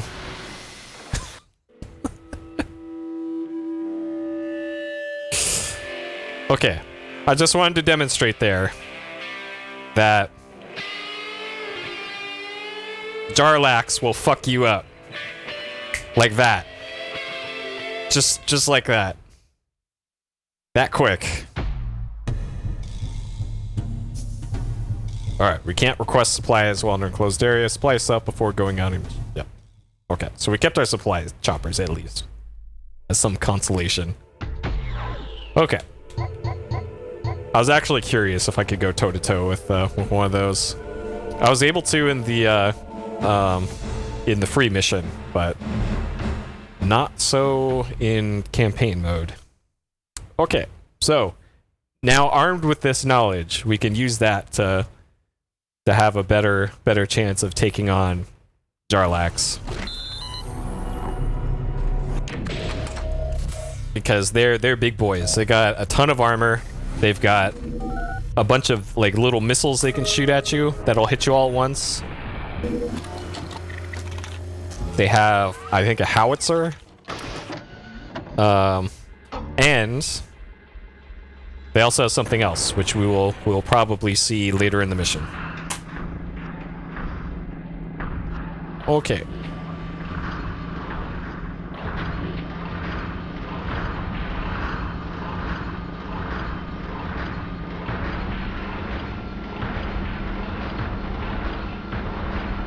And unfortunately, in this first part of the mission, we really have to rely on our teammates, and we know how that usually goes in Steel Battalion.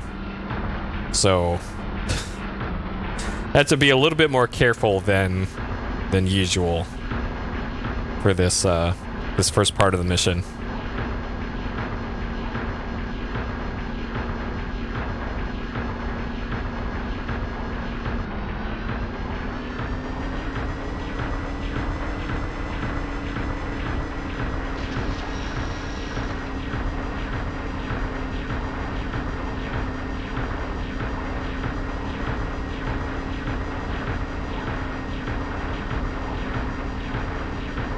And actually, Wagon Master. nope, This is nope. Sorry, Wagon Master. 3 to Oscar 1. Do you copy? Over. This is Oscar 1. What is it, Oscar 3? Okay. Oscar 3 to Oscar 1. I'm under heavy attack. Request reinforcements. Oscar 1 here. I'm on my way. All right. Just hold them off till I get there. Our boy Oscar 1 has got our back now.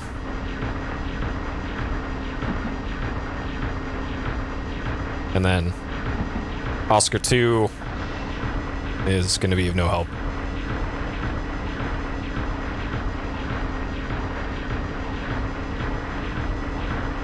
Okay. So I'm pretty sure we don't actually have to fight that Jarlax. We can just take out the Veets here. And then move to the objective.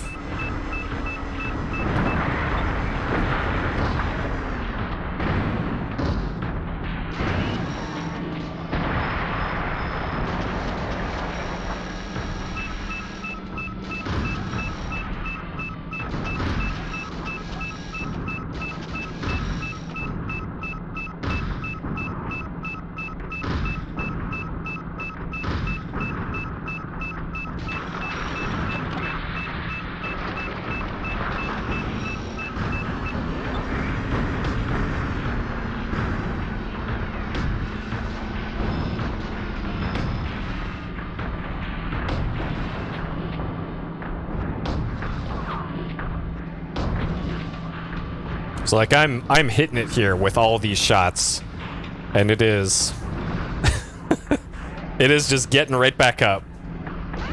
There we go. That took like five direct hits to take out that Jarlax. Okay, so where are we going here?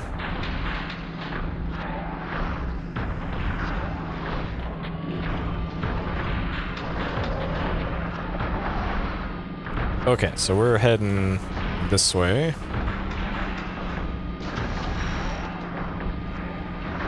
Why is it? Oh, I'm in reverse. I was wondering, like, why am I not going forward? That's a good reason. Alright, team. I am the squad leader now.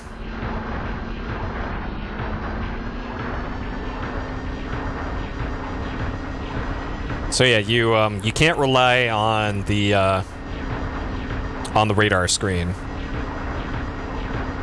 from pretty much here on forward, I guess. So I think the orange ones are like non-stealth Jarlax, and the red ones are always going to be the main army and non-mercenaries.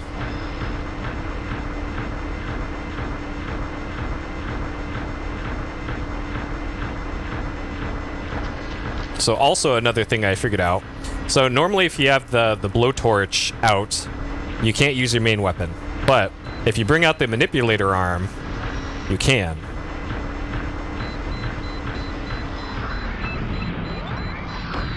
Oh, okay, we got another Jarlax here.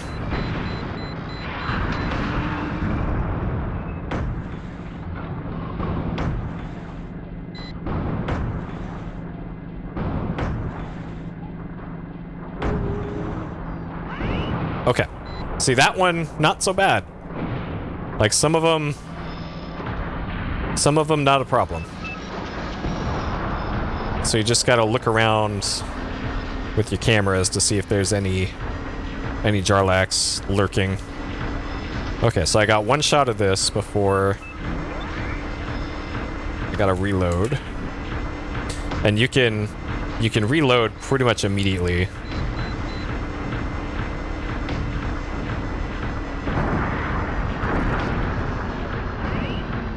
Okay.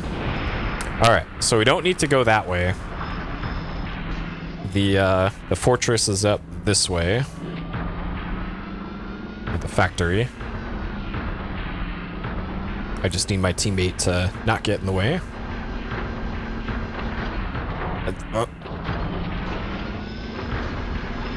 I think that's Oscar 3? Or Oscar 2? And oh, Jesus. Alright. Okay, alright. I'll wait. After you. Oh my god.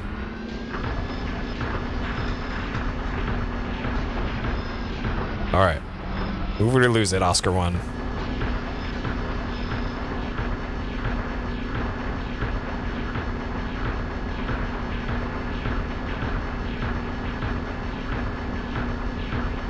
Okay.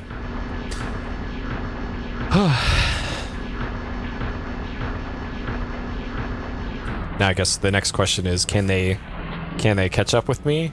It looks like they're just going in circles again, so I think we're on our own. I know we're definitely on our own for the second part of the mission. Okay, let's put away the manipulator, change back to yeah, smoke will work.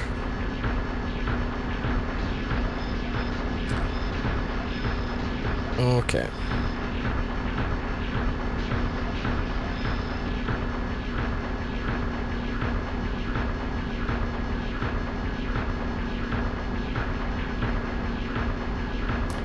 Okay, so it looks like we got 2 contacts here. Thoughts and prayers. All right, good. Perfect. Always effective.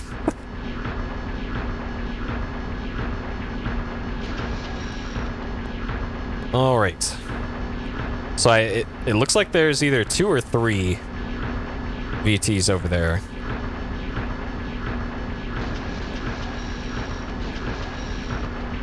And if I remember correctly, these aren't even VTs. They are drafts.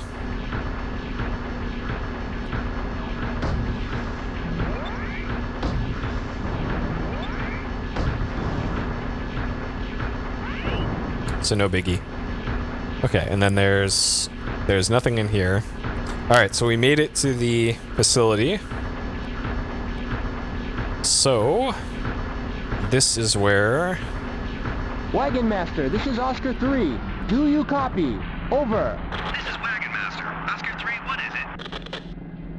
This is Oscar 3, requesting supplies. Send supply chopper ASAP. This is Wagon Master. Roger that. The supply chopper is on its way. Alright. Get our boy Wagon Master.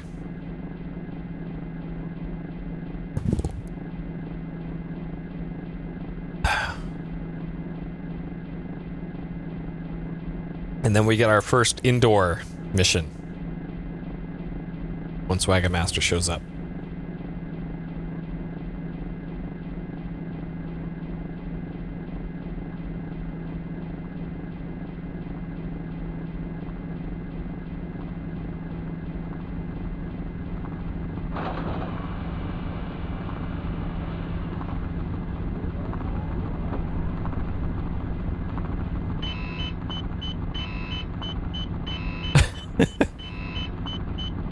Yeah, apparently the Japanese version too has very different comms. Like Wagon Master is like he brushes you off for everything in the comms, but Japanese Wagon Master is just pissed off all the time or something like. I almost want to try and find the ISO for Japanese of this, which is called Teki, I think, is the Japanese name for this game.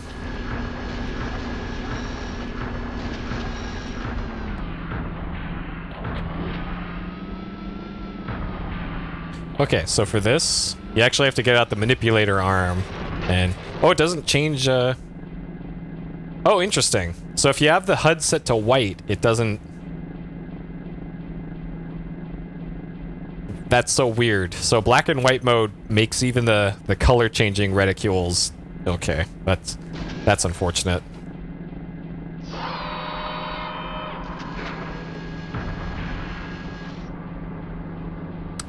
Okay. All right, so we got some human. They just blow up. Okay.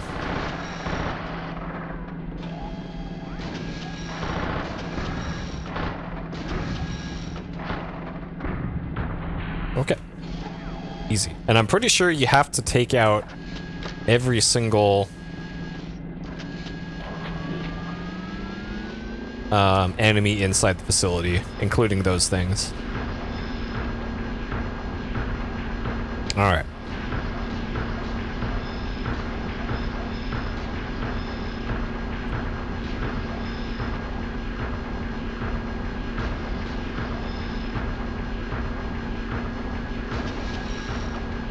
So surely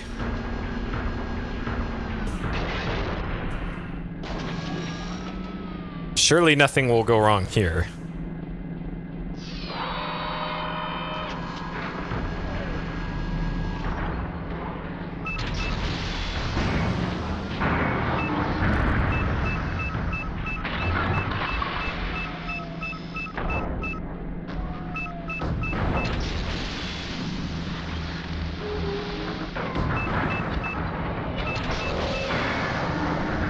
Okay. So that's the equivalent of a jump scare in this game. Is open door and suddenly big boy right there.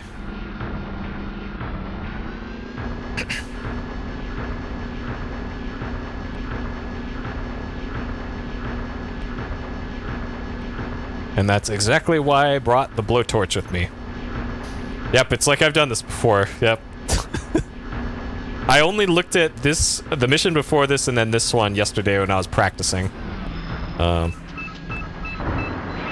Jeff. Okay.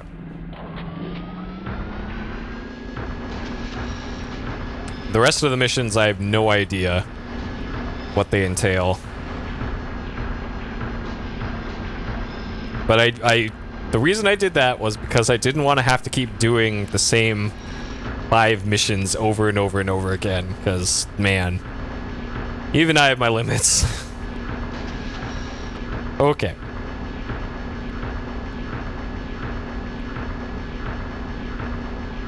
Alright, into the elevator, and then do our slow robot turnaround. And you can see why you can't bring your teammates in here with you, because they probably, I can't trust them to even get in the front door.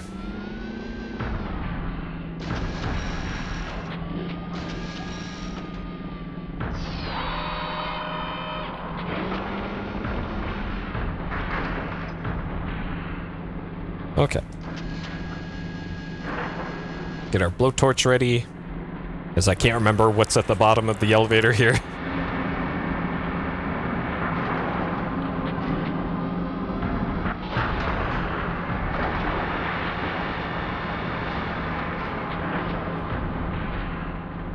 Oh, that's right. Okay. So there's 2 parallel bridges here.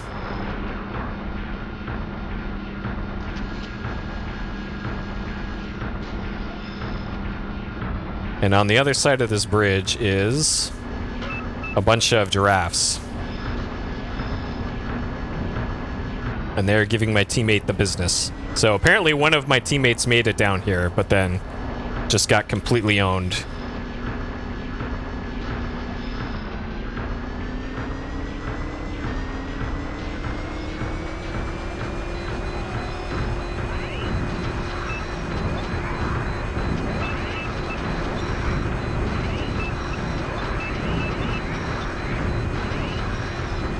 Okay. So you want to take out at least some of them before you go through here, because otherwise they're just going to hit you all at once. And I think what I want to do is actually turn around and get the rest of them.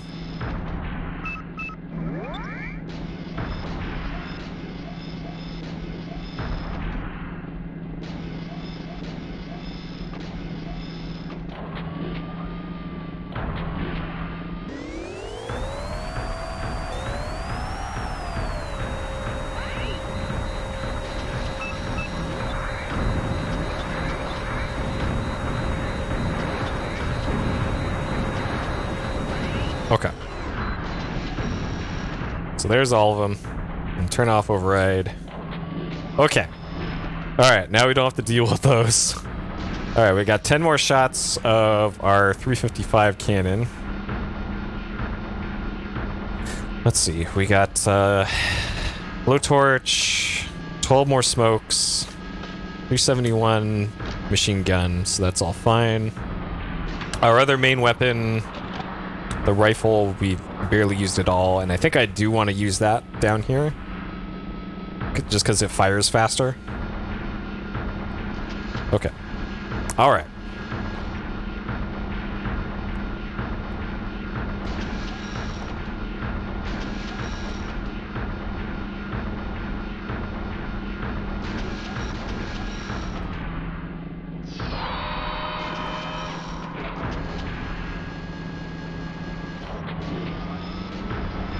Okay, so no surprise Jarlax here.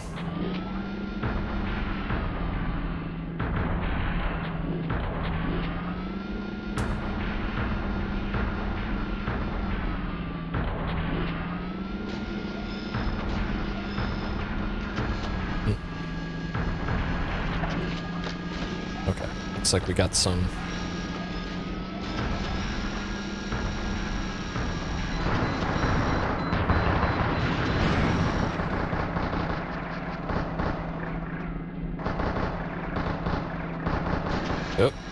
Oh, hello?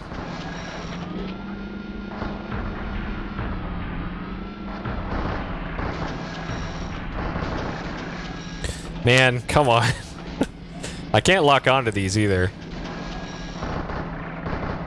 There we go. Okay. Jesus. And good luck hitting those with the cannon. That's why I don't use my main cannon on that. Okay.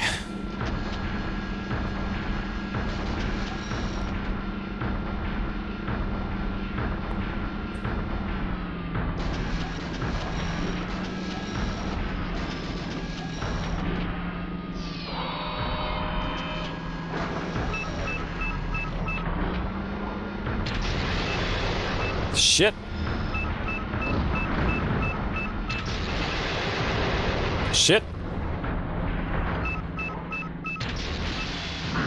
Okay. Alright. Like 5th time's the charm.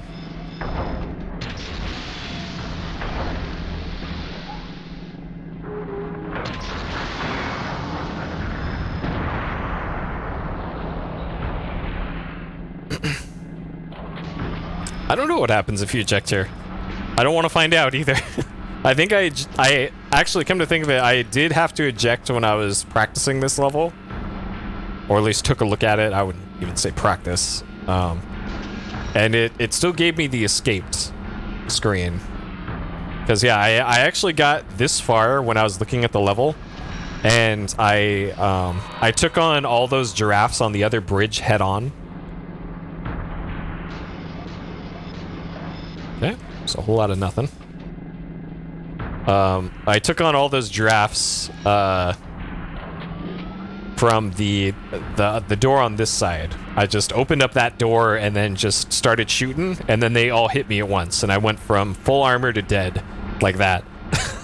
Which is why I very specifically did the drive-by this time, so that that wouldn't happen again. Okay.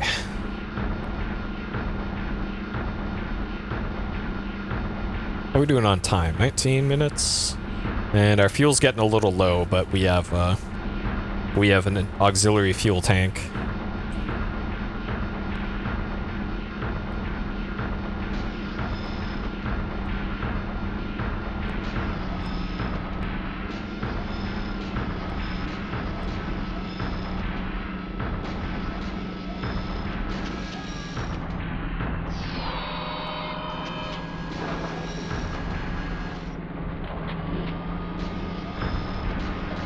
Oh, I see you over there.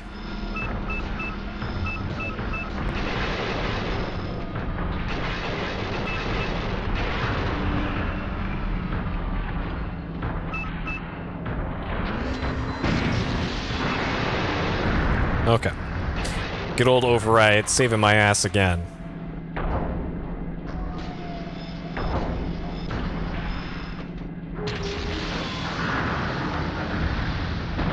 Okay. When you need to panic, the override button is there for you. Okay. Alright, our fuel tank is almost empty. I'm not sure what happens if you just straight up run out of fuel before detaching the tank. I guess it just stops for a second. Let's... Oscar 3, this is Argus. Do you copy? Over. Oscar 3 here. I read you, Argus. Over. Oscar 3, we have verified the transferred visuals. The BT in the visual appears to be their new type. We're dispatching a salvage unit. Continue mission. Argus out. I copy. Oscar 3. Okay. Alright, so this is as far as I got when I was practicing. When I played this yesterday. So, anything from here on out, gonna be a surprise to me. Okay.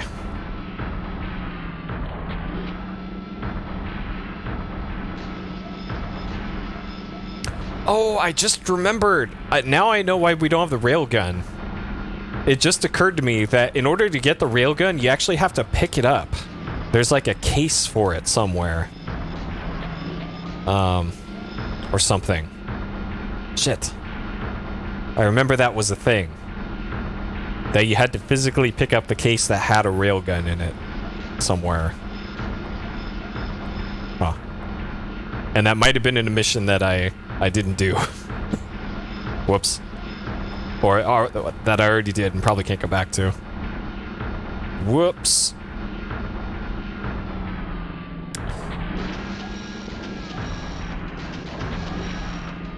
Yeah, Xbox was very unpopular in Japan, but I guess the developers felt that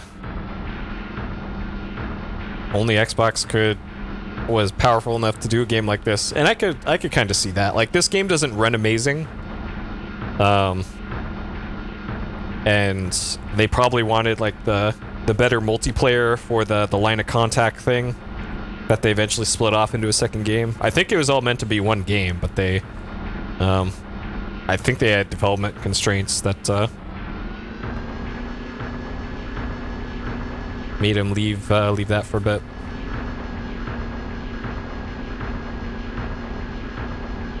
So I'm not sure where my fuel gauge is. Oh, okay, so this is probably our main fuel gauge, and this is our auxiliary fuel gauge. That's gotta be what that is.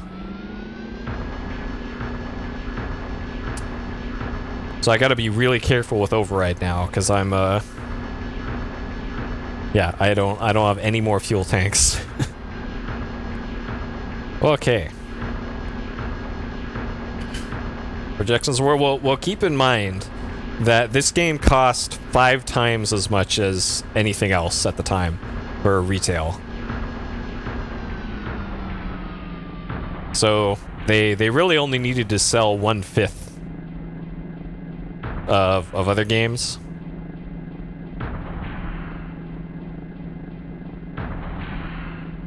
Oh yeah, you have to factor in the costs of producing the controller and R&D and and all that.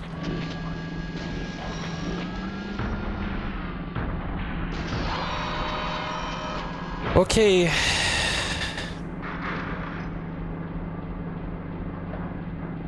Let's get this out and get ready to fire, I guess.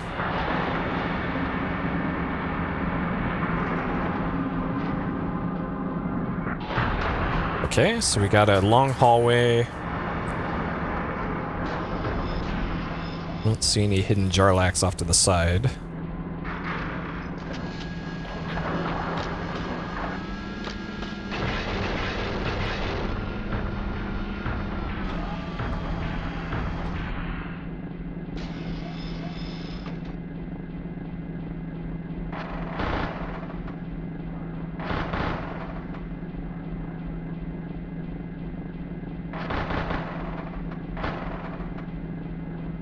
Come on, come on.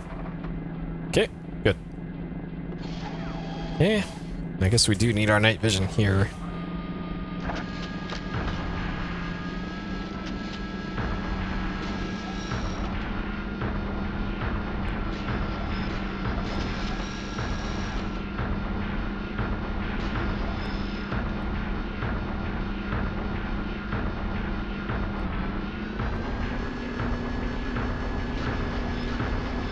Okay, so I don't see any targeting things for the Jarlax. And obviously nothing on the radar. I have a feeling there's just a mech. Oh.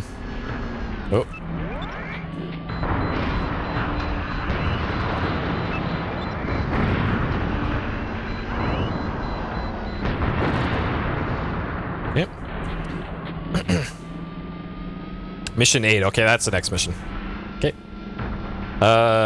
So there's actually multiple games that came with the skateboard controller. So there's Tony Hawk Ride. And that was on like PS3, Xbox 360. And then there was also on PS2 there was a game called Yanya Cabalista, something like that. That came with a little tiny skateboard that you attached to the analog sticks of your PS2 controller. And then use that to perform moves. Like you didn't need it to play the game, but it was a thing that came with it.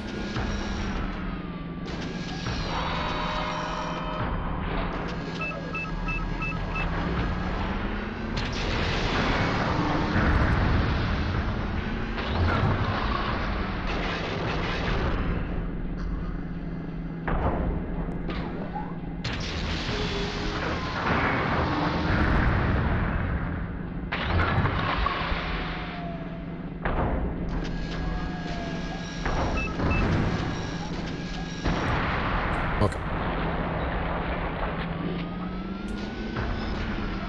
Alright, so I don't see anything here that we could really pick up. I guess this is another thing we can open. So we're at 3 out of 4 health right now. I guess I took a hit from one of those orbit things earlier. Yeah.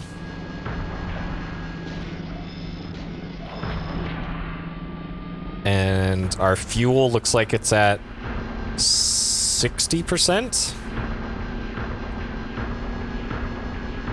So I think I'm just gonna go to that big room straight ahead and see if I can end the level that way. Yeah, that's what I'm thinking too, Hidden. Is that finding that that salvage VT makes it available for purchase. I probably don't want it because the prominence is so good.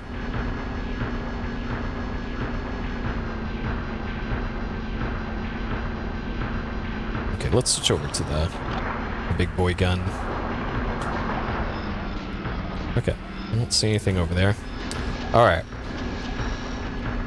So it looks like we got another short hallway just past this door.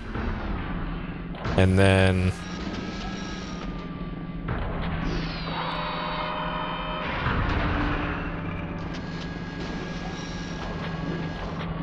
Okay.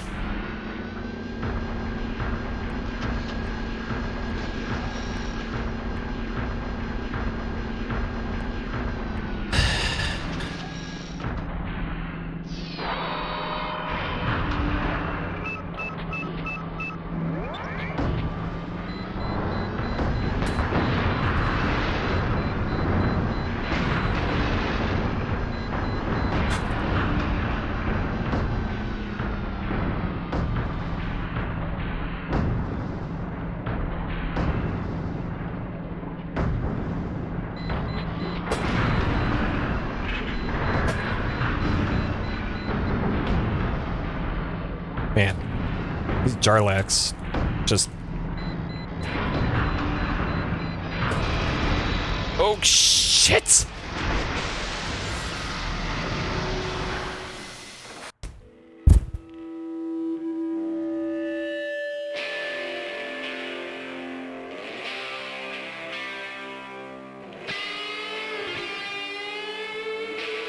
I was fucking around, trying to hit him with the main gun. I should have just gone in and gave him the torch. So yeah, Jarlax also have melee weapons, by the way. That's the thing on their shoulder. Those are torches.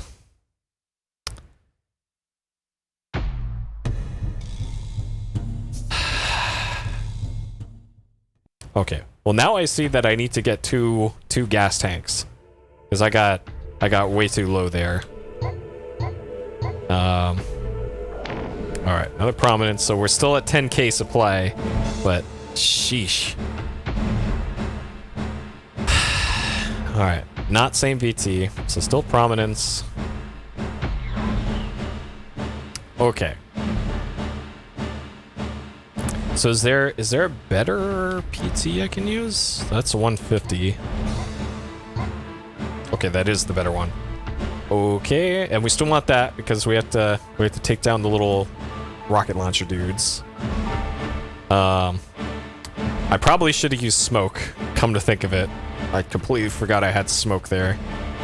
And then these two will work for taking out the VTs outside.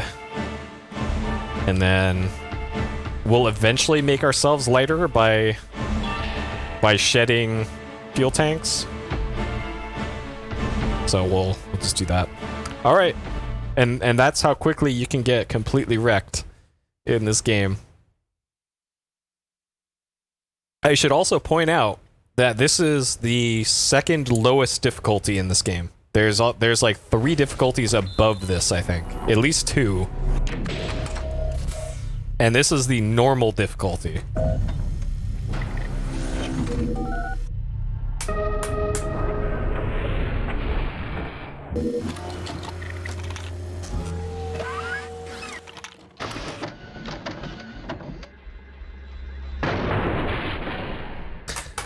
Okay.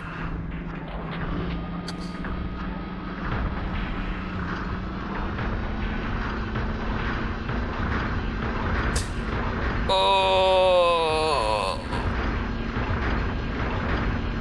man. Well, somebody who's really good at the game will play it on that.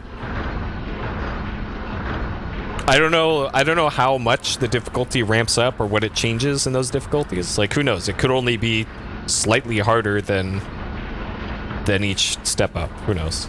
But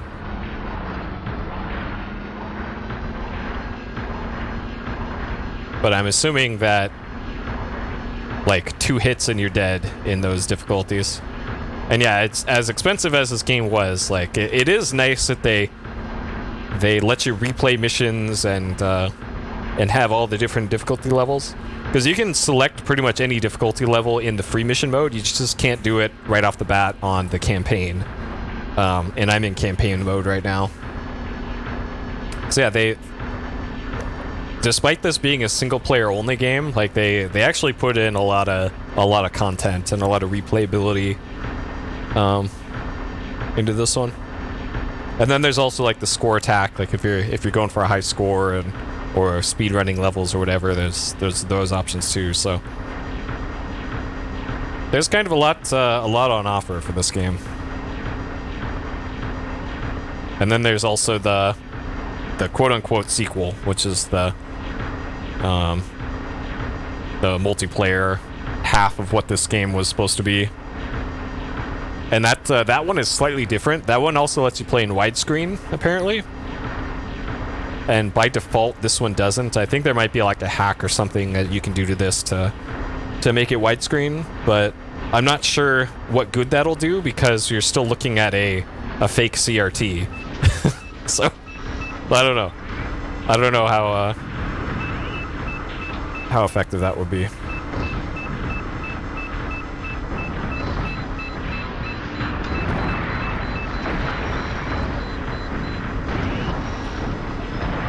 All right, Beats. Jarlac, where are you?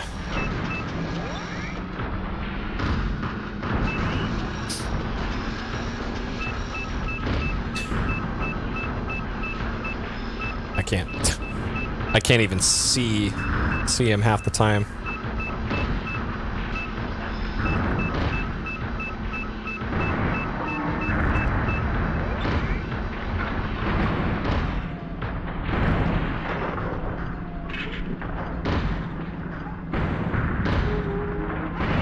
Okay. Alright, we got our revenge. A spaceship game? Well, the problem with this controller, especially for a spaceship game, is that the left controller here only goes side to side. You can't go forward and back. It's only like that. And then the right one, this one doesn't auto-center. Like, I can move it over here and it'll stay there, move it over here and it will stay there. Like, that's by design for how this game is. So you're kind of better off just getting a standard hands-on throttle and stick for a space game. And you can get those for super cheap, because hardly anybody makes games that support stuff like that anymore. Like there's probably going to be a big run on Flight 6 once the new Microsoft Flight Simulator comes out, which is fairly soon. And man, what a great looking game that is. Like, I never thought that one of the things that impressed me the most from the last E3 would have been Microsoft Flight Sim, but turns out it was one of the best things that I saw at E3.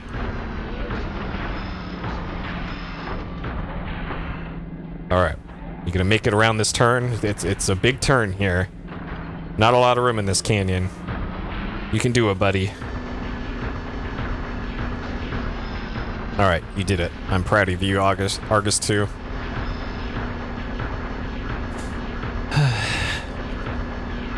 Nope, okay. Gotta dodge over there for some reason.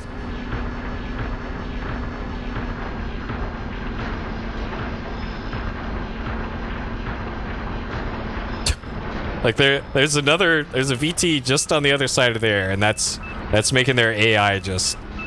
Oh boy, okay, alright. Oh my god. Okay. Alright. Forward. Okay, if I block you in...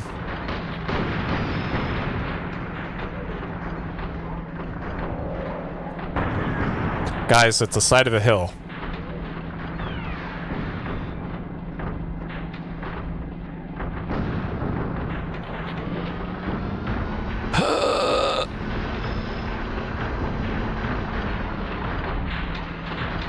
Alright. Alright, boys, you can do it. Yep, yeah, show that mountain.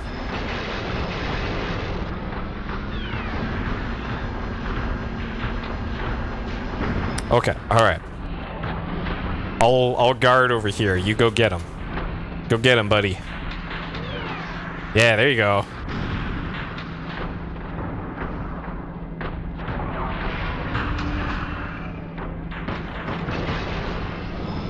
Nope. Nope. There is no retreat. Nope, nope, nope, nope. Okay.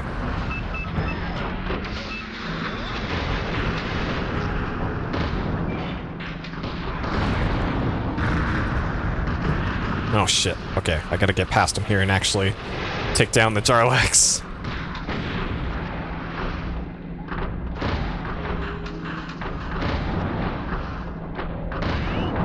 Okay. Alright, we got him, buddy. Forward.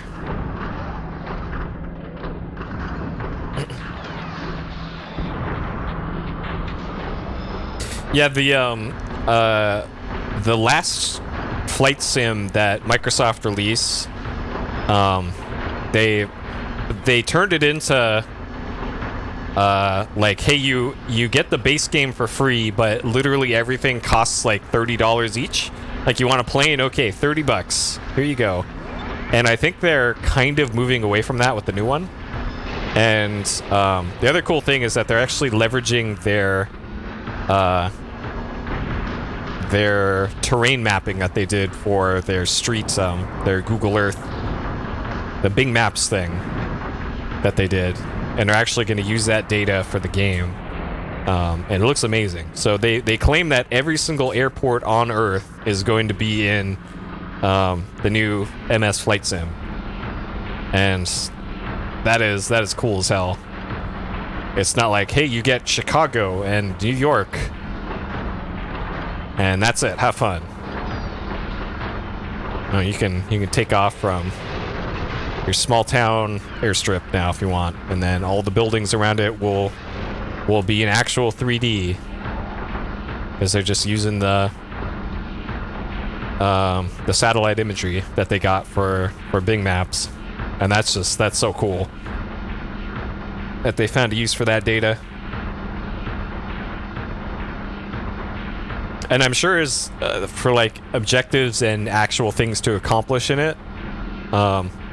I'm assuming that they're probably going to have some sort of like mod tool for it, but then again, if they want people to pay for the DLC and planes, then maybe they won't have mod tools. So it's unfortunate.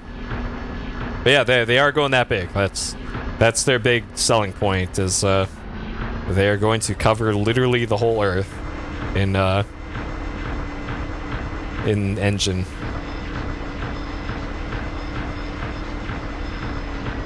Alright, so we got some giraffes to deal with here. I'm almost tempted to go clear out some of the other enemies around here, just to get some more points to make up for, blowing up earlier. Yeah, that's true. Whenever Star Citizen ever gets released and or they stop getting sued by like everybody, then yep, that'll be another great usage of controllers.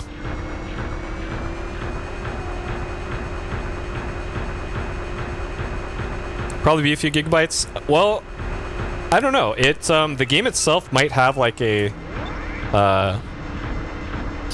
like come with the game with a low resolution texture maps or something of the planet, and then have the rest stream in, like higher detail stuff stream in. Or why am I still? Oh, there's still a missile out there. Like use Azure, This is Oscar 3. the cloud computing to fill in details. Oscar 3, requesting supplies. Send supply chopper ASAP. This is Wagon Master. Roger that. The supply chopper is on its way. Like, there's a lot of cool stuff that they can leverage with things like that. And I don't think they've said anything about it being on the new console. But there's kind of no excuse not to at this point, and it would probably be a great tech demo for the new consoles to have, like, hey, we have the entire Earth in our flight sim, and oh god, I just hit a whole bunch of buttons I didn't want to on my main computer here. Okay, assuming this still works. Yep. Because, like, the reason why a game like this couldn't be readily ported to PC was because the controller plug for it, even though it is USB, it's not a USB plug. But there's just straight up USB ports on a modern Xbox or PS4, and then assuming it's going to be the same for PS5 and Series X. How come I'm always up so late? This is just my sleeping schedule. I'm just up up at these hours normally. I figured out like 20 years ago or so that I'm just a night owl, and trying to fight it has only just led to headaches. So I make it work. I get up around noonish or so.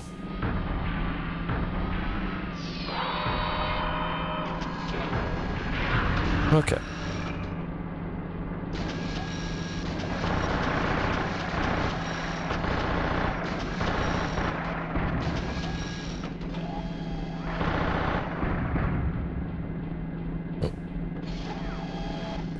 Okay.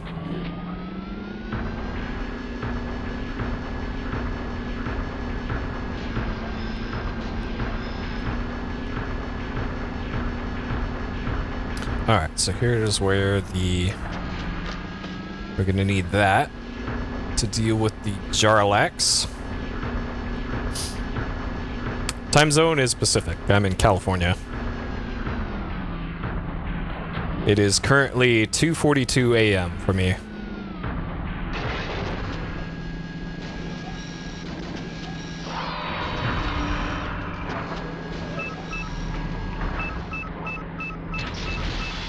What the? Oh God. Okay. All right. All right. Get him. Get him. I'm hitting that trigger.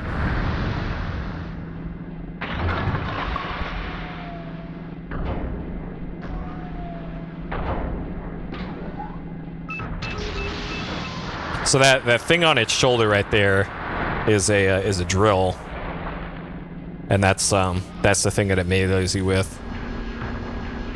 Okay, so we need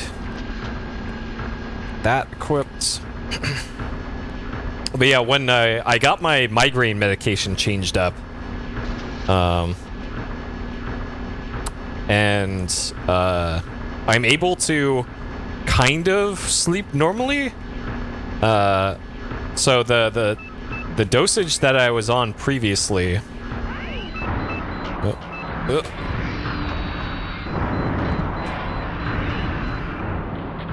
It would essentially make me a narcoleptic. Like I would get up at, let's say 1 or 2, be functional for like 2 or 3 hours, and then would just be so tired that I had to go right back to bed.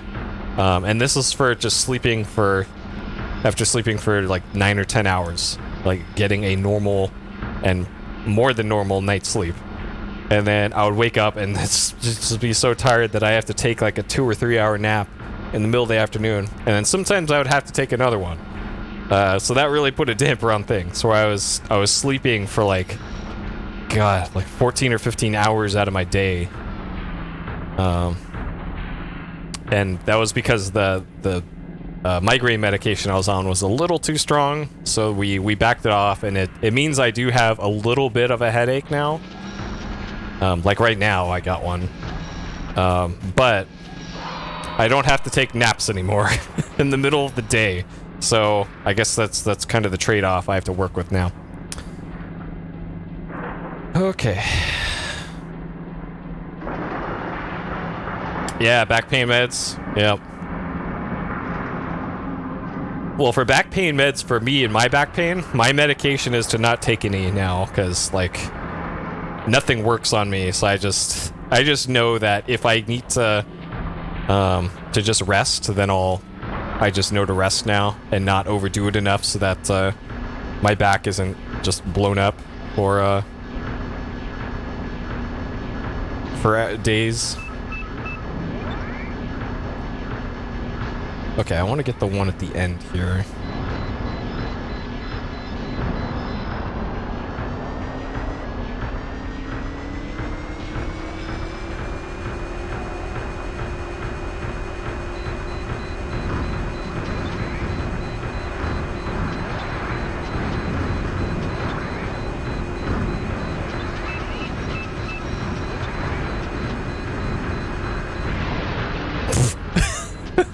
Oh shit. Alright, perfectly executed. Oh, I'm not out of the woods here. Oh shit, where am I? Can they not hit me? Oh, okay.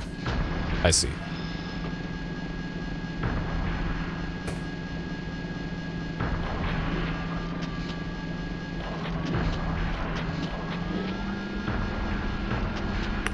I ended up in the wall, I guess? Sure. Alright. Graceful.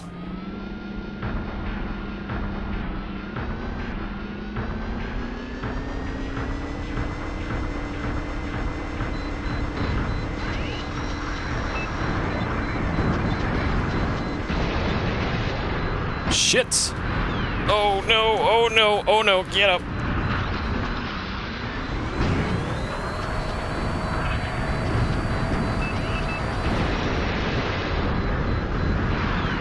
This is going great.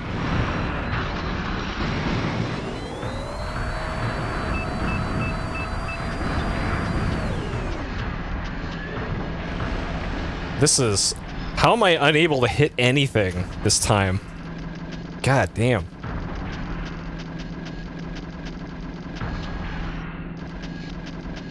Okay. Alright, we're gonna point our mech straight ahead this way. God. Alright.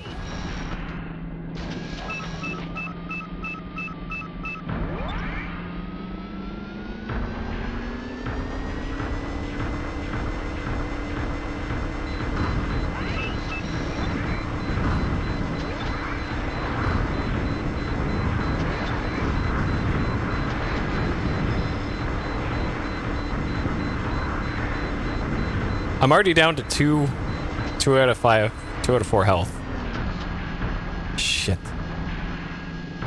I could go back to the surface and reload.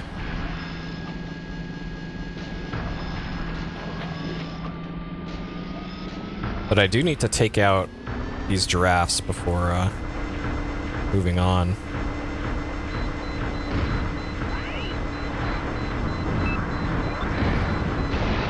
Shit. Oh my god, come on.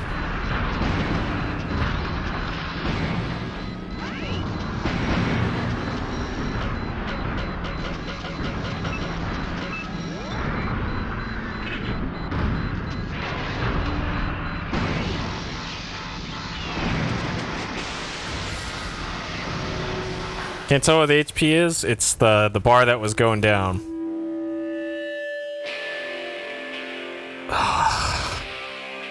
God damn it.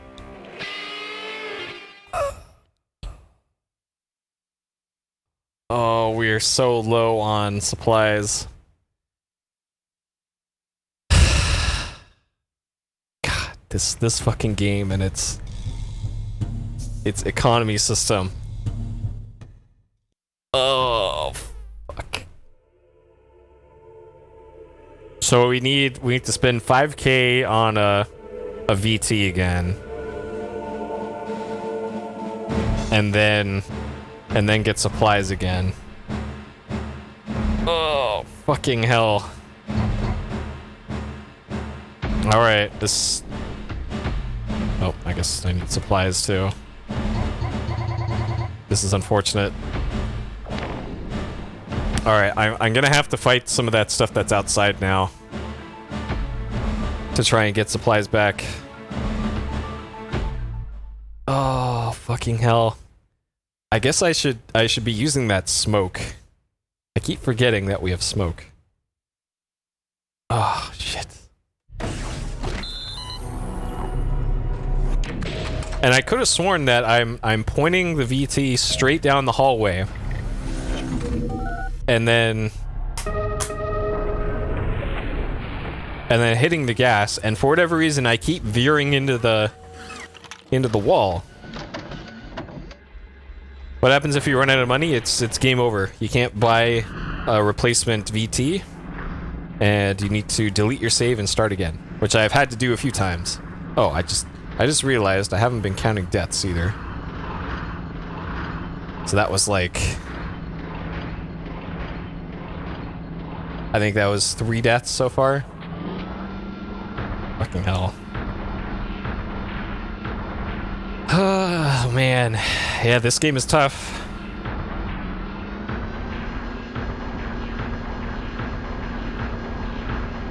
Because it's like, some of the missions are just stupid easy. And then a few of them just get really hard, and then they get stupid easy again. Fuck. And if you fail too many times on the hard ones, then you gotta delete your save and start over again. Ah, shit. Okay. So I think if I get shot down on this attempt, then I'm gonna have to scrap the save file. So I'll just be KIA if that happens. That's not gonna happen though, because we got this on this one. Save scum. So the thing is, in this game, once you start a mission, it saves your game as if you started the mission. When you hit the eject button, it also makes a save. And if you don't eject in time, it deletes your save. So no, you can't save scum. you could save scum by like backing up your save file using third-party homebrew tools or something. But there's or like an Xbox memory card. Though I think there might be a no copy flag on the Steel Battalion save data. So you might not even be able to officially back up your save file and save scum in this one. Because I think they thought of that. And rightfully so. Like, they put the system in place. You don't want players cheesing it like that.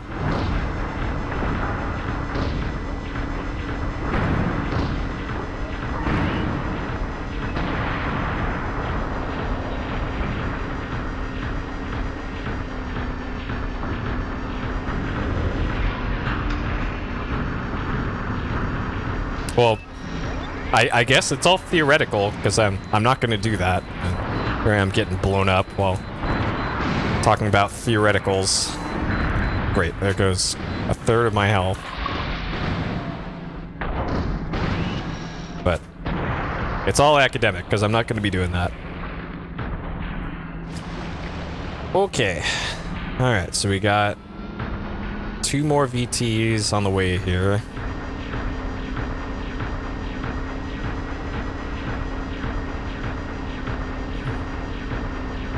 I'm probably gonna have to get a few more. Yep, having to Dark Souls scum the way through. I should probably have the smoke equipped here, because that machine gun's not gonna do any good against these things. And I have 2 okay, I do have 2 fuel tanks. Okay. Alright, team. Are we gonna defeat this narrow...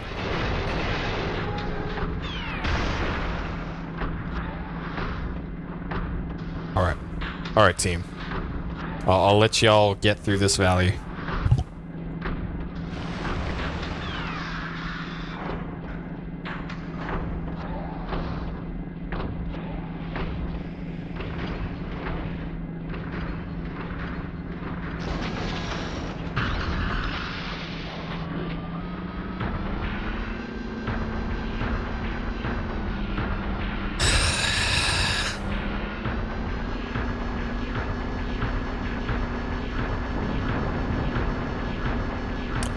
Though I wonder.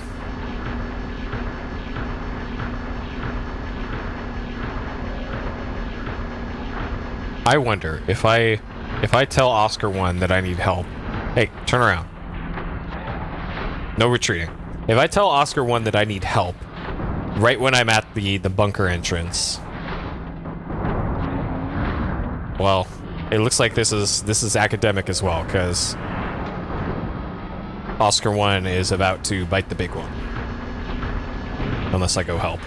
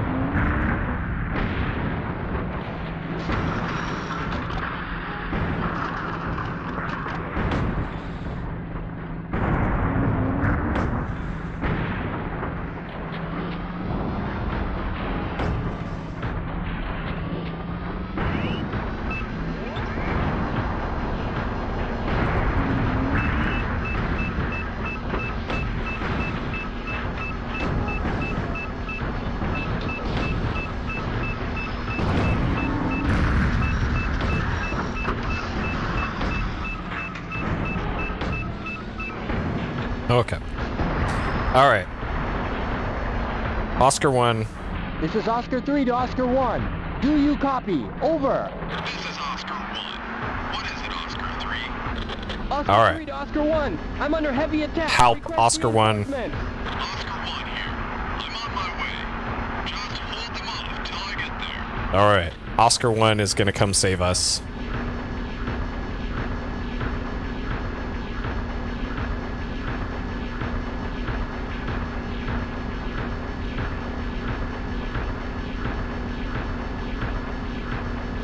All right.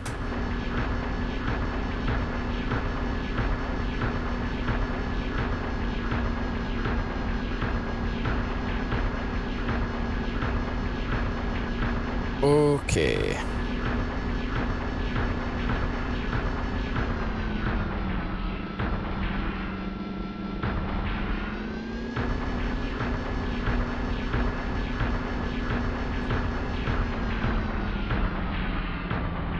Alright, that looks like it's just a bunch of giraffes again, but we already know how dangerous giraffes are now.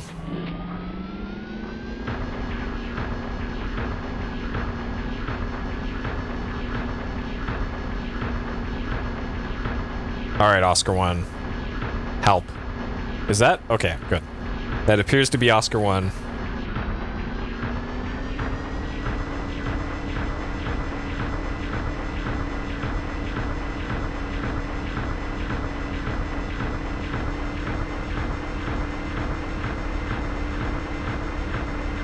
Alright.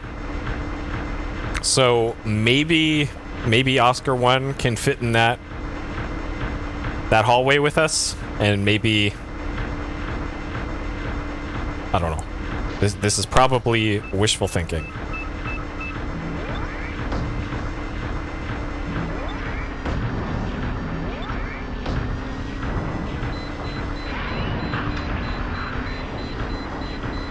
Alright, so while Oscar 1 catches up.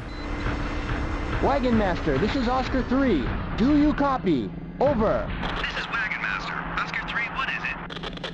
This is Oscar 3, requesting supplies. Send supply chopper ASAP. This is Wagon Master. Roger that. The supply chopper is on its way. Okay.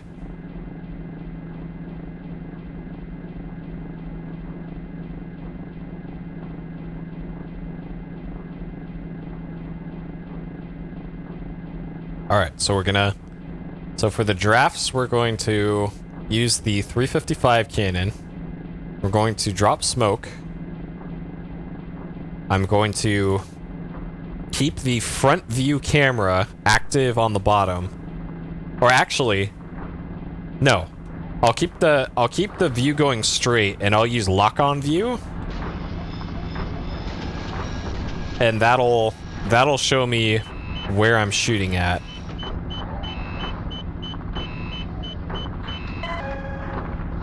And if I have a clear shot or not. Okay. Our boy Oscar 1 is over here.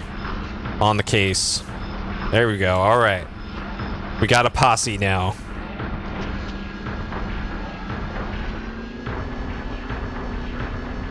I don't think both of us can fit in the elevator at the same time. So that might be a problem. But life finds a way. Also, I'm not sure if...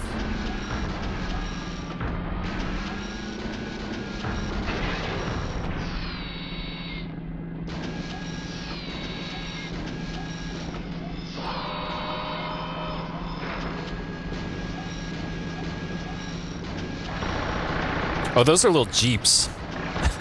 Okay. And then that one just... Wait, what?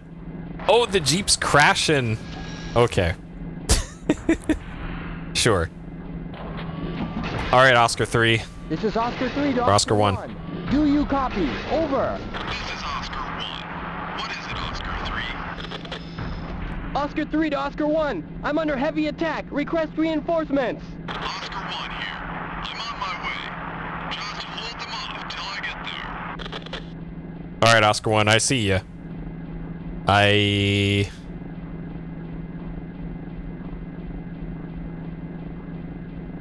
Yo, it's modeling how long it takes for sound to get here. Because you can clearly see them stepping, but the sound is delayed. Huh.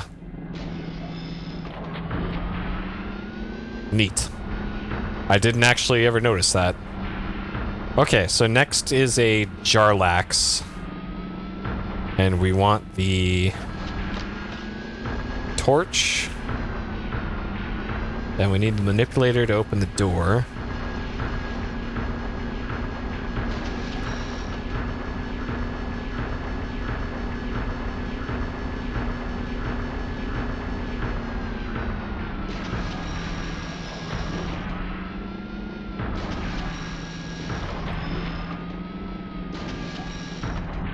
Okay.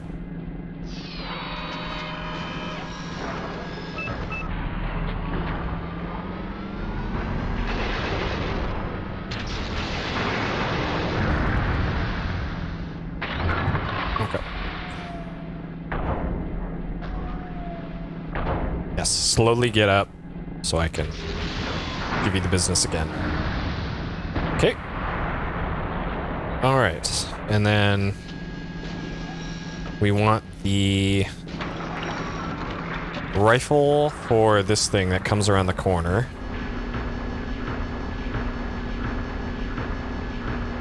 We want FSS turned off. Actually on.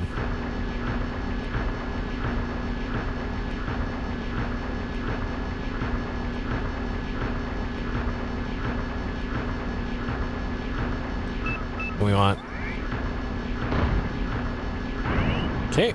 Alright, there's the power of the FSS. Okay, manipulator on for the elevator. It looks like Oscar 1 is not going to be joining us on our little adventure here.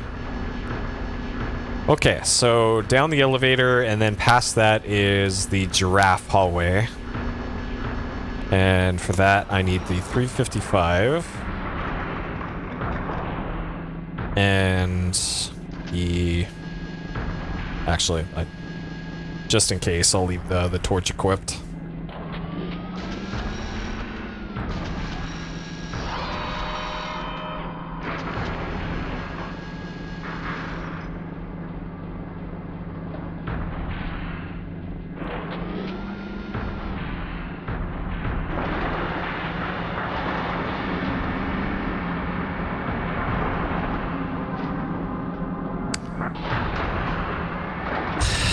Okay. So I doubt there's a way to save the dude on the right.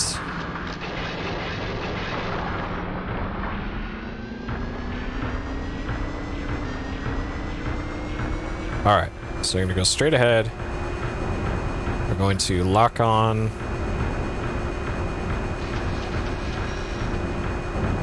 With this.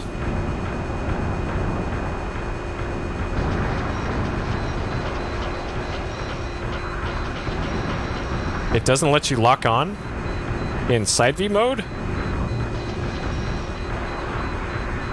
That's interesting. Okay, well there goes that plan. Okay, so we need this to be in front view then. Make sure that we're going straight forward. Okay, straight forward. Turn this way.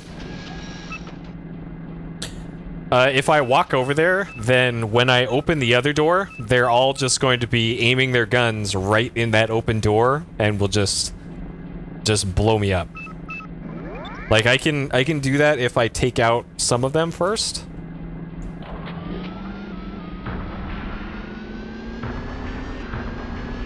But not like this.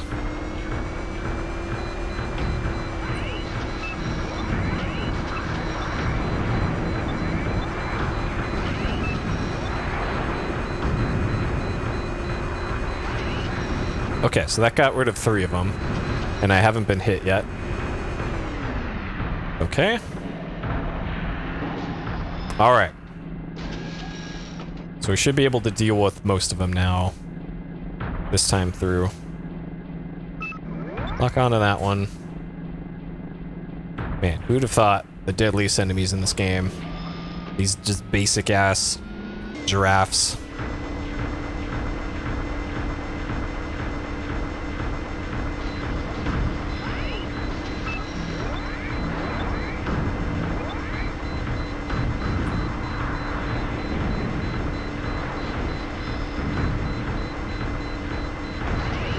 Okay. Alright. Got him. Okay, so we're good on that now. We want to equip this, even though I believe the next set of enemies is the infantry.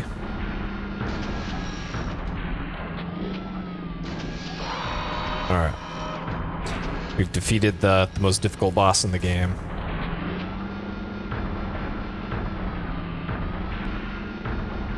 Yeah, that went better this time because I was super deliberate about it.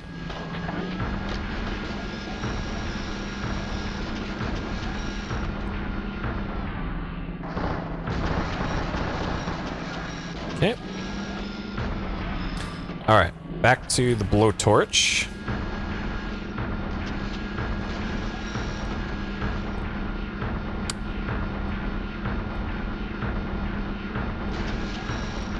Yeah, we can't let down our buddy Wagon Master.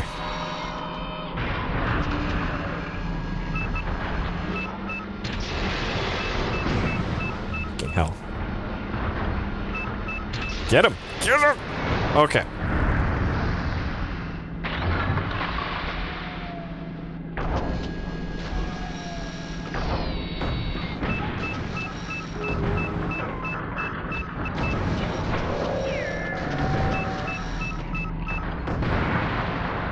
Okay.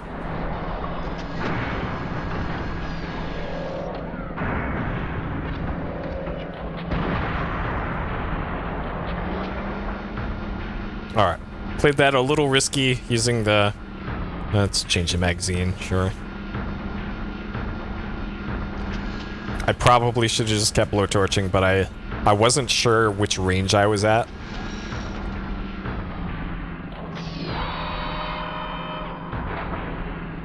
Okay, that one's empty.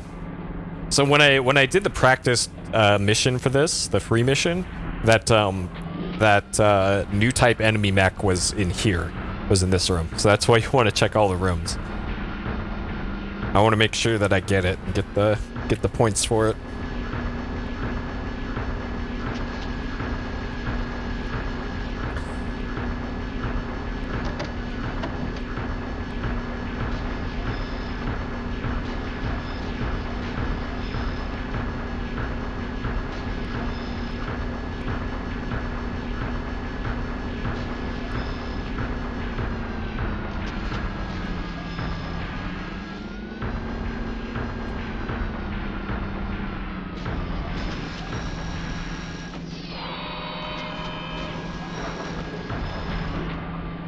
Alright, this one's off to the right.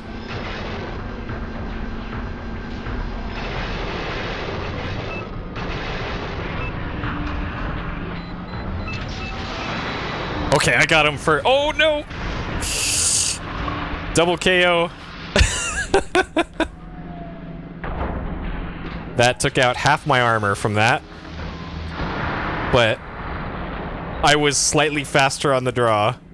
Holy shit. Okay. We got a little dirty there. Fantastic. Okay, so I think I want to go straight to the final room now. And not, assuming that the prototype is in here. Yeah, okay. Oscar 3, this is Argus. Do you copy? Over. Oscar 3 here. I read you, Argus. Over. Oscar 3, we have verified the transferred visuals. The BT individual appears to be their new type. We're dispatching a salvage unit. Continue mission. Argus out. I copy. Oscar 3. Okay. Alright, so we should be clear of enemies until... I think the next door that we open. And then after that, I'm going straight to that final room. And I'm not gonna get cute with that other VT. I'm gonna pop smoke. I'm gonna turn on overdrive, and I'm gonna get right in its face and give it the blowtorch.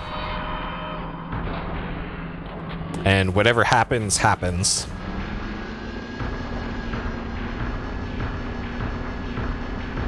Actually, I want manipulator out for this.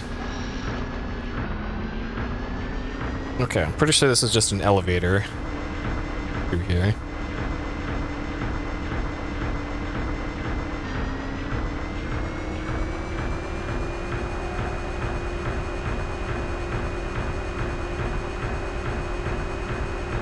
Okay.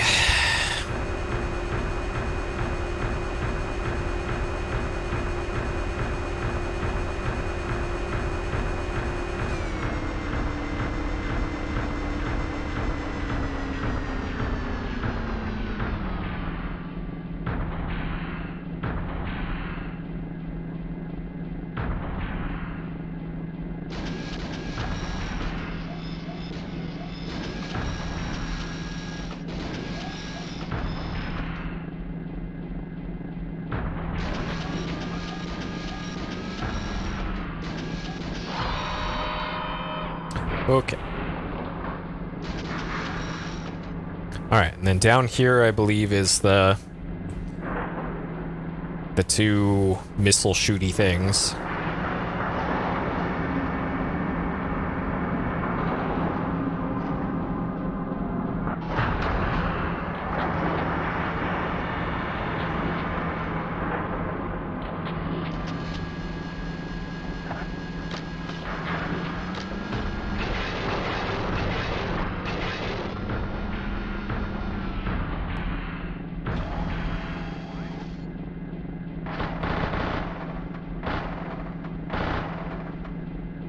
Yep.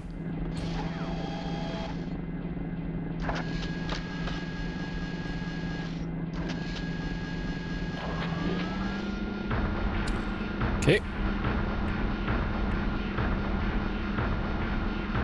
There's going to be one on the near right hallway, and then one on the left hallway.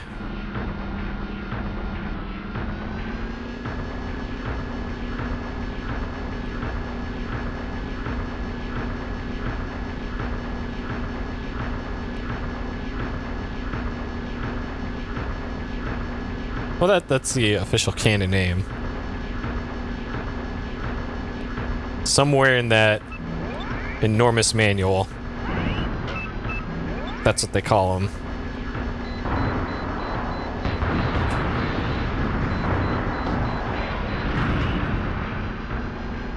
Okay, so we still have 2 health. Okay. Alright, we're gonna change our sub-weapon to smoke. We're gonna put... Okay, we're gonna get rid of a fuel tank. So we're gonna be only with one fuel.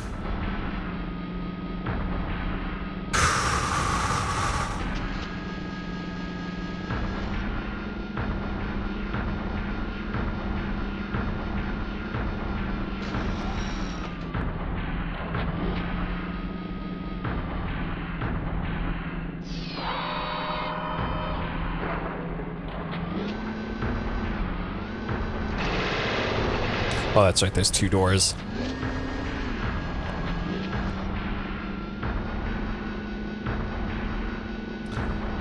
Okay. Okay, okay.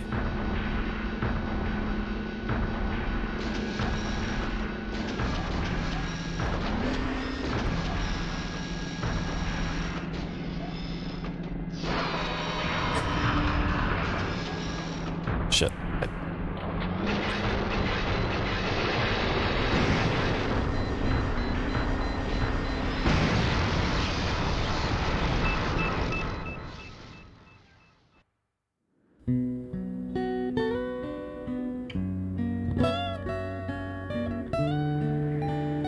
I popped smoke. I popped a smoke.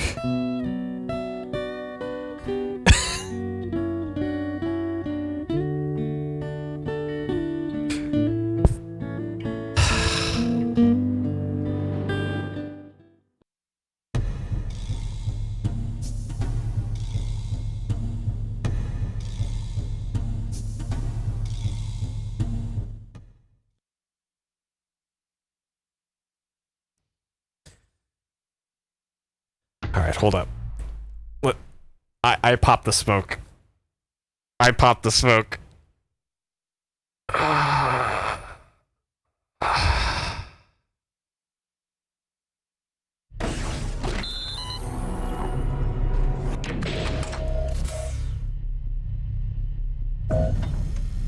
Okay, is there a way to speed up replays?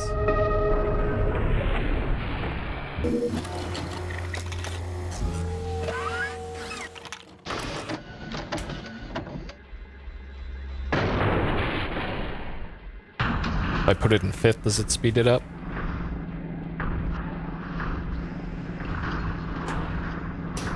The lights aren't moving when I'm moving this, so something's... I guess it's reflecting what I was doing in game, I guess?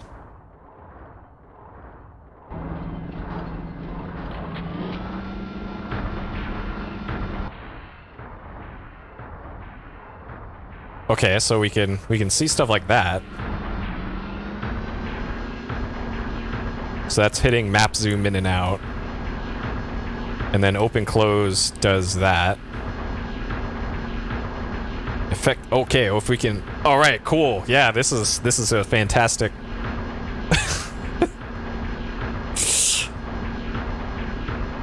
Okay. Oh shit. Okay, main weapon exits it. All right, hold up.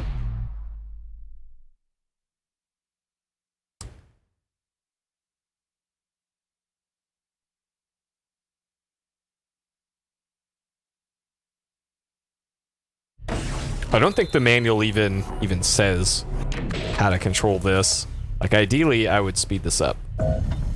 Alright, let me consult this enormous manual. Radio transmission, supply, leadership, technical appendix. Reloading, fire in the hull. Like, they have this super... in lore manual, but like basic gameplay shit, like, hey, how do you control this replay feature? Nope, not gonna be in there because they have to tell you the command structure of your stupid robot unit first. Like, okay. So those don't do anything. Those don't do anything. Those don't do anything. Okay, so lock on. Alright, lock on toggles camera views. Like, why can't I use this as our camera in the game? Okay, hatch buttons don't do anything.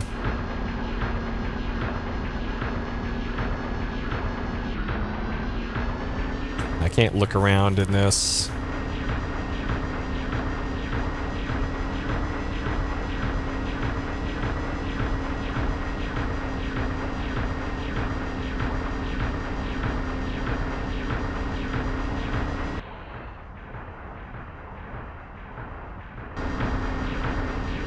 Yeah, all these camera views that would be really useful, but are only in the replay feature, because, of course. And as long as the missions are in this game, it's kind of ridiculous that they don't let you speed this up. Like, if I try and hold some buttons down.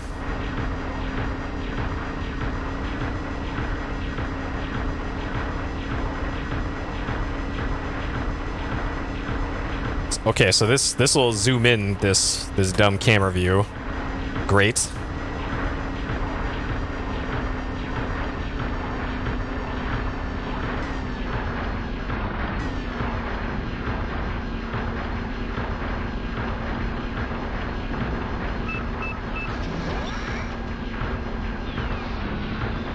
For later ones, no, you still have to just look at that. You're still stuck looking at the virtual screen.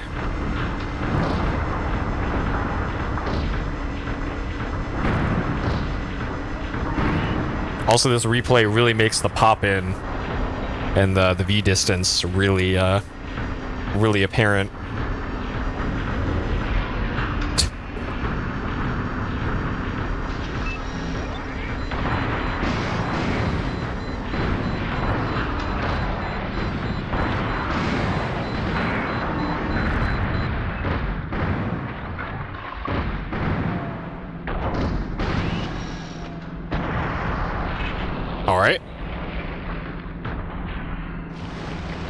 That was very exciting.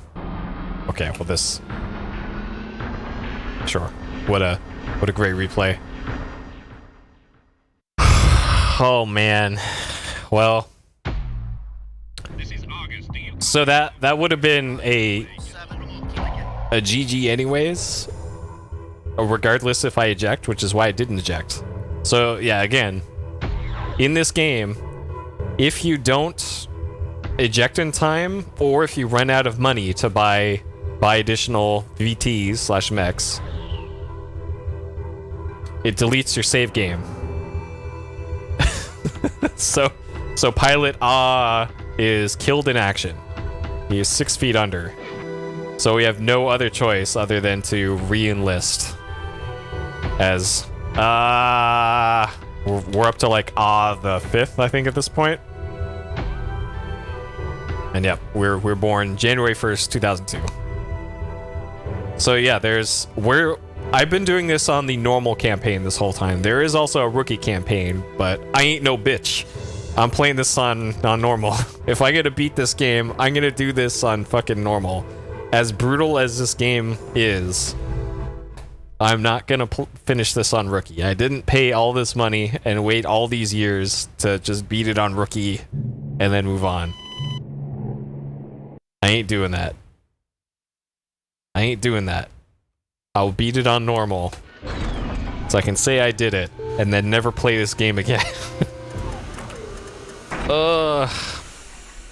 I don't know the mechanics of a game over via no funds, but here's the thing: if you have like 3,000 credits left or 2,000 credits left, and all you can buy is the really shitty ones, then I'd want a game over anyways, because the shitty first gen mechs in this game, like this Veets I'm about to blow up here, are so bad that I would rather die than use one of those things in a mission. Because notice that we have a nice color camera here. The Veets has a black and white screen for everything. So you can't tell who's a friendly or not. You can't tell where targets are. Like, it's awful.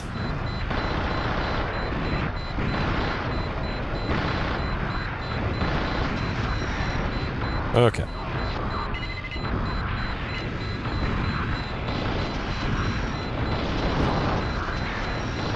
Come on. Like, shooting all the way around these tanks. Come on. This is how tilted I am. I'm having difficulty hitting stationary targets.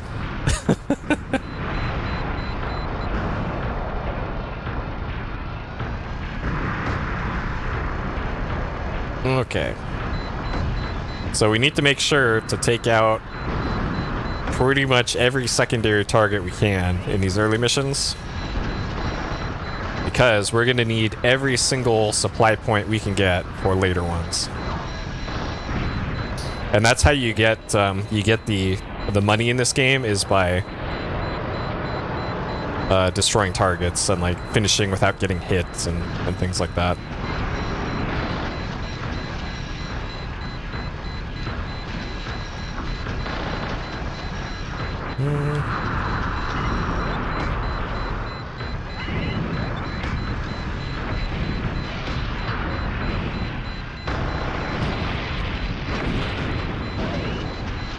Okay. All targets down. Man, this game. Oh. Yeah, well that's the thing with the AI in this game. Sometimes the AI for enemies they'll just dodge in place or just miss all the time. Or they'll be the kind to just perfectly ambush you every single time. And then you can't say the same thing for allied AI, because we know how shit the AI is for your teammates in this game. So it's like, God, it wouldn't be so bad if your teammates weren't brain dead. Like, and it's especially bad in these with close-in areas. Like this mission, it's no problem because there's lots of open space for your teammates to not get stuck on each other or you. But then the second anything gets like up close and personal in this game, it's like with friends like these, who needs enemies on your team?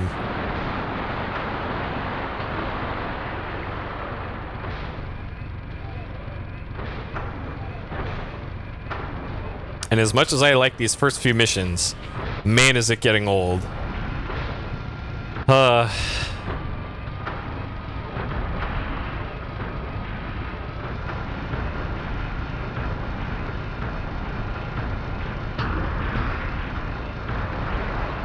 Oh, and also, in this mission, you can't farm for points, because it's percentage-based.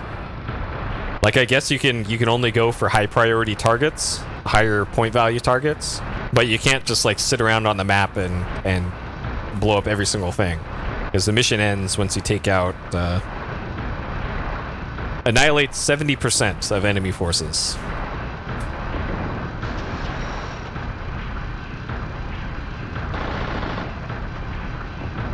And again, I can't hit tanks. There we go.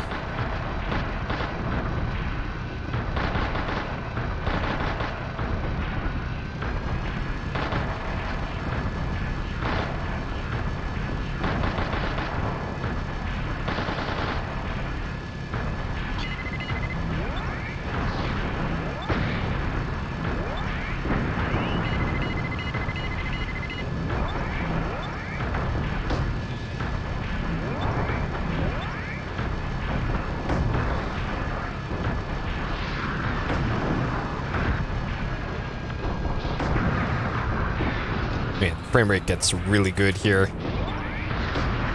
Oh, that's gonna hit a teammate. Okay, just dodge right into me, will ya?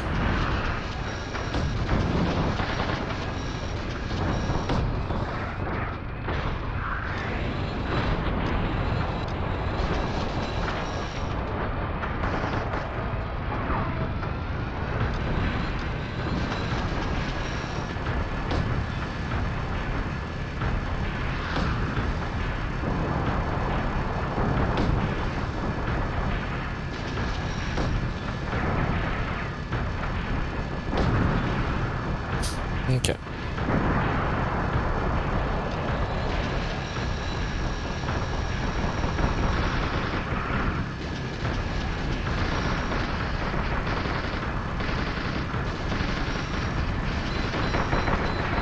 Oh, okay.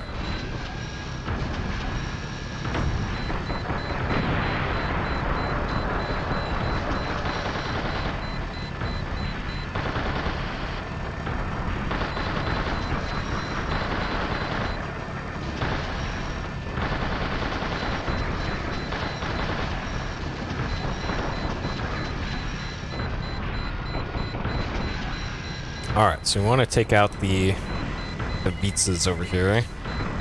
Because those will give us the most points.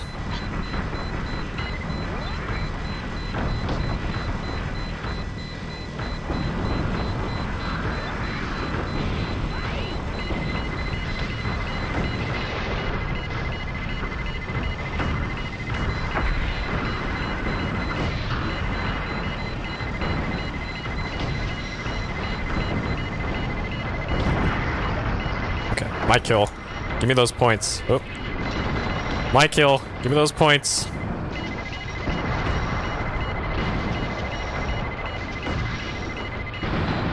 Dang it! Stole my kill.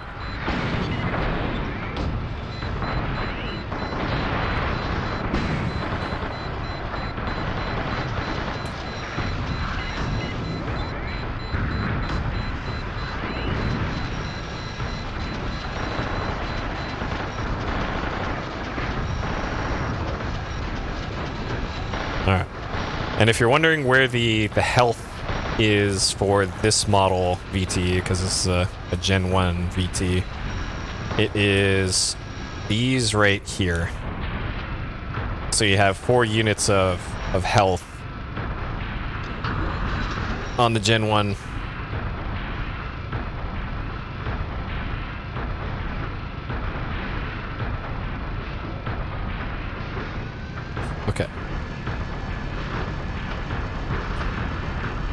I want to go take out the... Oh, so override doesn't work for Gen 1. I can press this button all I want. So that's a feature of the Gen 2 ones.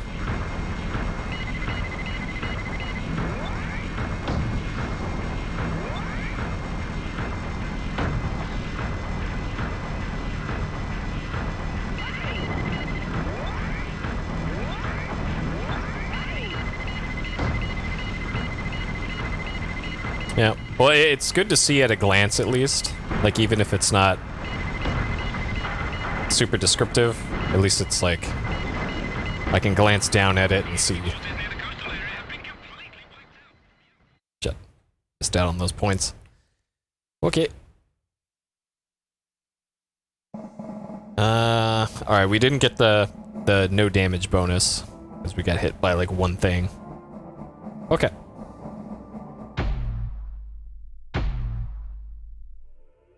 Alright, then the next one is...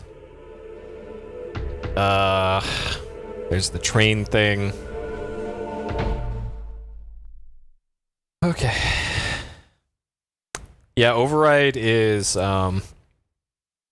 it makes you do pretty much everything 25% faster, but it uses, like, 50% more fuel.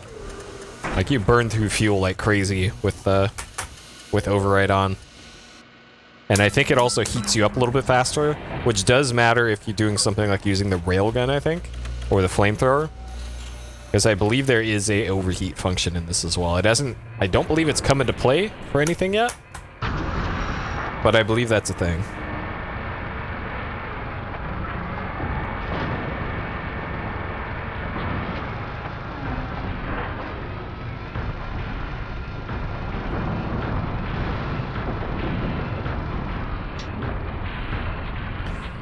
Okay.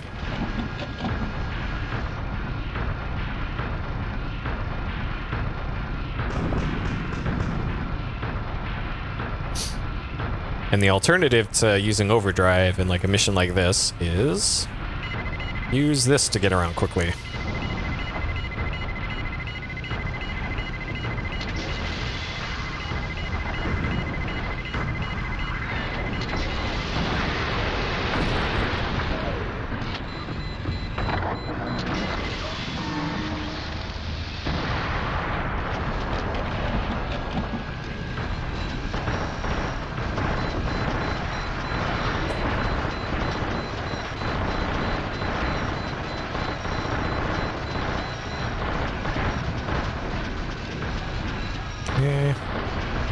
Alright, I gotta take these out quickly and move on and actually do the objective.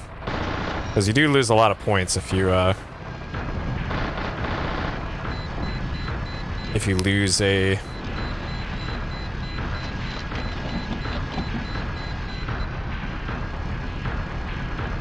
container thing.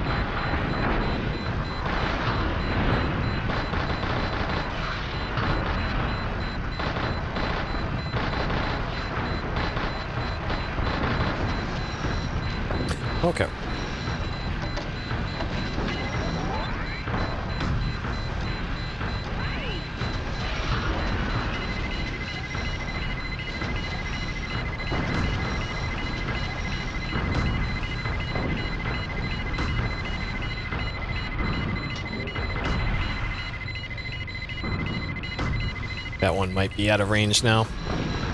Okay. I used up a full tank of fuel already. Okay. I'm pretty sure I still have another one. Let's see if we do. Yeah, we still have another fuel tank.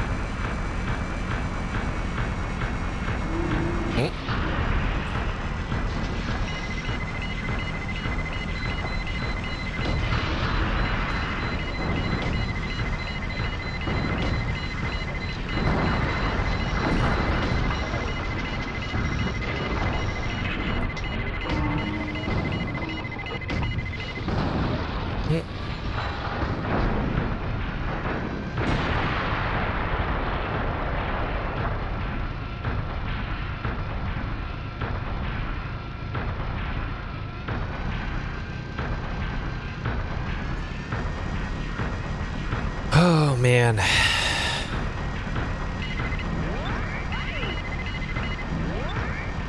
Alright.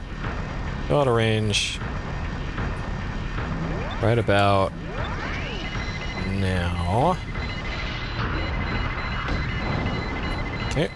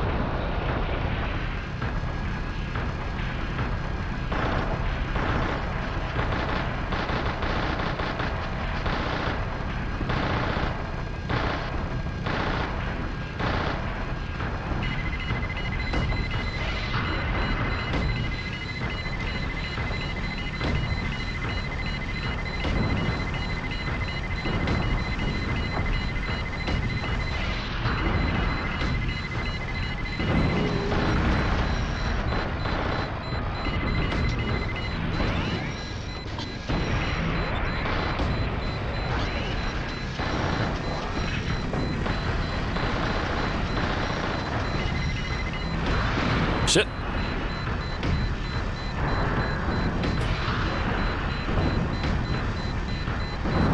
Okay.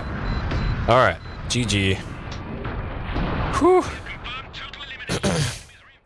Yeah, you can delete messages on YouTube. Yep. I don't know how. I think it's just like backspace.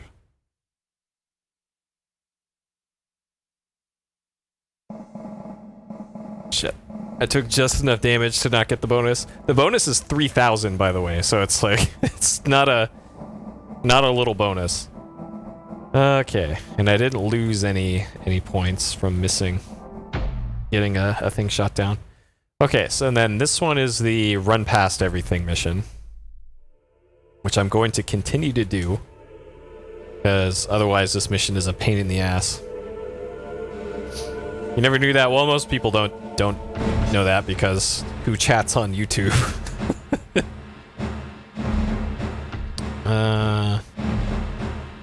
Okay. Oh. Alright, sure. Okay. Yeah, you get a lot of points for not getting hit. I think I've gotten that bonus like once. Ideally, I get it on this one, because I will have very few other opportunities to get points on this one, besides the beat mission quickly bonus.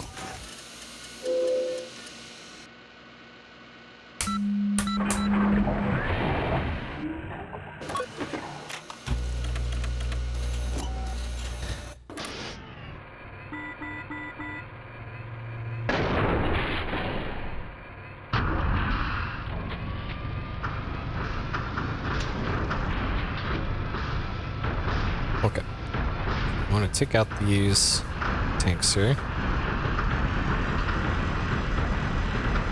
Well, I believe it defaults to confirm. I accidentally went into that that menu. The outfit menu. I didn't actually want to change my loadout because I don't really need to for this mission.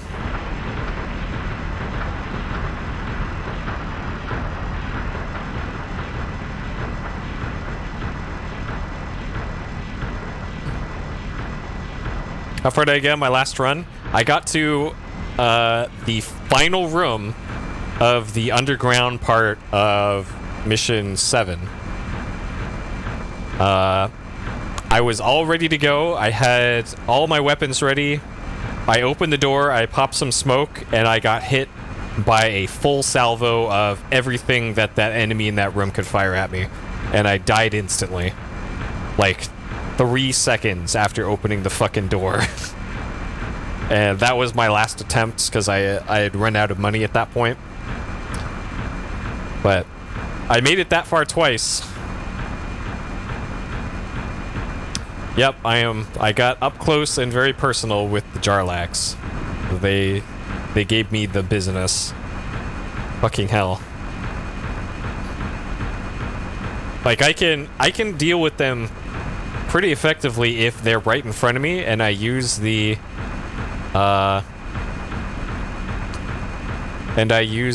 melee, the torch, plasma torch.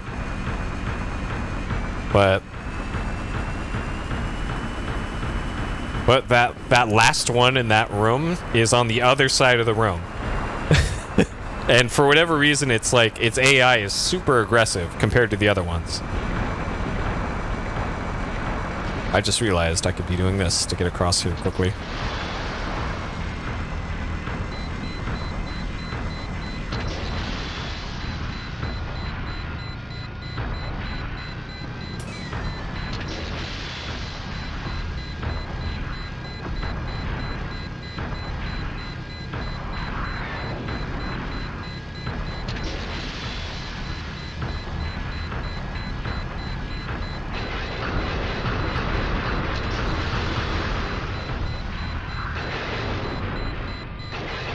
Alright, come on. I'm hitting that jump button. What is... Okay. Man. I just got hit by a whole bunch of artillery all at once.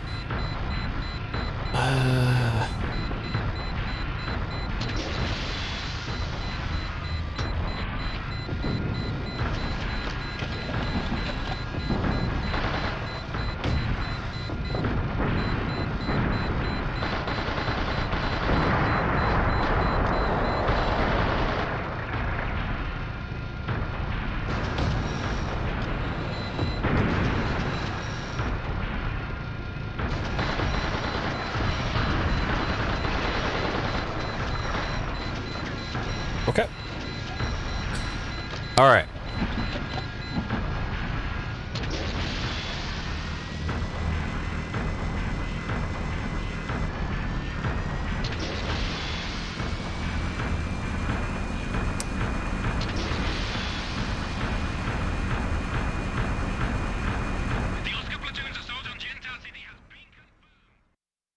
Oh man. Okay. I am not sure I want to attempt that fucking boat mission again. Oh, this late into the stream because I got a headache. All right, 21k though, supply points. So we'll tackle that one next time. Again, this is like the 4th fucking time having to do this.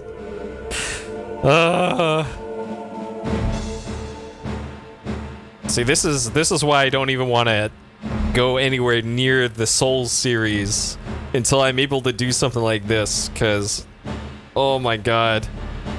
If this is tilting me, then good lord. But at least with the Souls games, they don't delete your fucking save. Like, man. This is worse somehow. Holy shit. Okay. Alright. We'll call that just about there then. Okay. Cut that timer. Alright. So yeah, that'll do it for tonight. Of all that. Oh man. So yeah, we're already 10 fucking hours, 10 and a half hours into this. And I've only been able to beat like a fourth of the game. Not even. Well, I guess it is a fourth. A fourth of the game. And then we have to keep doing it all over again. Oh, I should make a poll for like what you think the final length of this playthrough will be.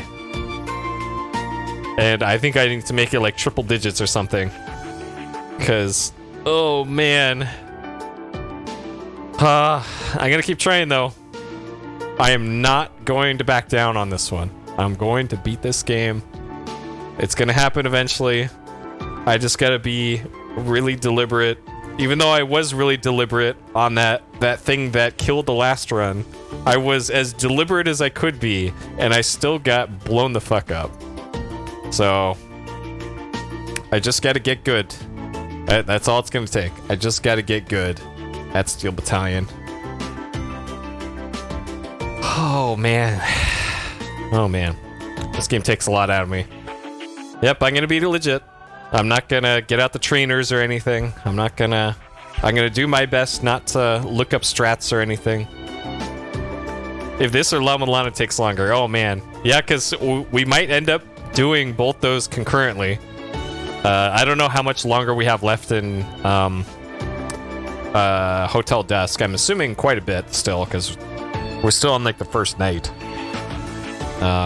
So yeah, I'm assuming I have plenty of that left. And speaking of that, the next stream, it'll be likely more Vanguard Bandits, and then probably Hotel Dusk.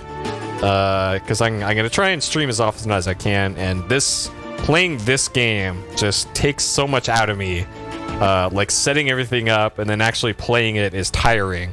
Like this game is actually tiring to play, even though I'm just sitting here in this uncomfortable chair hitting pedals, and sometimes I don't even have to touch the controller. Like, this is a stressful game, mentally and physically, which I wouldn't have really guessed, but oh man.